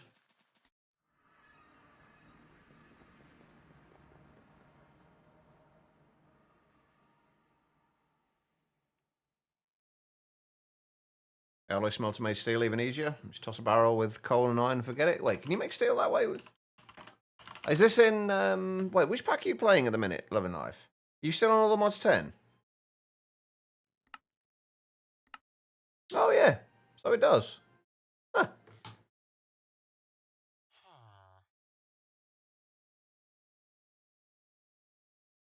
How many ingots do we need? 244 ingots to make one of those. All right, so what else are we... So what do we actually really need to make here? Well, we've got to get Z-Logic controllers or something we're going to need. Chemical oxidizer, easy to craft. Quantum injectors? They should be easy enough. Hopefully. I think we got everything we need. We haven't got much arcane crystal dust, but we've got plenty of arcane crystals, so we can make plenty of that. So I don't know how quick it's... Oh, relatively quick. Okay. Did I ever get the phantoms, the phantom membranes coming in? No, I didn't. Oh, crap. That's why the Phantom data model was in there. I still need to kill more Phantoms. Shit. And I'm not going to be able to do that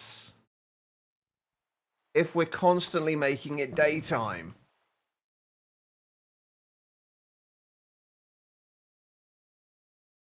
Shit.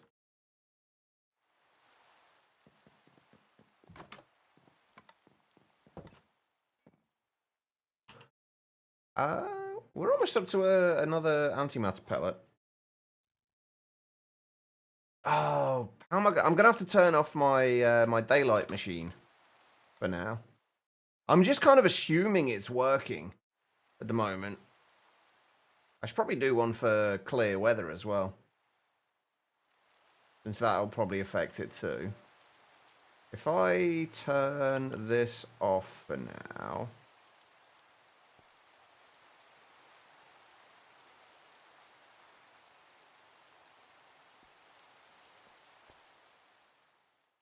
And I need nighttime.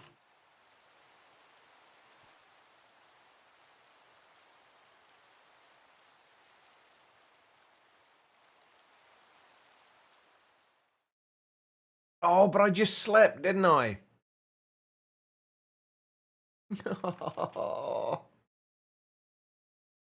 Oh, God. I don't happen to have got a phantom spawn egg, did I?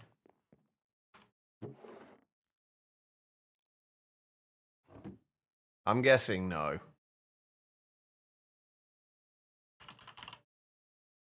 Oh, well, that helps. Nope.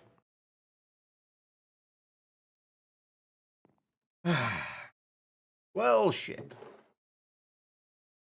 Now we've got to wait for phantoms. Anybody know of a way to spawn phantoms?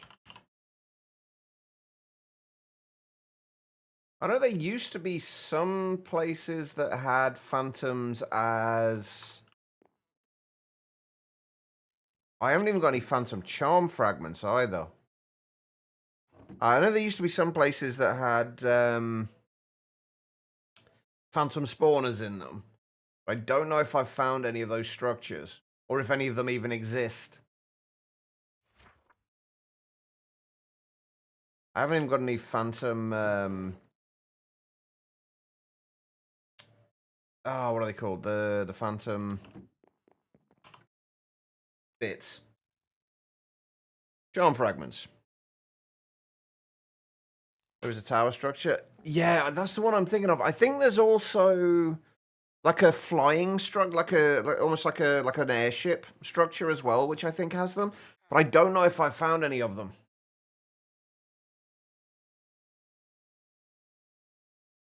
Oh dear.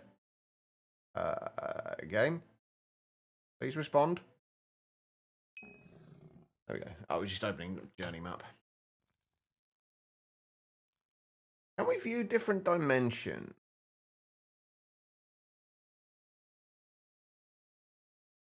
I don't think so.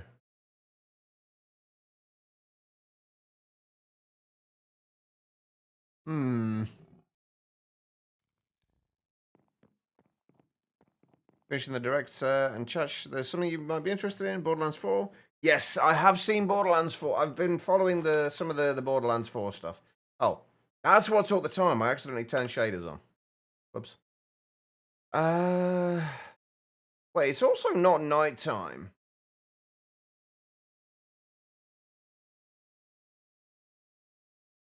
Shouldn't it have been nighttime?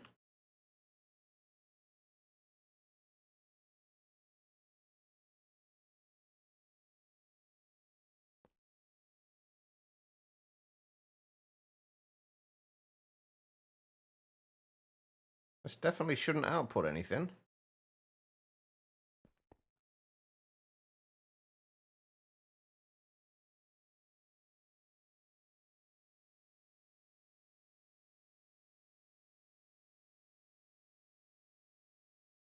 Yeah, I think I've seen that flying structure in the end.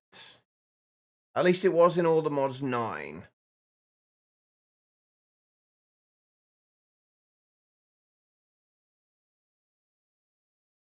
If anybody knows of any other structures that they spot them on the map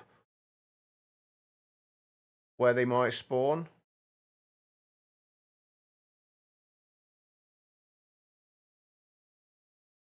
There's also a boat. Let's go over to the end and see if we've uncovered one at any point.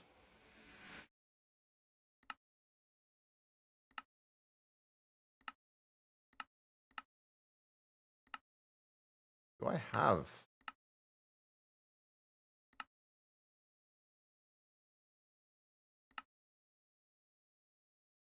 Where's my Oh, Pretzel's having a moment again, apparently.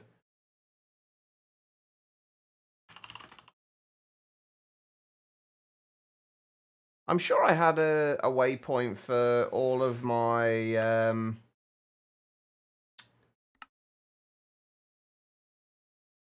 when we were doing the time crystals. There we go. Time crystal end. There we go.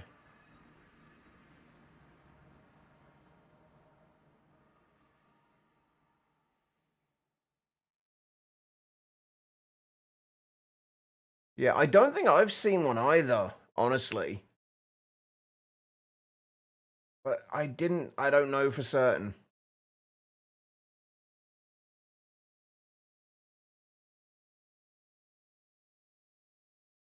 Hold on. Pretzel, why are you being you? Pretzel's the music app, for anybody wondering, by the way.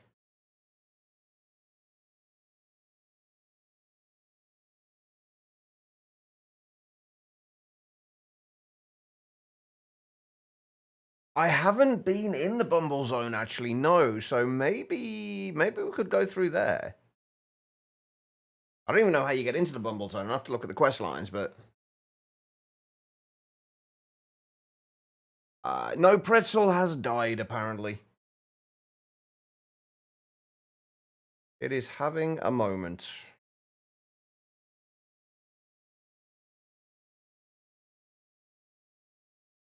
Well, it looks like you're just going to have to listen to the lovely sound of my voice.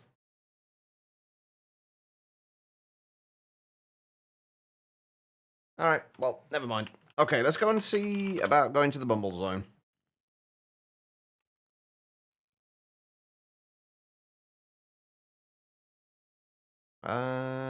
Where are we? The Bumble Zone.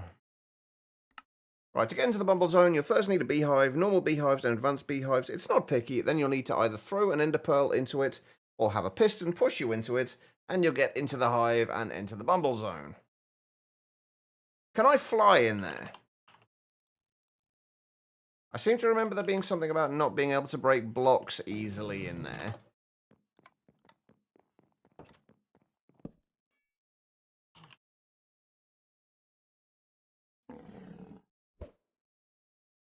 That was easy enough.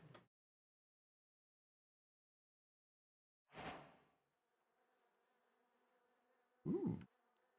That just water.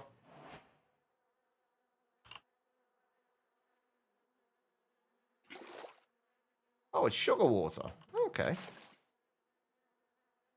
It's very, comey. The hell? I mean, that's kind of creepy.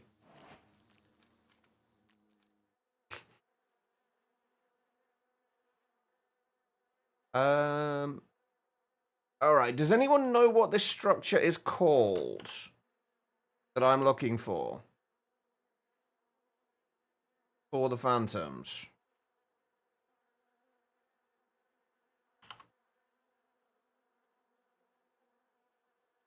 Oh, hang on. Looks like Pretzel might be back again. Yeah, there we go. We got music.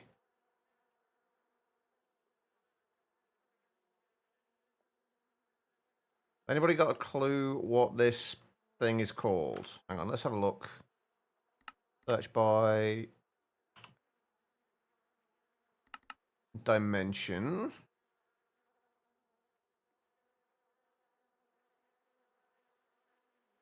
Okay, they don't even have a dimension.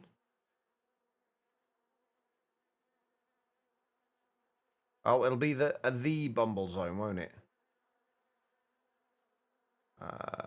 Still overworld. Still overworld. There are so many structures in the overworld.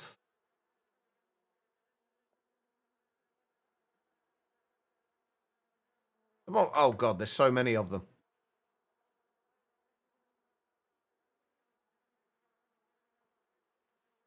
I'm not bothered about the bees getting angry, honestly. If they get really annoying, we'll do something about it, but I'm not too fussed about it. Right now, I'm not planning on attacking or breaking anything. I just want to know... Oh, Phantasm Aviary. Maybe.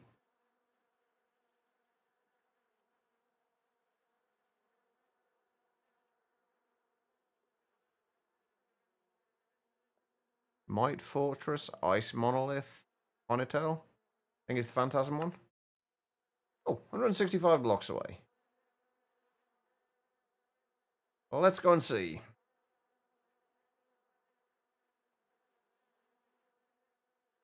Is that a little hot air balloon? Oh, hello.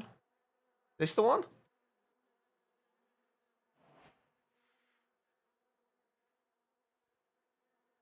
I can definitely see what looks like phantoms on the map. Yeah, there we go. Beautiful. Hi, guys. There we go. That's all I need. Oh, God, what the fuck is that? The Rootmin. Okay.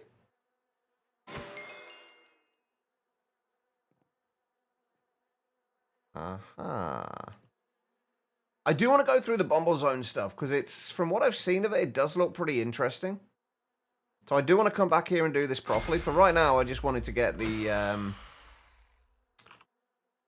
data model sorted out, which we have now done. We will come back here. Somebody remind me at some point later in the playthrough that we want to go back through there and do that. Do I have a storage cell for the Phantom Membrane yet? We need that.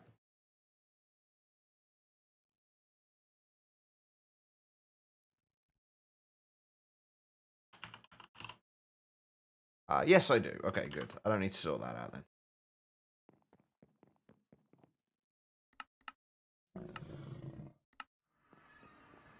And where do we get up to with this? Okay, all right.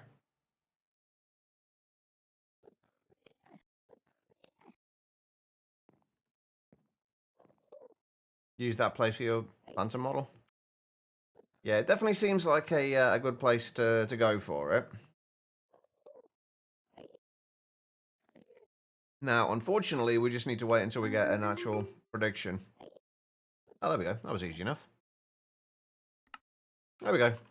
Right, that is Phantom Membrane sorted out. Right, let's go and turn on our nighttime creator. When we can finally get back up there.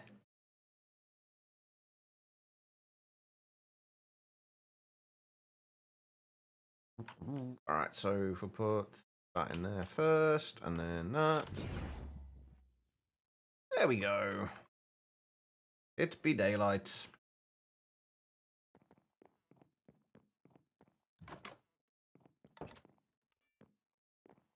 Alright, what was I doing all that for? Oh, I also need to... I was doing some of that so I could get Solarium, wasn't I? Can I make another 8 of those? Yes. Perfect. Alright, let's go and make some more seeds.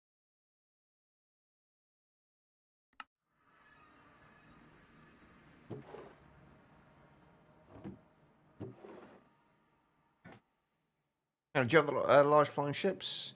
I've not seen any of the large flying ships in all the mods 10. I remember finding them in all the mods 9. I just haven't found them in all the mods 10.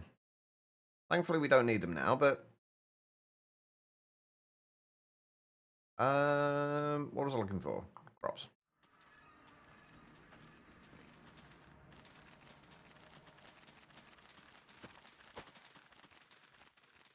I do love the light show here. Speaking of which, how are we doing for source now? Oh, wow. We, like... I was a little worried that we weren't going to have enough sauce for doing all of the essences and everything else, so I added some storage, and apparently we had plenty. Kind of slightly overkill, but rather than do a change a while back to where quarries spray the Olamodi mob avoids it, right? Not that I know of. I don't remember seeing a change like that.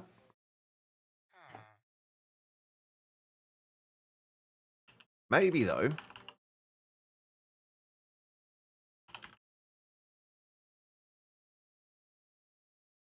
Right, before we go any further, I want to go and check on my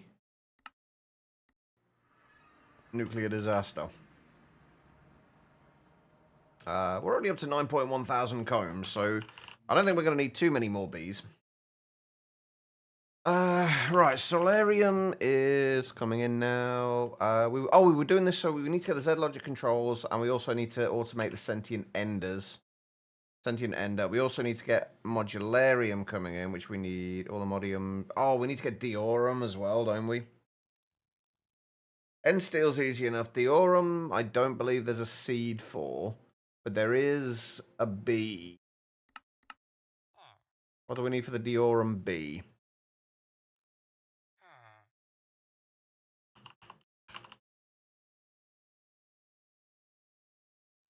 Just a bee spawn egg and...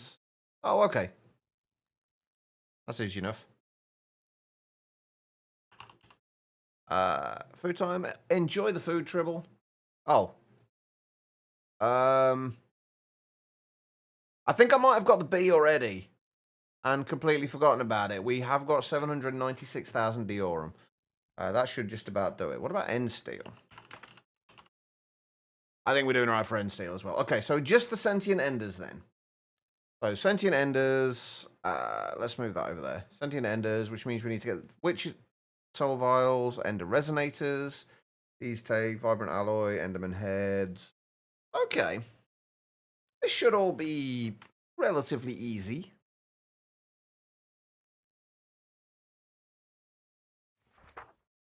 In fact, no, there's definitely not anything like that. Like when I mined out the area for my where my crops are, because we mined everything down to bedrock in there, and it left all the modium.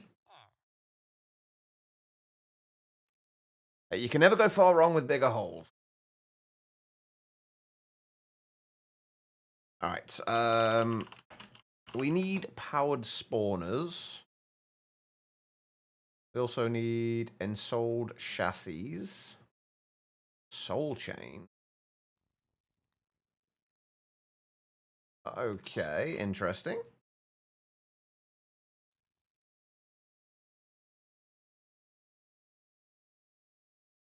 So we also need broken... Oh, we can't really... since we need broken spawners, we can't really do this with... I can't remember how we set a spawner in these now.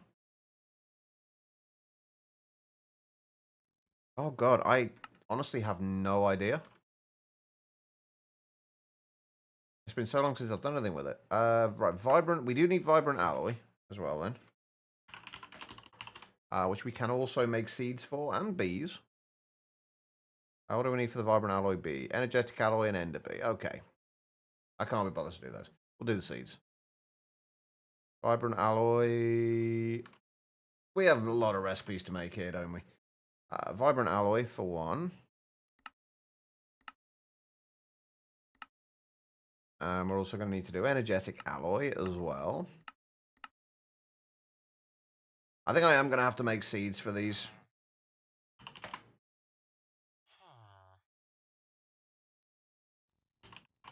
Speaking of which, I think I need to do another 4 of these. Should still be an anvil. That's the thing, I can't remember the process of it. Do I need to combine the powered spawner? Because it was always seemed a weird process to me.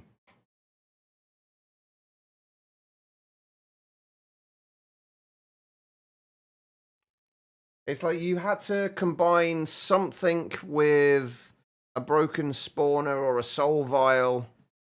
But do you combine the broken spawner with a soul vial, or do you combine the powered spawner with a soul vial? Okay, so it's the broken spawner and the soul vial in the power spawner. Okay. That was the bit I could, like, I never remember that. No matter how many times I did it, I never remembered that. So thank you, guys.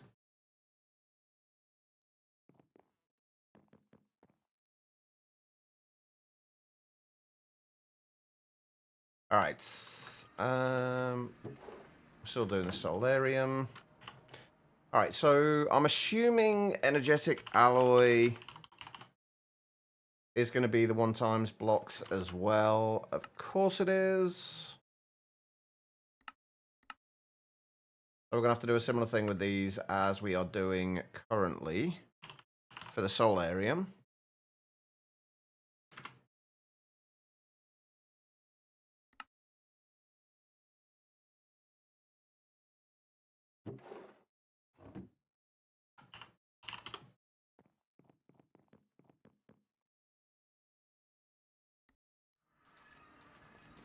I don't think I need to put any more. I don't think I need to do any more solarium than this though.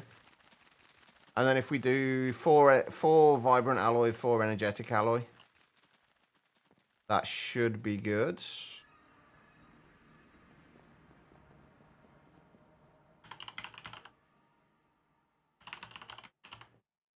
If we do 4 of those, and then obviously we'll do the same thing. We'll craft them as we get more in. We need to do a recipe for that. And a recipe for that.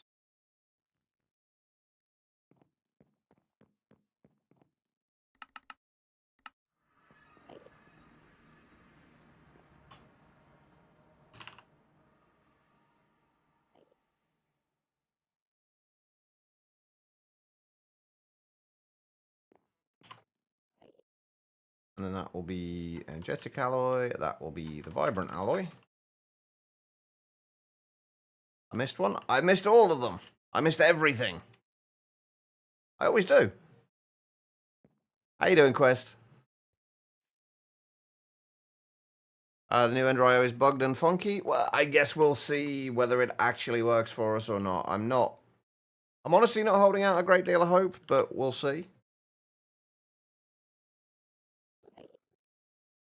You're tired? I mean, I can relate. I generally rather feel the same way. Right, so for the seeds, we also need Imperium Essence. Oh, hold on, we need... What about for the Vibrant Alloy?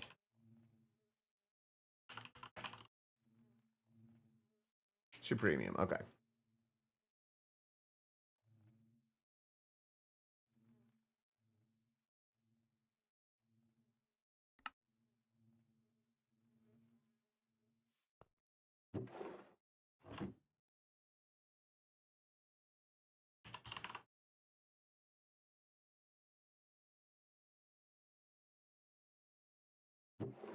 Maybe let's just do another 16 of those. Actually, we weren't doing the rest of the Solarium ones, were we? So we've got too much in there now. Alright, we just need one more energetic alloy block.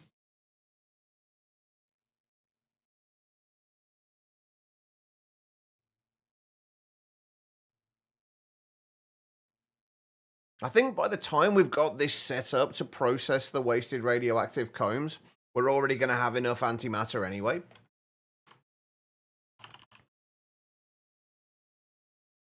We can already make another 2. We need, I think, 36 in total. So the rate we're going, we're going to end up with... We're going to end up with enough antimatter before we even start. Why is that not... Oh, because I put it in the wrong bloody thing. Why? Mop it.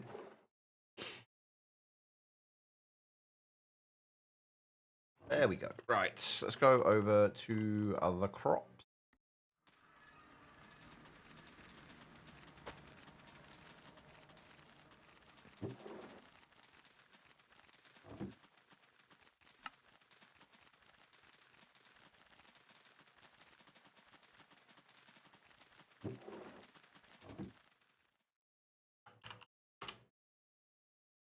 Right, that should start getting us some more energetic alloy. It's going to take a little while, but I guess if we start doing that, start doing another 4, that'll speed that up a little bit. And then we need vibrant alloy, which we're going to have to wait until we get more of the energetic alloy in anyway before we can do it. Okay, what else do I need to think about for this? What else do we need to do? We need to go and get a witch and a soul vial, don't we? And we actually need to make soul vials. The witches and the soul vial should be at least relatively easy. Fuse quartz is still the same way.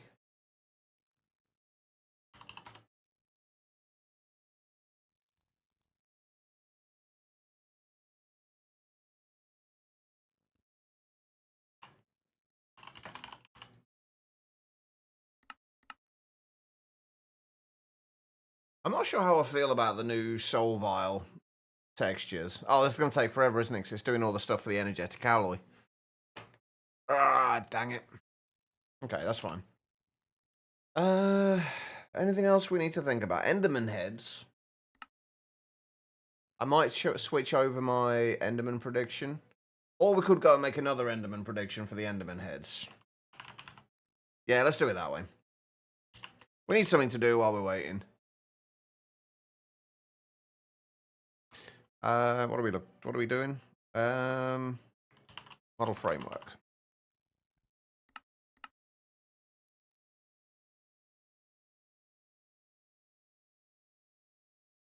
Need to fill it first.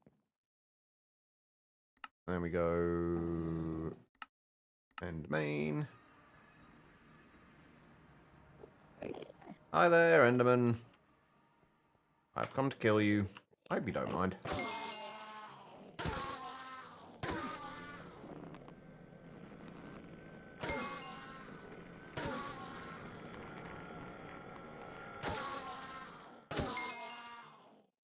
Actually, this might be easier if we just look at a bunch of them. Come on, guys. Over here. Ow.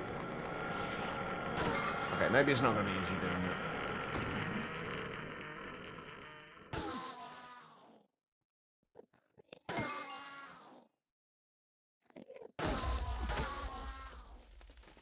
Alright. That'll do. Just play with it, but I was excited to see that subnetting in RS2 allows control over what passes over. So you could auto craft through it and control what items are available on the subnetwork. That is pretty nice. That's something you can do on with applied energistics as well. Does RS2 do anything that applied energistics doesn't? I think that's the thing that I'm most curious about. Like, have they done anything that applied energistics can't do?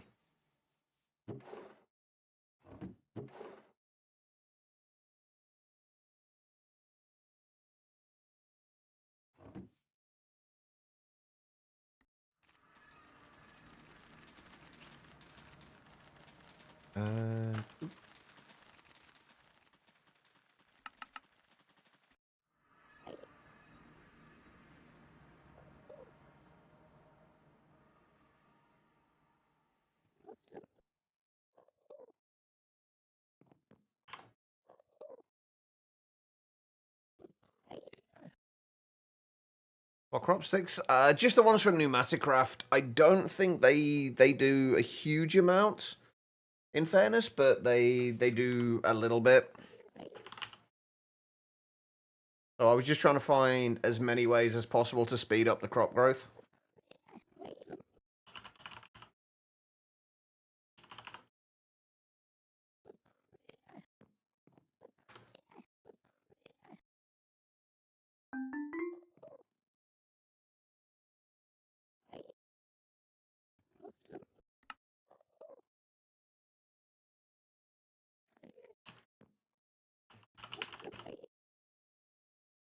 Alright, let's make a storage cell.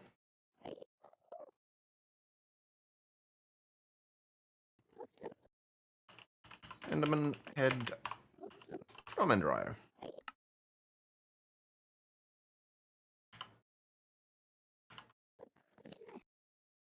There we go. That should be Enderman head sorted. We should have the soul vial now. If we go over to the mob farm.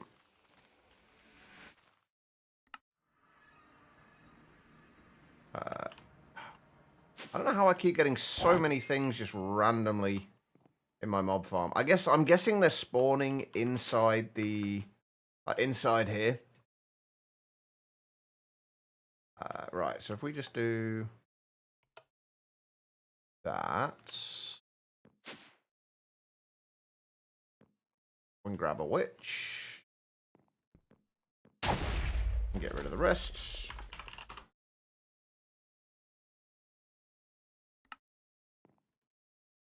All right, there's the witch soul vial. So we need to combine that in a soul binder, right? Can I make a soul binder? Nope, I need a slice and a splice first. Which means I need ensouled chassis. Let's make a recipe for those. And soul chains. We're going to need quartz dusts. Which we have. Should be fine with that.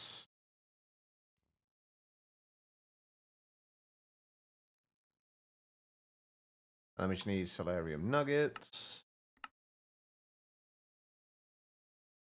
Hopefully that's everything.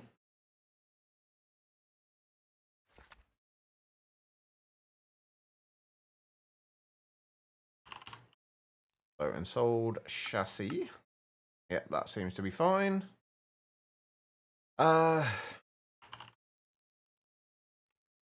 I'm hoping that I can... Oh, the Ender.io machines are a pain in the ass, aren't they?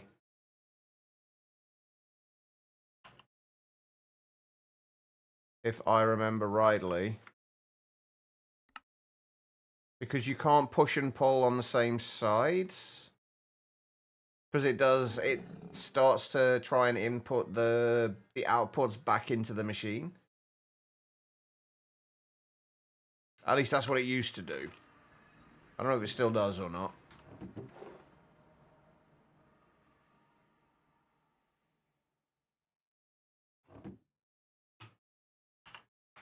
Where am I going? We're going... Yeah.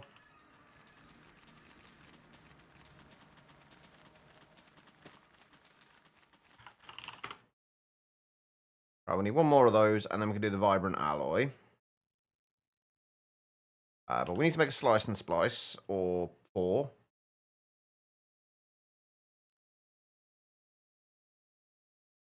Preferably, which means we need energized bimetal gears.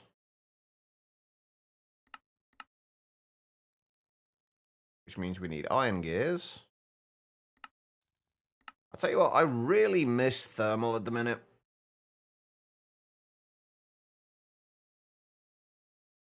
Just like being able to easily make gears just in a single machine is just always nice.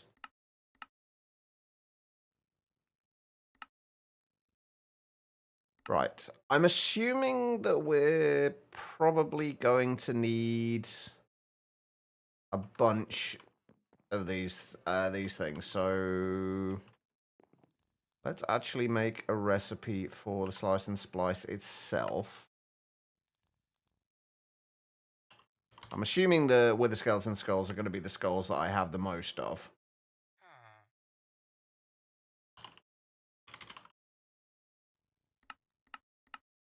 Make 3 more of those. Let's see if we can automate these, because it seems to have worked okay on these. It's having them set to push and pull on the same side, so maybe it'll work with these. We'll see. We're obviously going to need capacitors.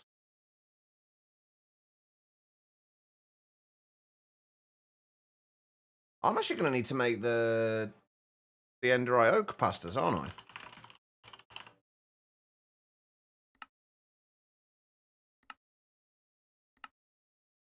Oh, do I have Grains of Infinity? Oh, yeah. We're fine. Coal Dust? Yeah, we're fine for Coal Dust. And everything should be alright with those as well.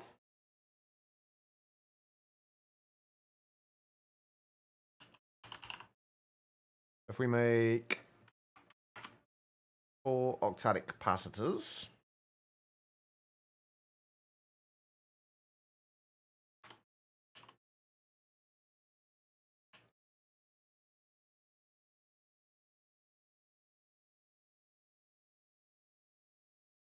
Really not inserting power very quickly, is it? Okay, so what do we need inside these again? An axe and shears, right?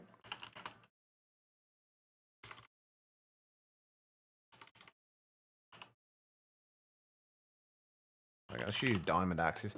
I'm assuming we can use ones with Eternal Stellars applied.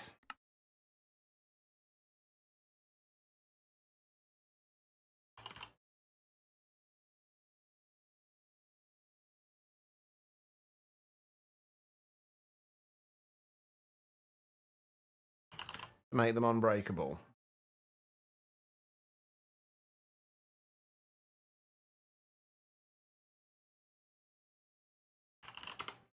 What's the difference between ancient knowledge and knowledge of the ages? Ancient knowledge is a potion effect. Knowledge of the ages is a enchantment. Both work really well together, though.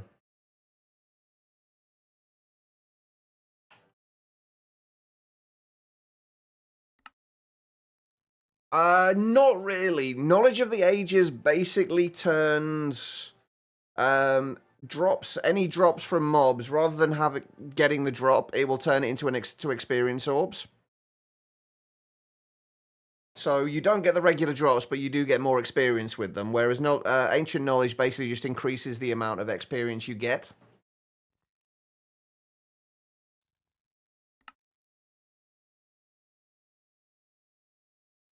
So with ancient knowledge 4, which we have, you got plus 1600% experience.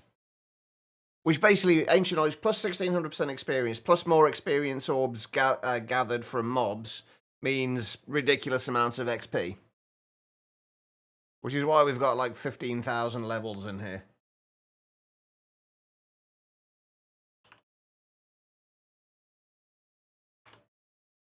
Right. That's the wrong one.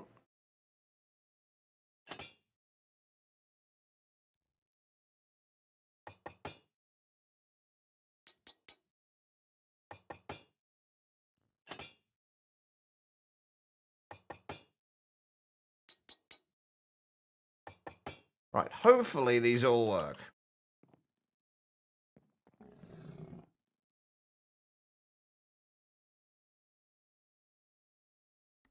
I mean, it definitely works well. We just have 2 of our witch spawners on at the minute.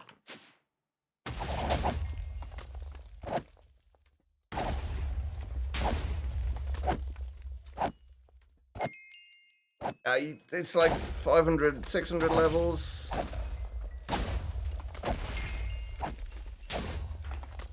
This is obviously with Loot Pinata as well, which also works with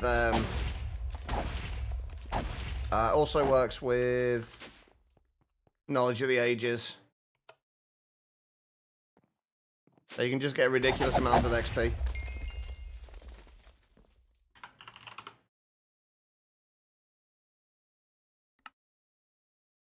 Anyway, right, where were we?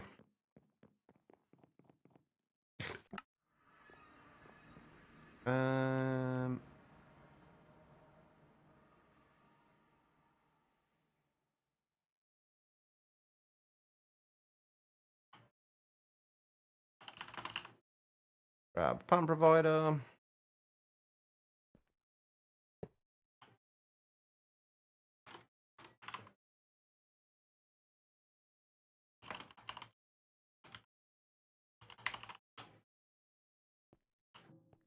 All right, and then we're going to set all of these to push and pull.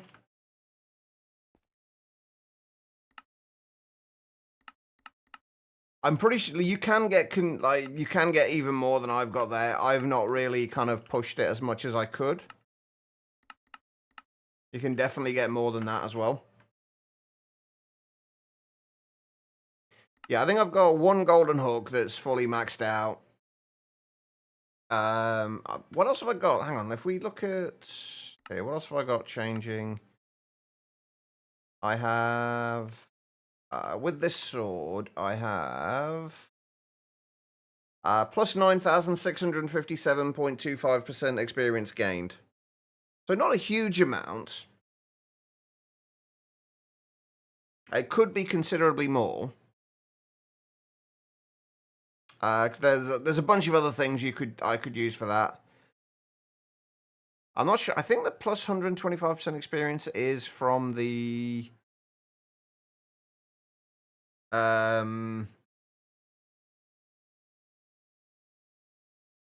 hook. But ancient knowledge 4 is one of the biggest things that will get you more experience. It's like plus 1,600% experience. It's pretty nice. All right, so Ender Resonators. We still need to get the Vibrant Alloy Seeds.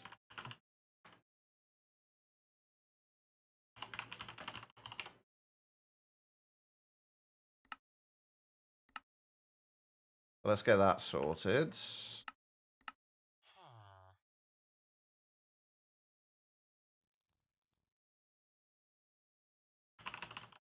I do need 4 more of those because we still have 1 more energetic alloy seed to do.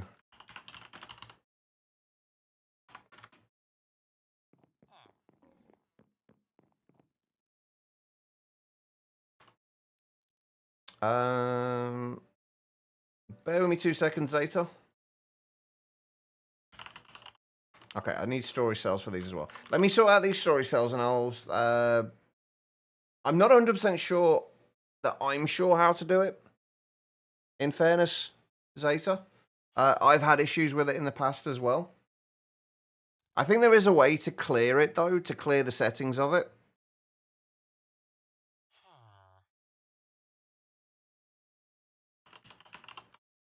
So give me 2 seconds.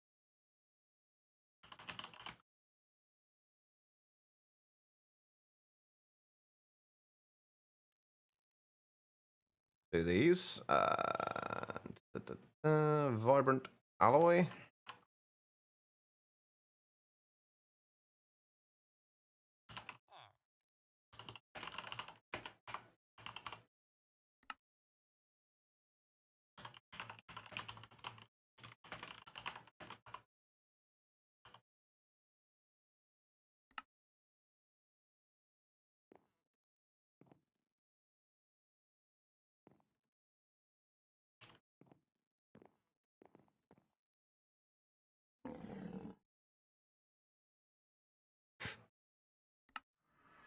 V with all the best advice there. Do I even have a copy paste gadget? Yeah.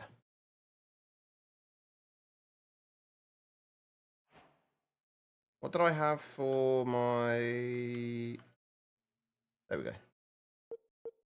But basically, I think it's just a case of selecting 2 new corners.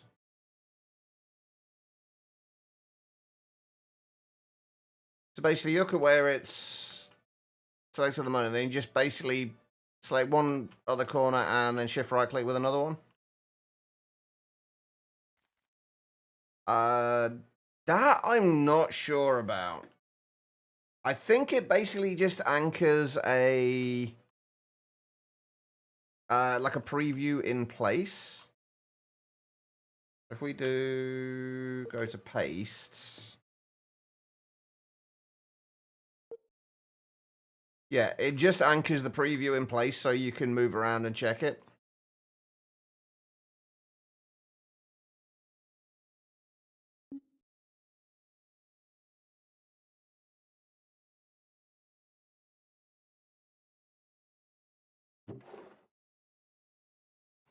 But yeah, as far as selecting a new area, you basically just have to go back into copy mode. and then right-click the first corner and shift right-click the second corner, and it should create a new area for you.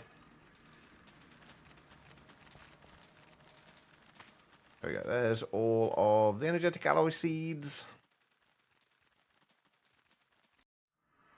Do we have the vibrant alloy? We've got the first vibrant alloy ones. Perfect. We need supremium.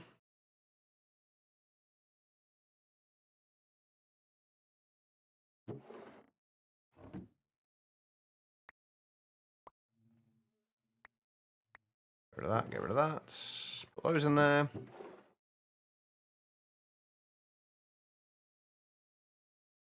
You're 1,522% right now, but you want to go like crazy. Let me know how high you managed to get it, Loving Life. I kind of ran out of steam trying to do that side of it while I was doing it, so I never actually bothered to really get it as far as you could go. I know you can definitely get it further, though. I am going to have to make another one of these, aren't I? I really don't want to. I might have to, though. But that should start getting us some vibrant alloy in. No, it won't, because I haven't set up the thing to send it yet, have I? Hang on, we've got to wait till we get a stack of it. Maybe for one for every crop. Well, just one of these farms, just one chunk for each crop. That would be one hell of a farm.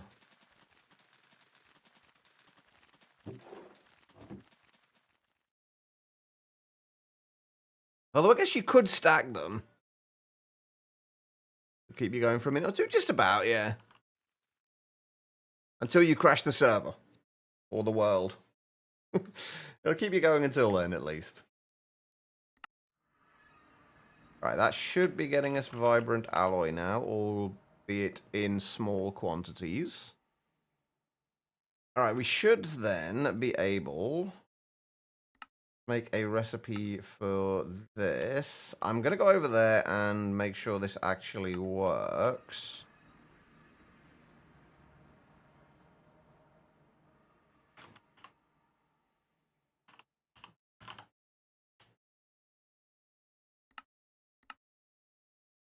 I don't know which one it's going to go in.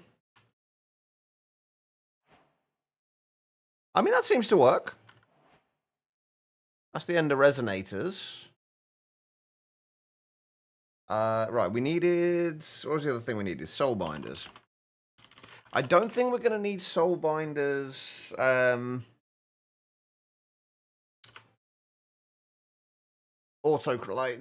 be auto-crafted. I'd like to auto-craft things in the soul binders, if that makes sense.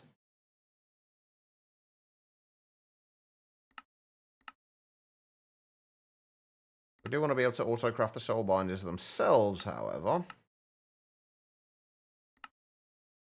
Oh, hell, I'm not going to have zombie heads, am I? Oh, that's actually a bit of a problem.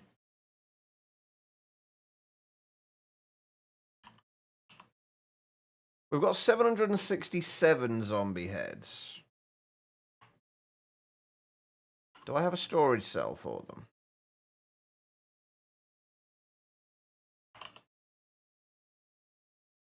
Yes, okay, good. So what we should be able to do then is... If we go over to the mob farm...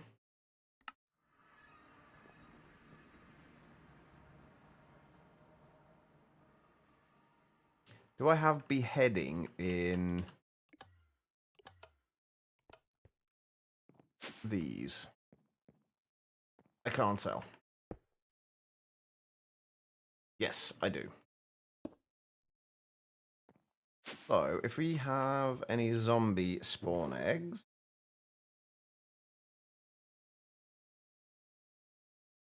I'll switch a couple of the witch ones over here. Zombies.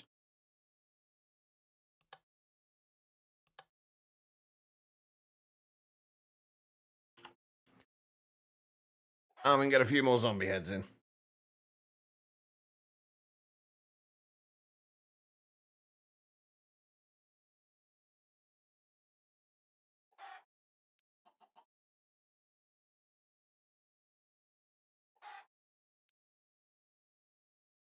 I don't know how many of these we're actually going to need. I'm assuming quite a lot.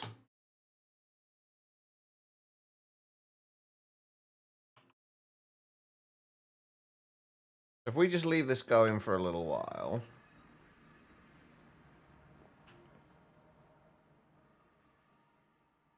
did I make a... I did make a recipe for that.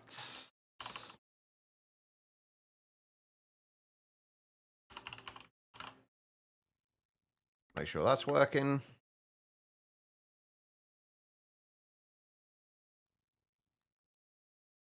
That appears to be...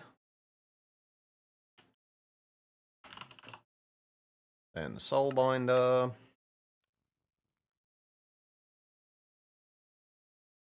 So wait, which way would... See, I've already forgotten what we said earlier. Like, it's... I put the... Use the soul binder with the soul vial and the broken spawner to change the broken spawner, and then combine the broken spawner with the powered spawner in an anvil, right?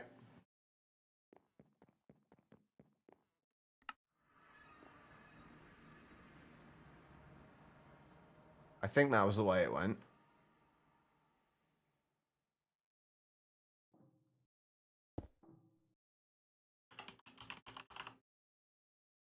That's the way it used to be. You don't remember anything major difference in 120? Well, I guess we'll find out in a minute or two then. Whether it still works that way. I'm going to assume it does.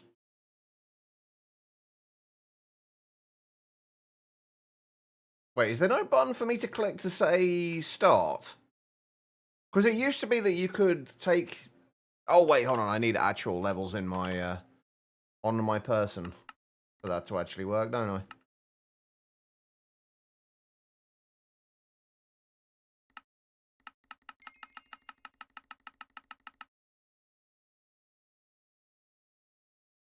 That doesn't work. So it actually has to have XP fluid.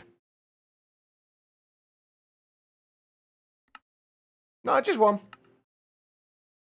Thankfully. You did get me worried then.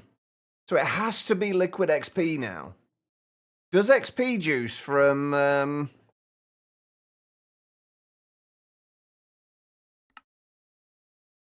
Does XP juice from Just Die Things work?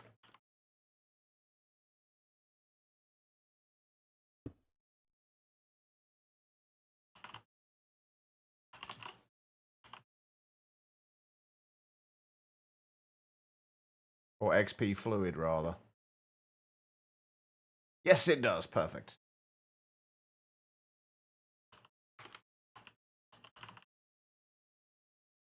Honestly, I've thought I've done that there's so many times, Omega.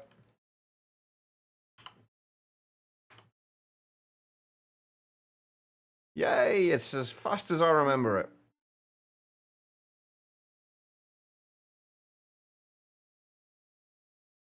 There we go. We've got a broken witch spawner.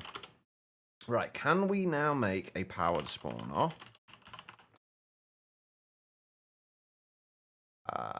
Almost. Oh, we don't want to do a recipe for that, though, do we? We want to just do... We do want a recipe for the vibrant crystals, though.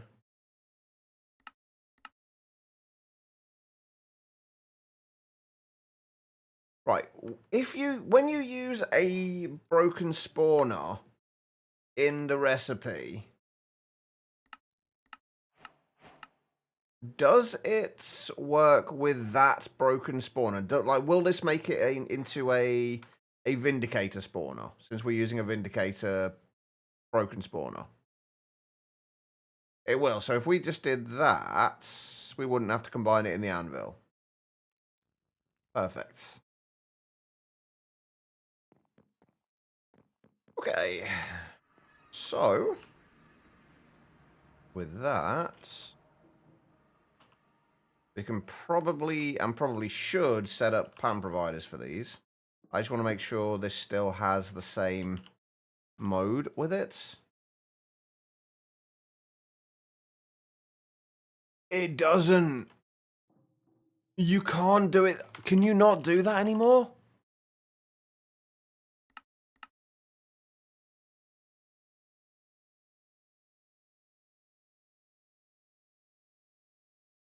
Oh, that's bad.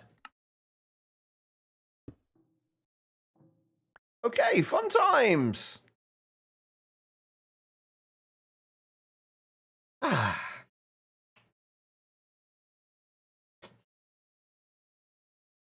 Okay, then.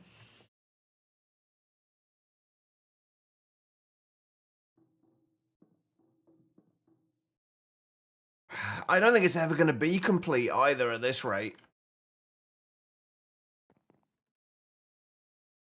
They have definitely made this awkward, to say the least. Okay, then.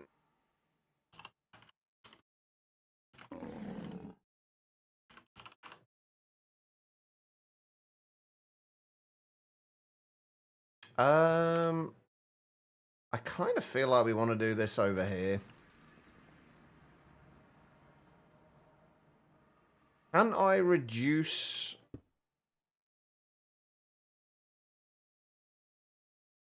Are you going to stop? Before you spawn? Yes, good. Okay. Can we reduce the range by putting in a lower tier capacitor? Even if it's going to be slower? Or is it always a 9x9 range? It's always a 9x9. Okay.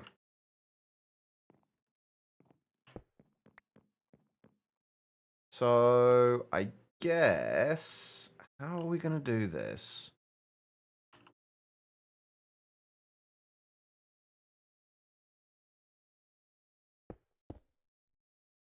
This area doesn't need to be pretty area, by the way. Why has it got such a vertical range to it? Like, why does it need that?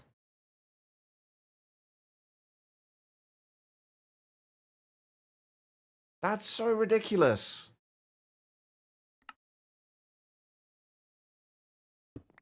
Okay. Well, I guess we're building over this way a little bit then, since we need a bit more space.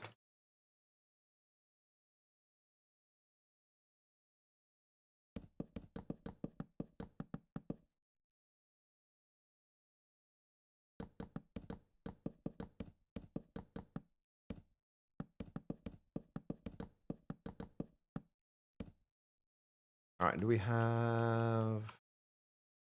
We do not have any spruce planks.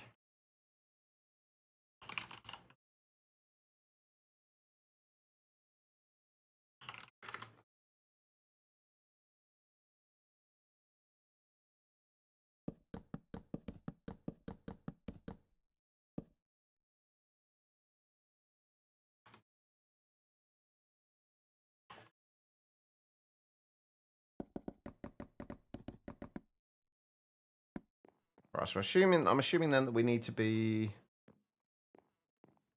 1, 2, 3, 4. I'm assuming it's going to be 4 blocks in all directions that they will spawn.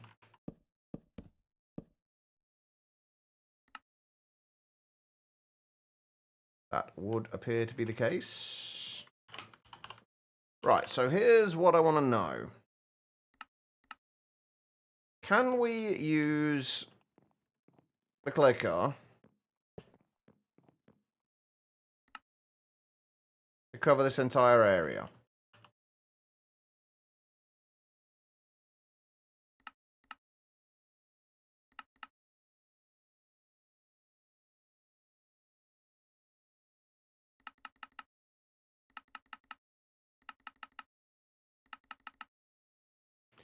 Yes, we can.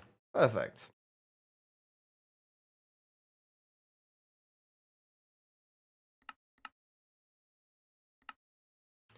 And we'll make it click that. So it can click that entire area. Hide the range.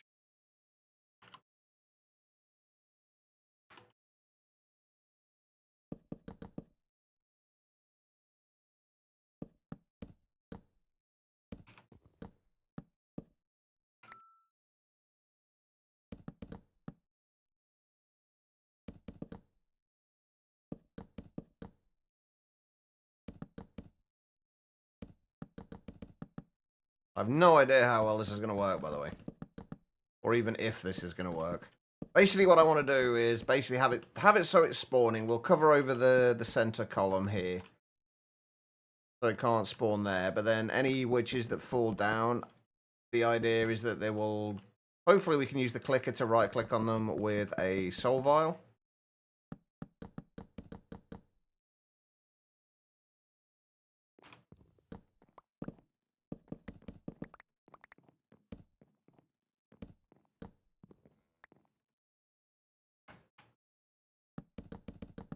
And that will allow us to collect them.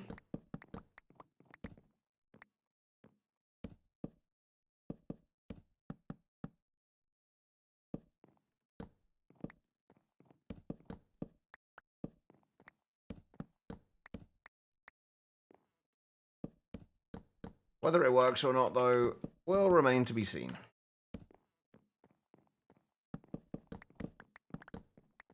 I mean, regardless, we're going to need this area for them to spawn in.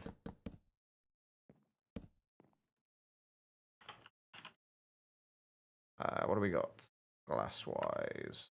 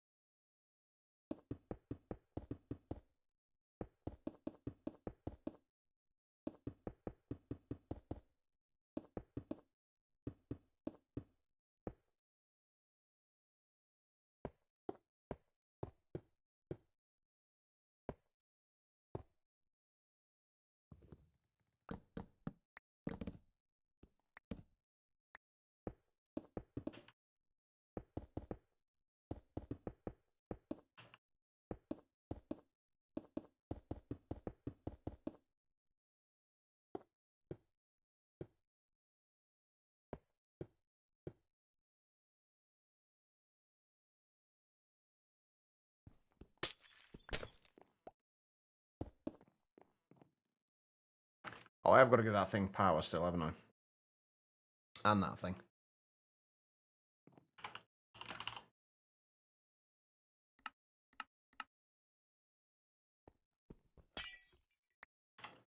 Right, let's get a bunch of soul vials while we're here. Apparently we're having a very rare spring thunderstorm. Oh, you like thunderstorms, right, Quiet? I'll keep it with the lower tier capacitor in for now.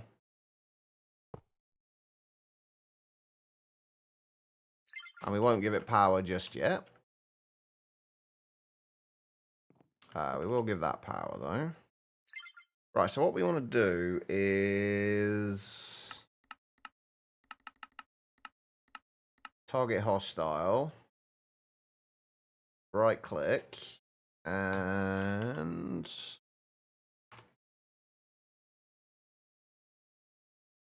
right click with the soul vial. I'm kind of curious what will happen if we have more than one soul vial in there. I'm guessing nothing. Oh, let's set this to active with signal. We should at least be able to use the redstone links for this.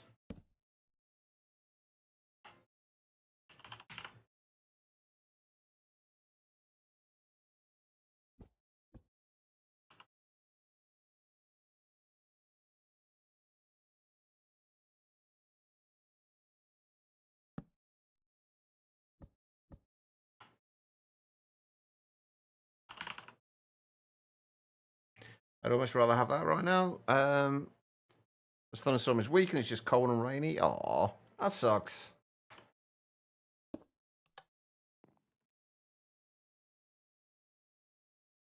Right, is that actually working?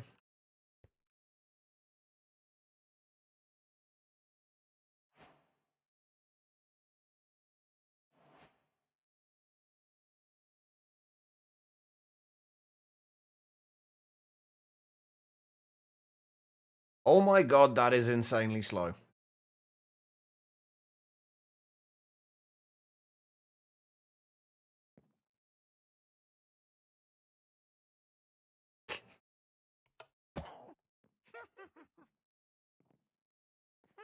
Seems to work. What happens if we put more than one in here? Okay, so if you put more than one in, they just drop where the witch is. It appears.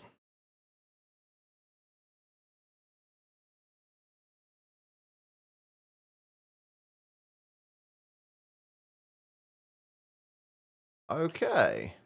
Except the last one, which goes into there. I don't know what the best way to do this is going to be, honestly.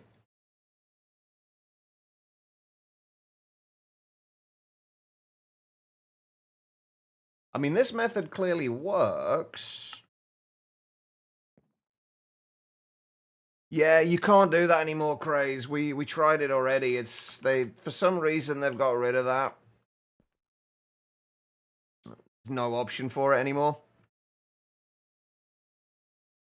That was what I was hoping to do.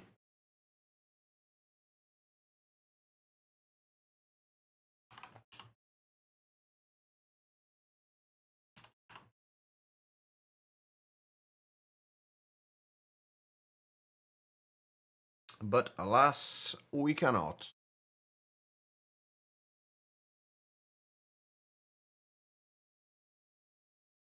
Okay, so we want...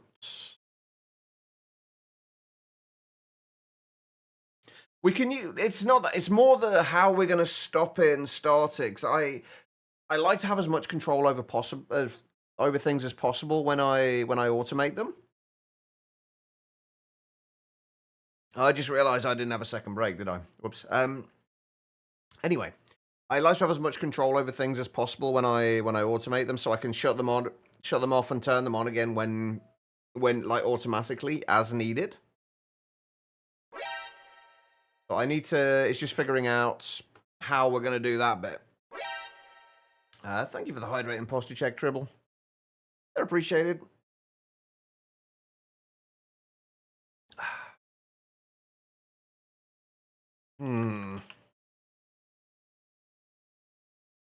Anyway, right. If we just store a bunch of these.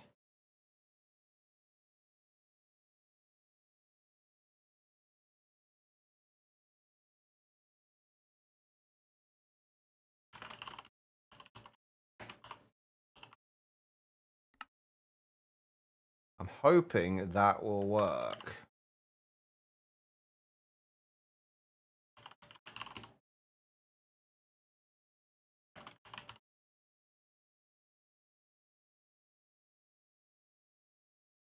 Nope, it's only stored one of them. They've all got different NBT data, so we can't even store them.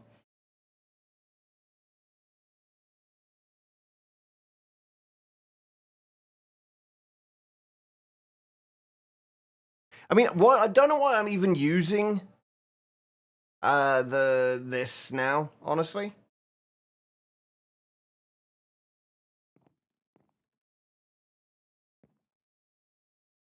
Yeah, I see why people have had a lot of frustrations trying to automate this.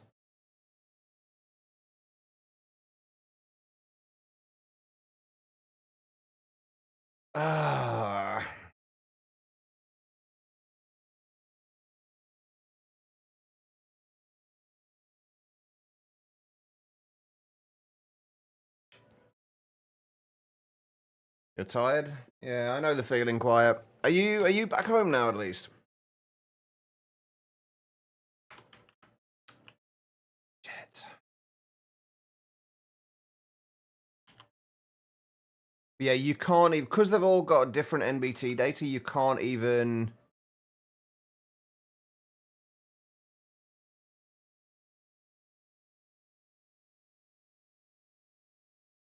You can't even make these request craftable. It is for the Runic, well, it's for the Runic Solar Neutron Activator as well as any of the other machines that require modularium and machine casings. Which basically, if we want to make the star, we need this. Although, actually, no, yeah, we still need it. So regardless of anything else, we need to be able to make machine casings and modularium, so we need the sentient enders.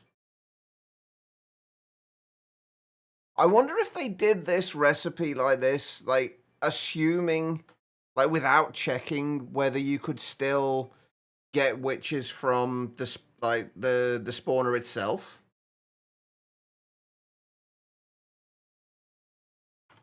Because it seems like really daft because you can't.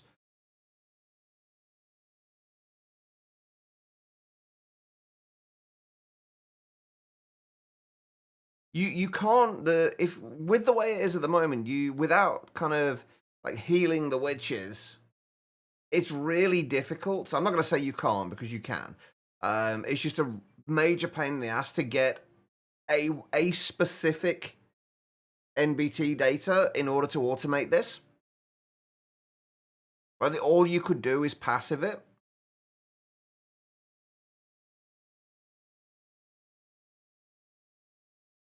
You couldn't make this request craftable. You'd have to passive it.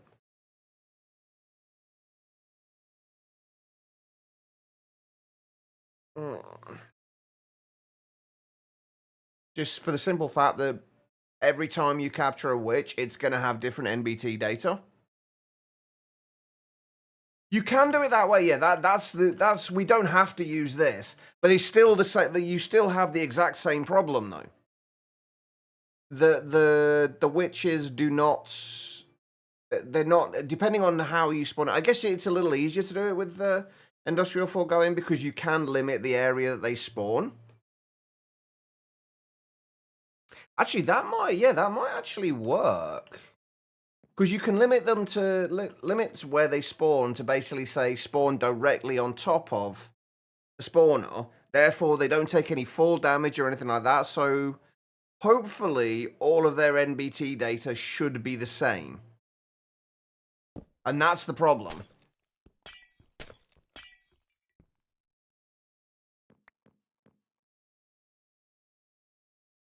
How do you mean only if you split the vial creation from the use? How do you mean? Oh, right, yeah, no, I think I get what you mean. I get what you mean, yeah.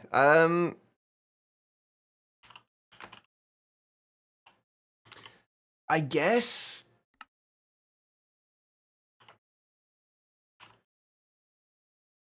Oh my god, I don't have any nether... What the fuck?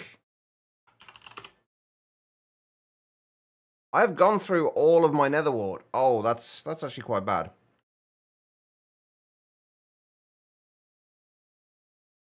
So is the fact that we are lagging like crazy. And I can't access an inventory. Oh, god damn it.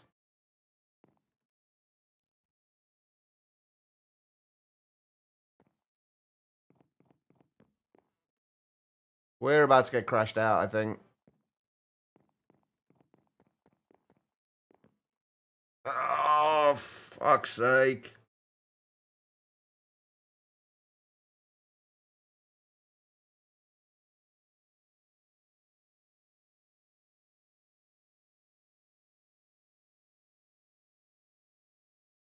I don't know. That's the problem, Zeta. It's not doing, like, nothing is happening. I can't access any inventories. Stand on a pressure plate. The door doesn't open. Basically, we're about to get crashed out, and I don't know why.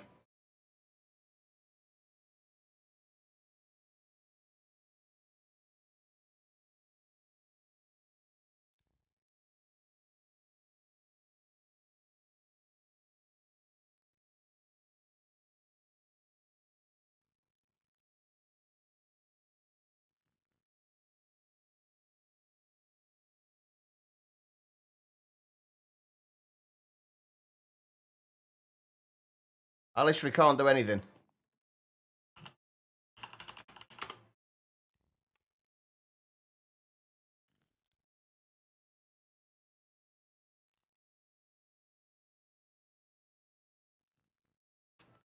Well, this is going well.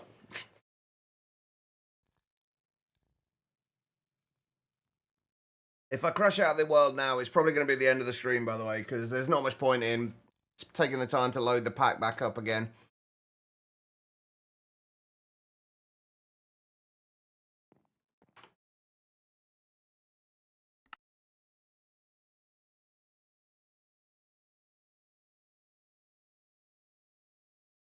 Something has most definitely crashed, you're not wrong.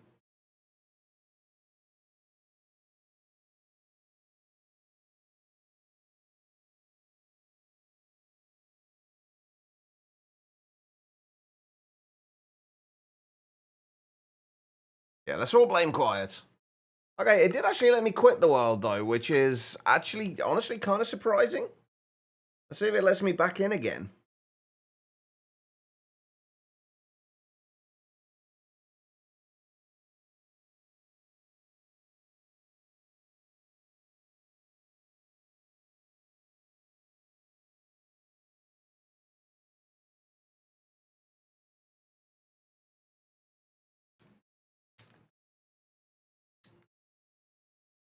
Now, please be nice to me and let me back in.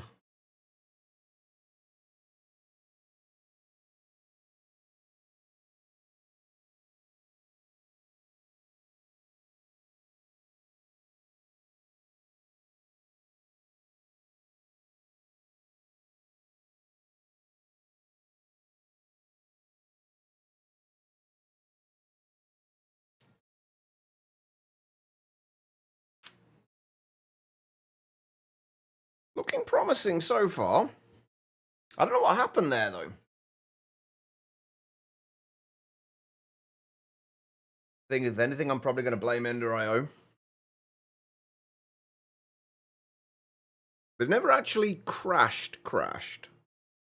So it was just like the server was just hanging, basically.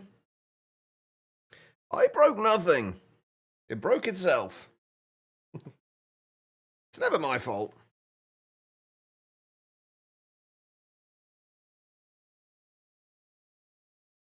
That's not true. It usually is my fault. Come on, please let me in. I want to get these sentient enders request craftable today. I think I know how I can do it. I just need to find out exactly how much essence it takes to spawn a single witch.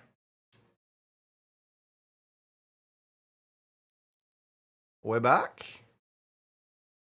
Can we do anything? No.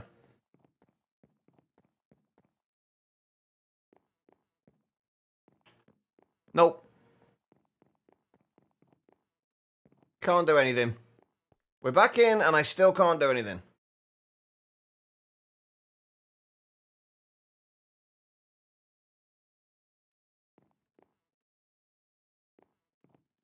Oh, I don't know why I managed to take a screenshot there, but...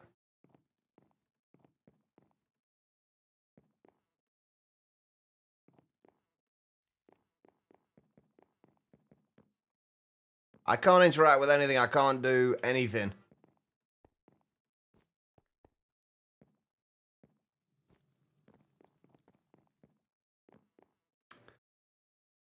Oh.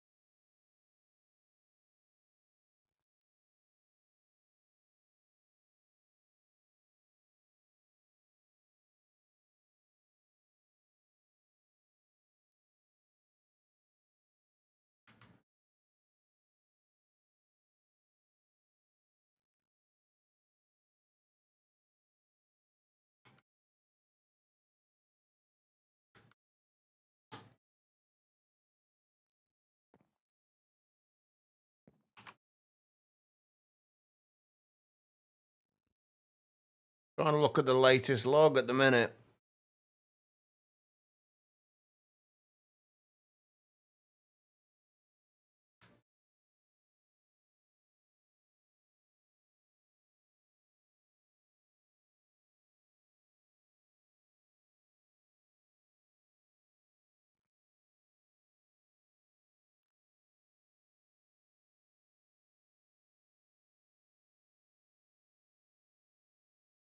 I have no idea what's going on. I'm gonna guess I can't break any blocks. Or I can, but they won't. Oh, wait. Wait, it...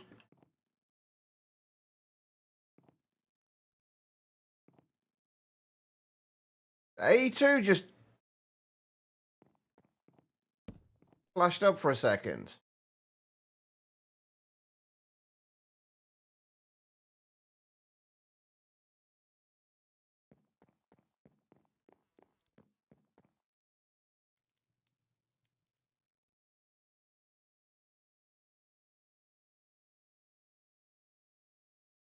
Oh, Jesus Christ. Okay, I think I might have to call it there, chap. See if I can figure out what's going on with this.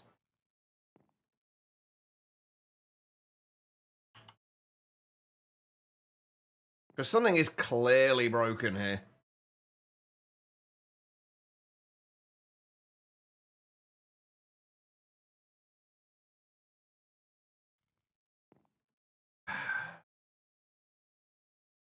Hang on, let me just check when the last backup is.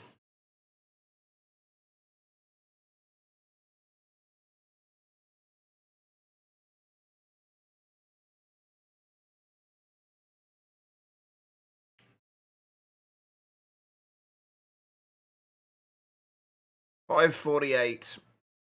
It's now 7:30.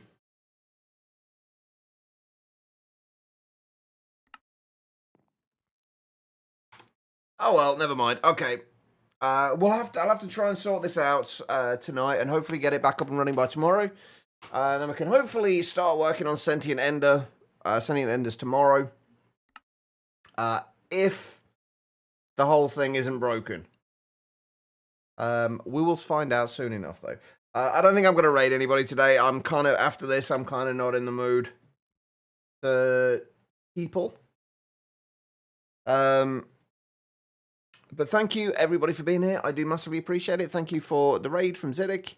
Thank you for the bits and the resubs, subs, follows, everything like that. You guys have been amazing, as you always are. I should be back tomorrow, hopefully around about the same time, 2 p.m.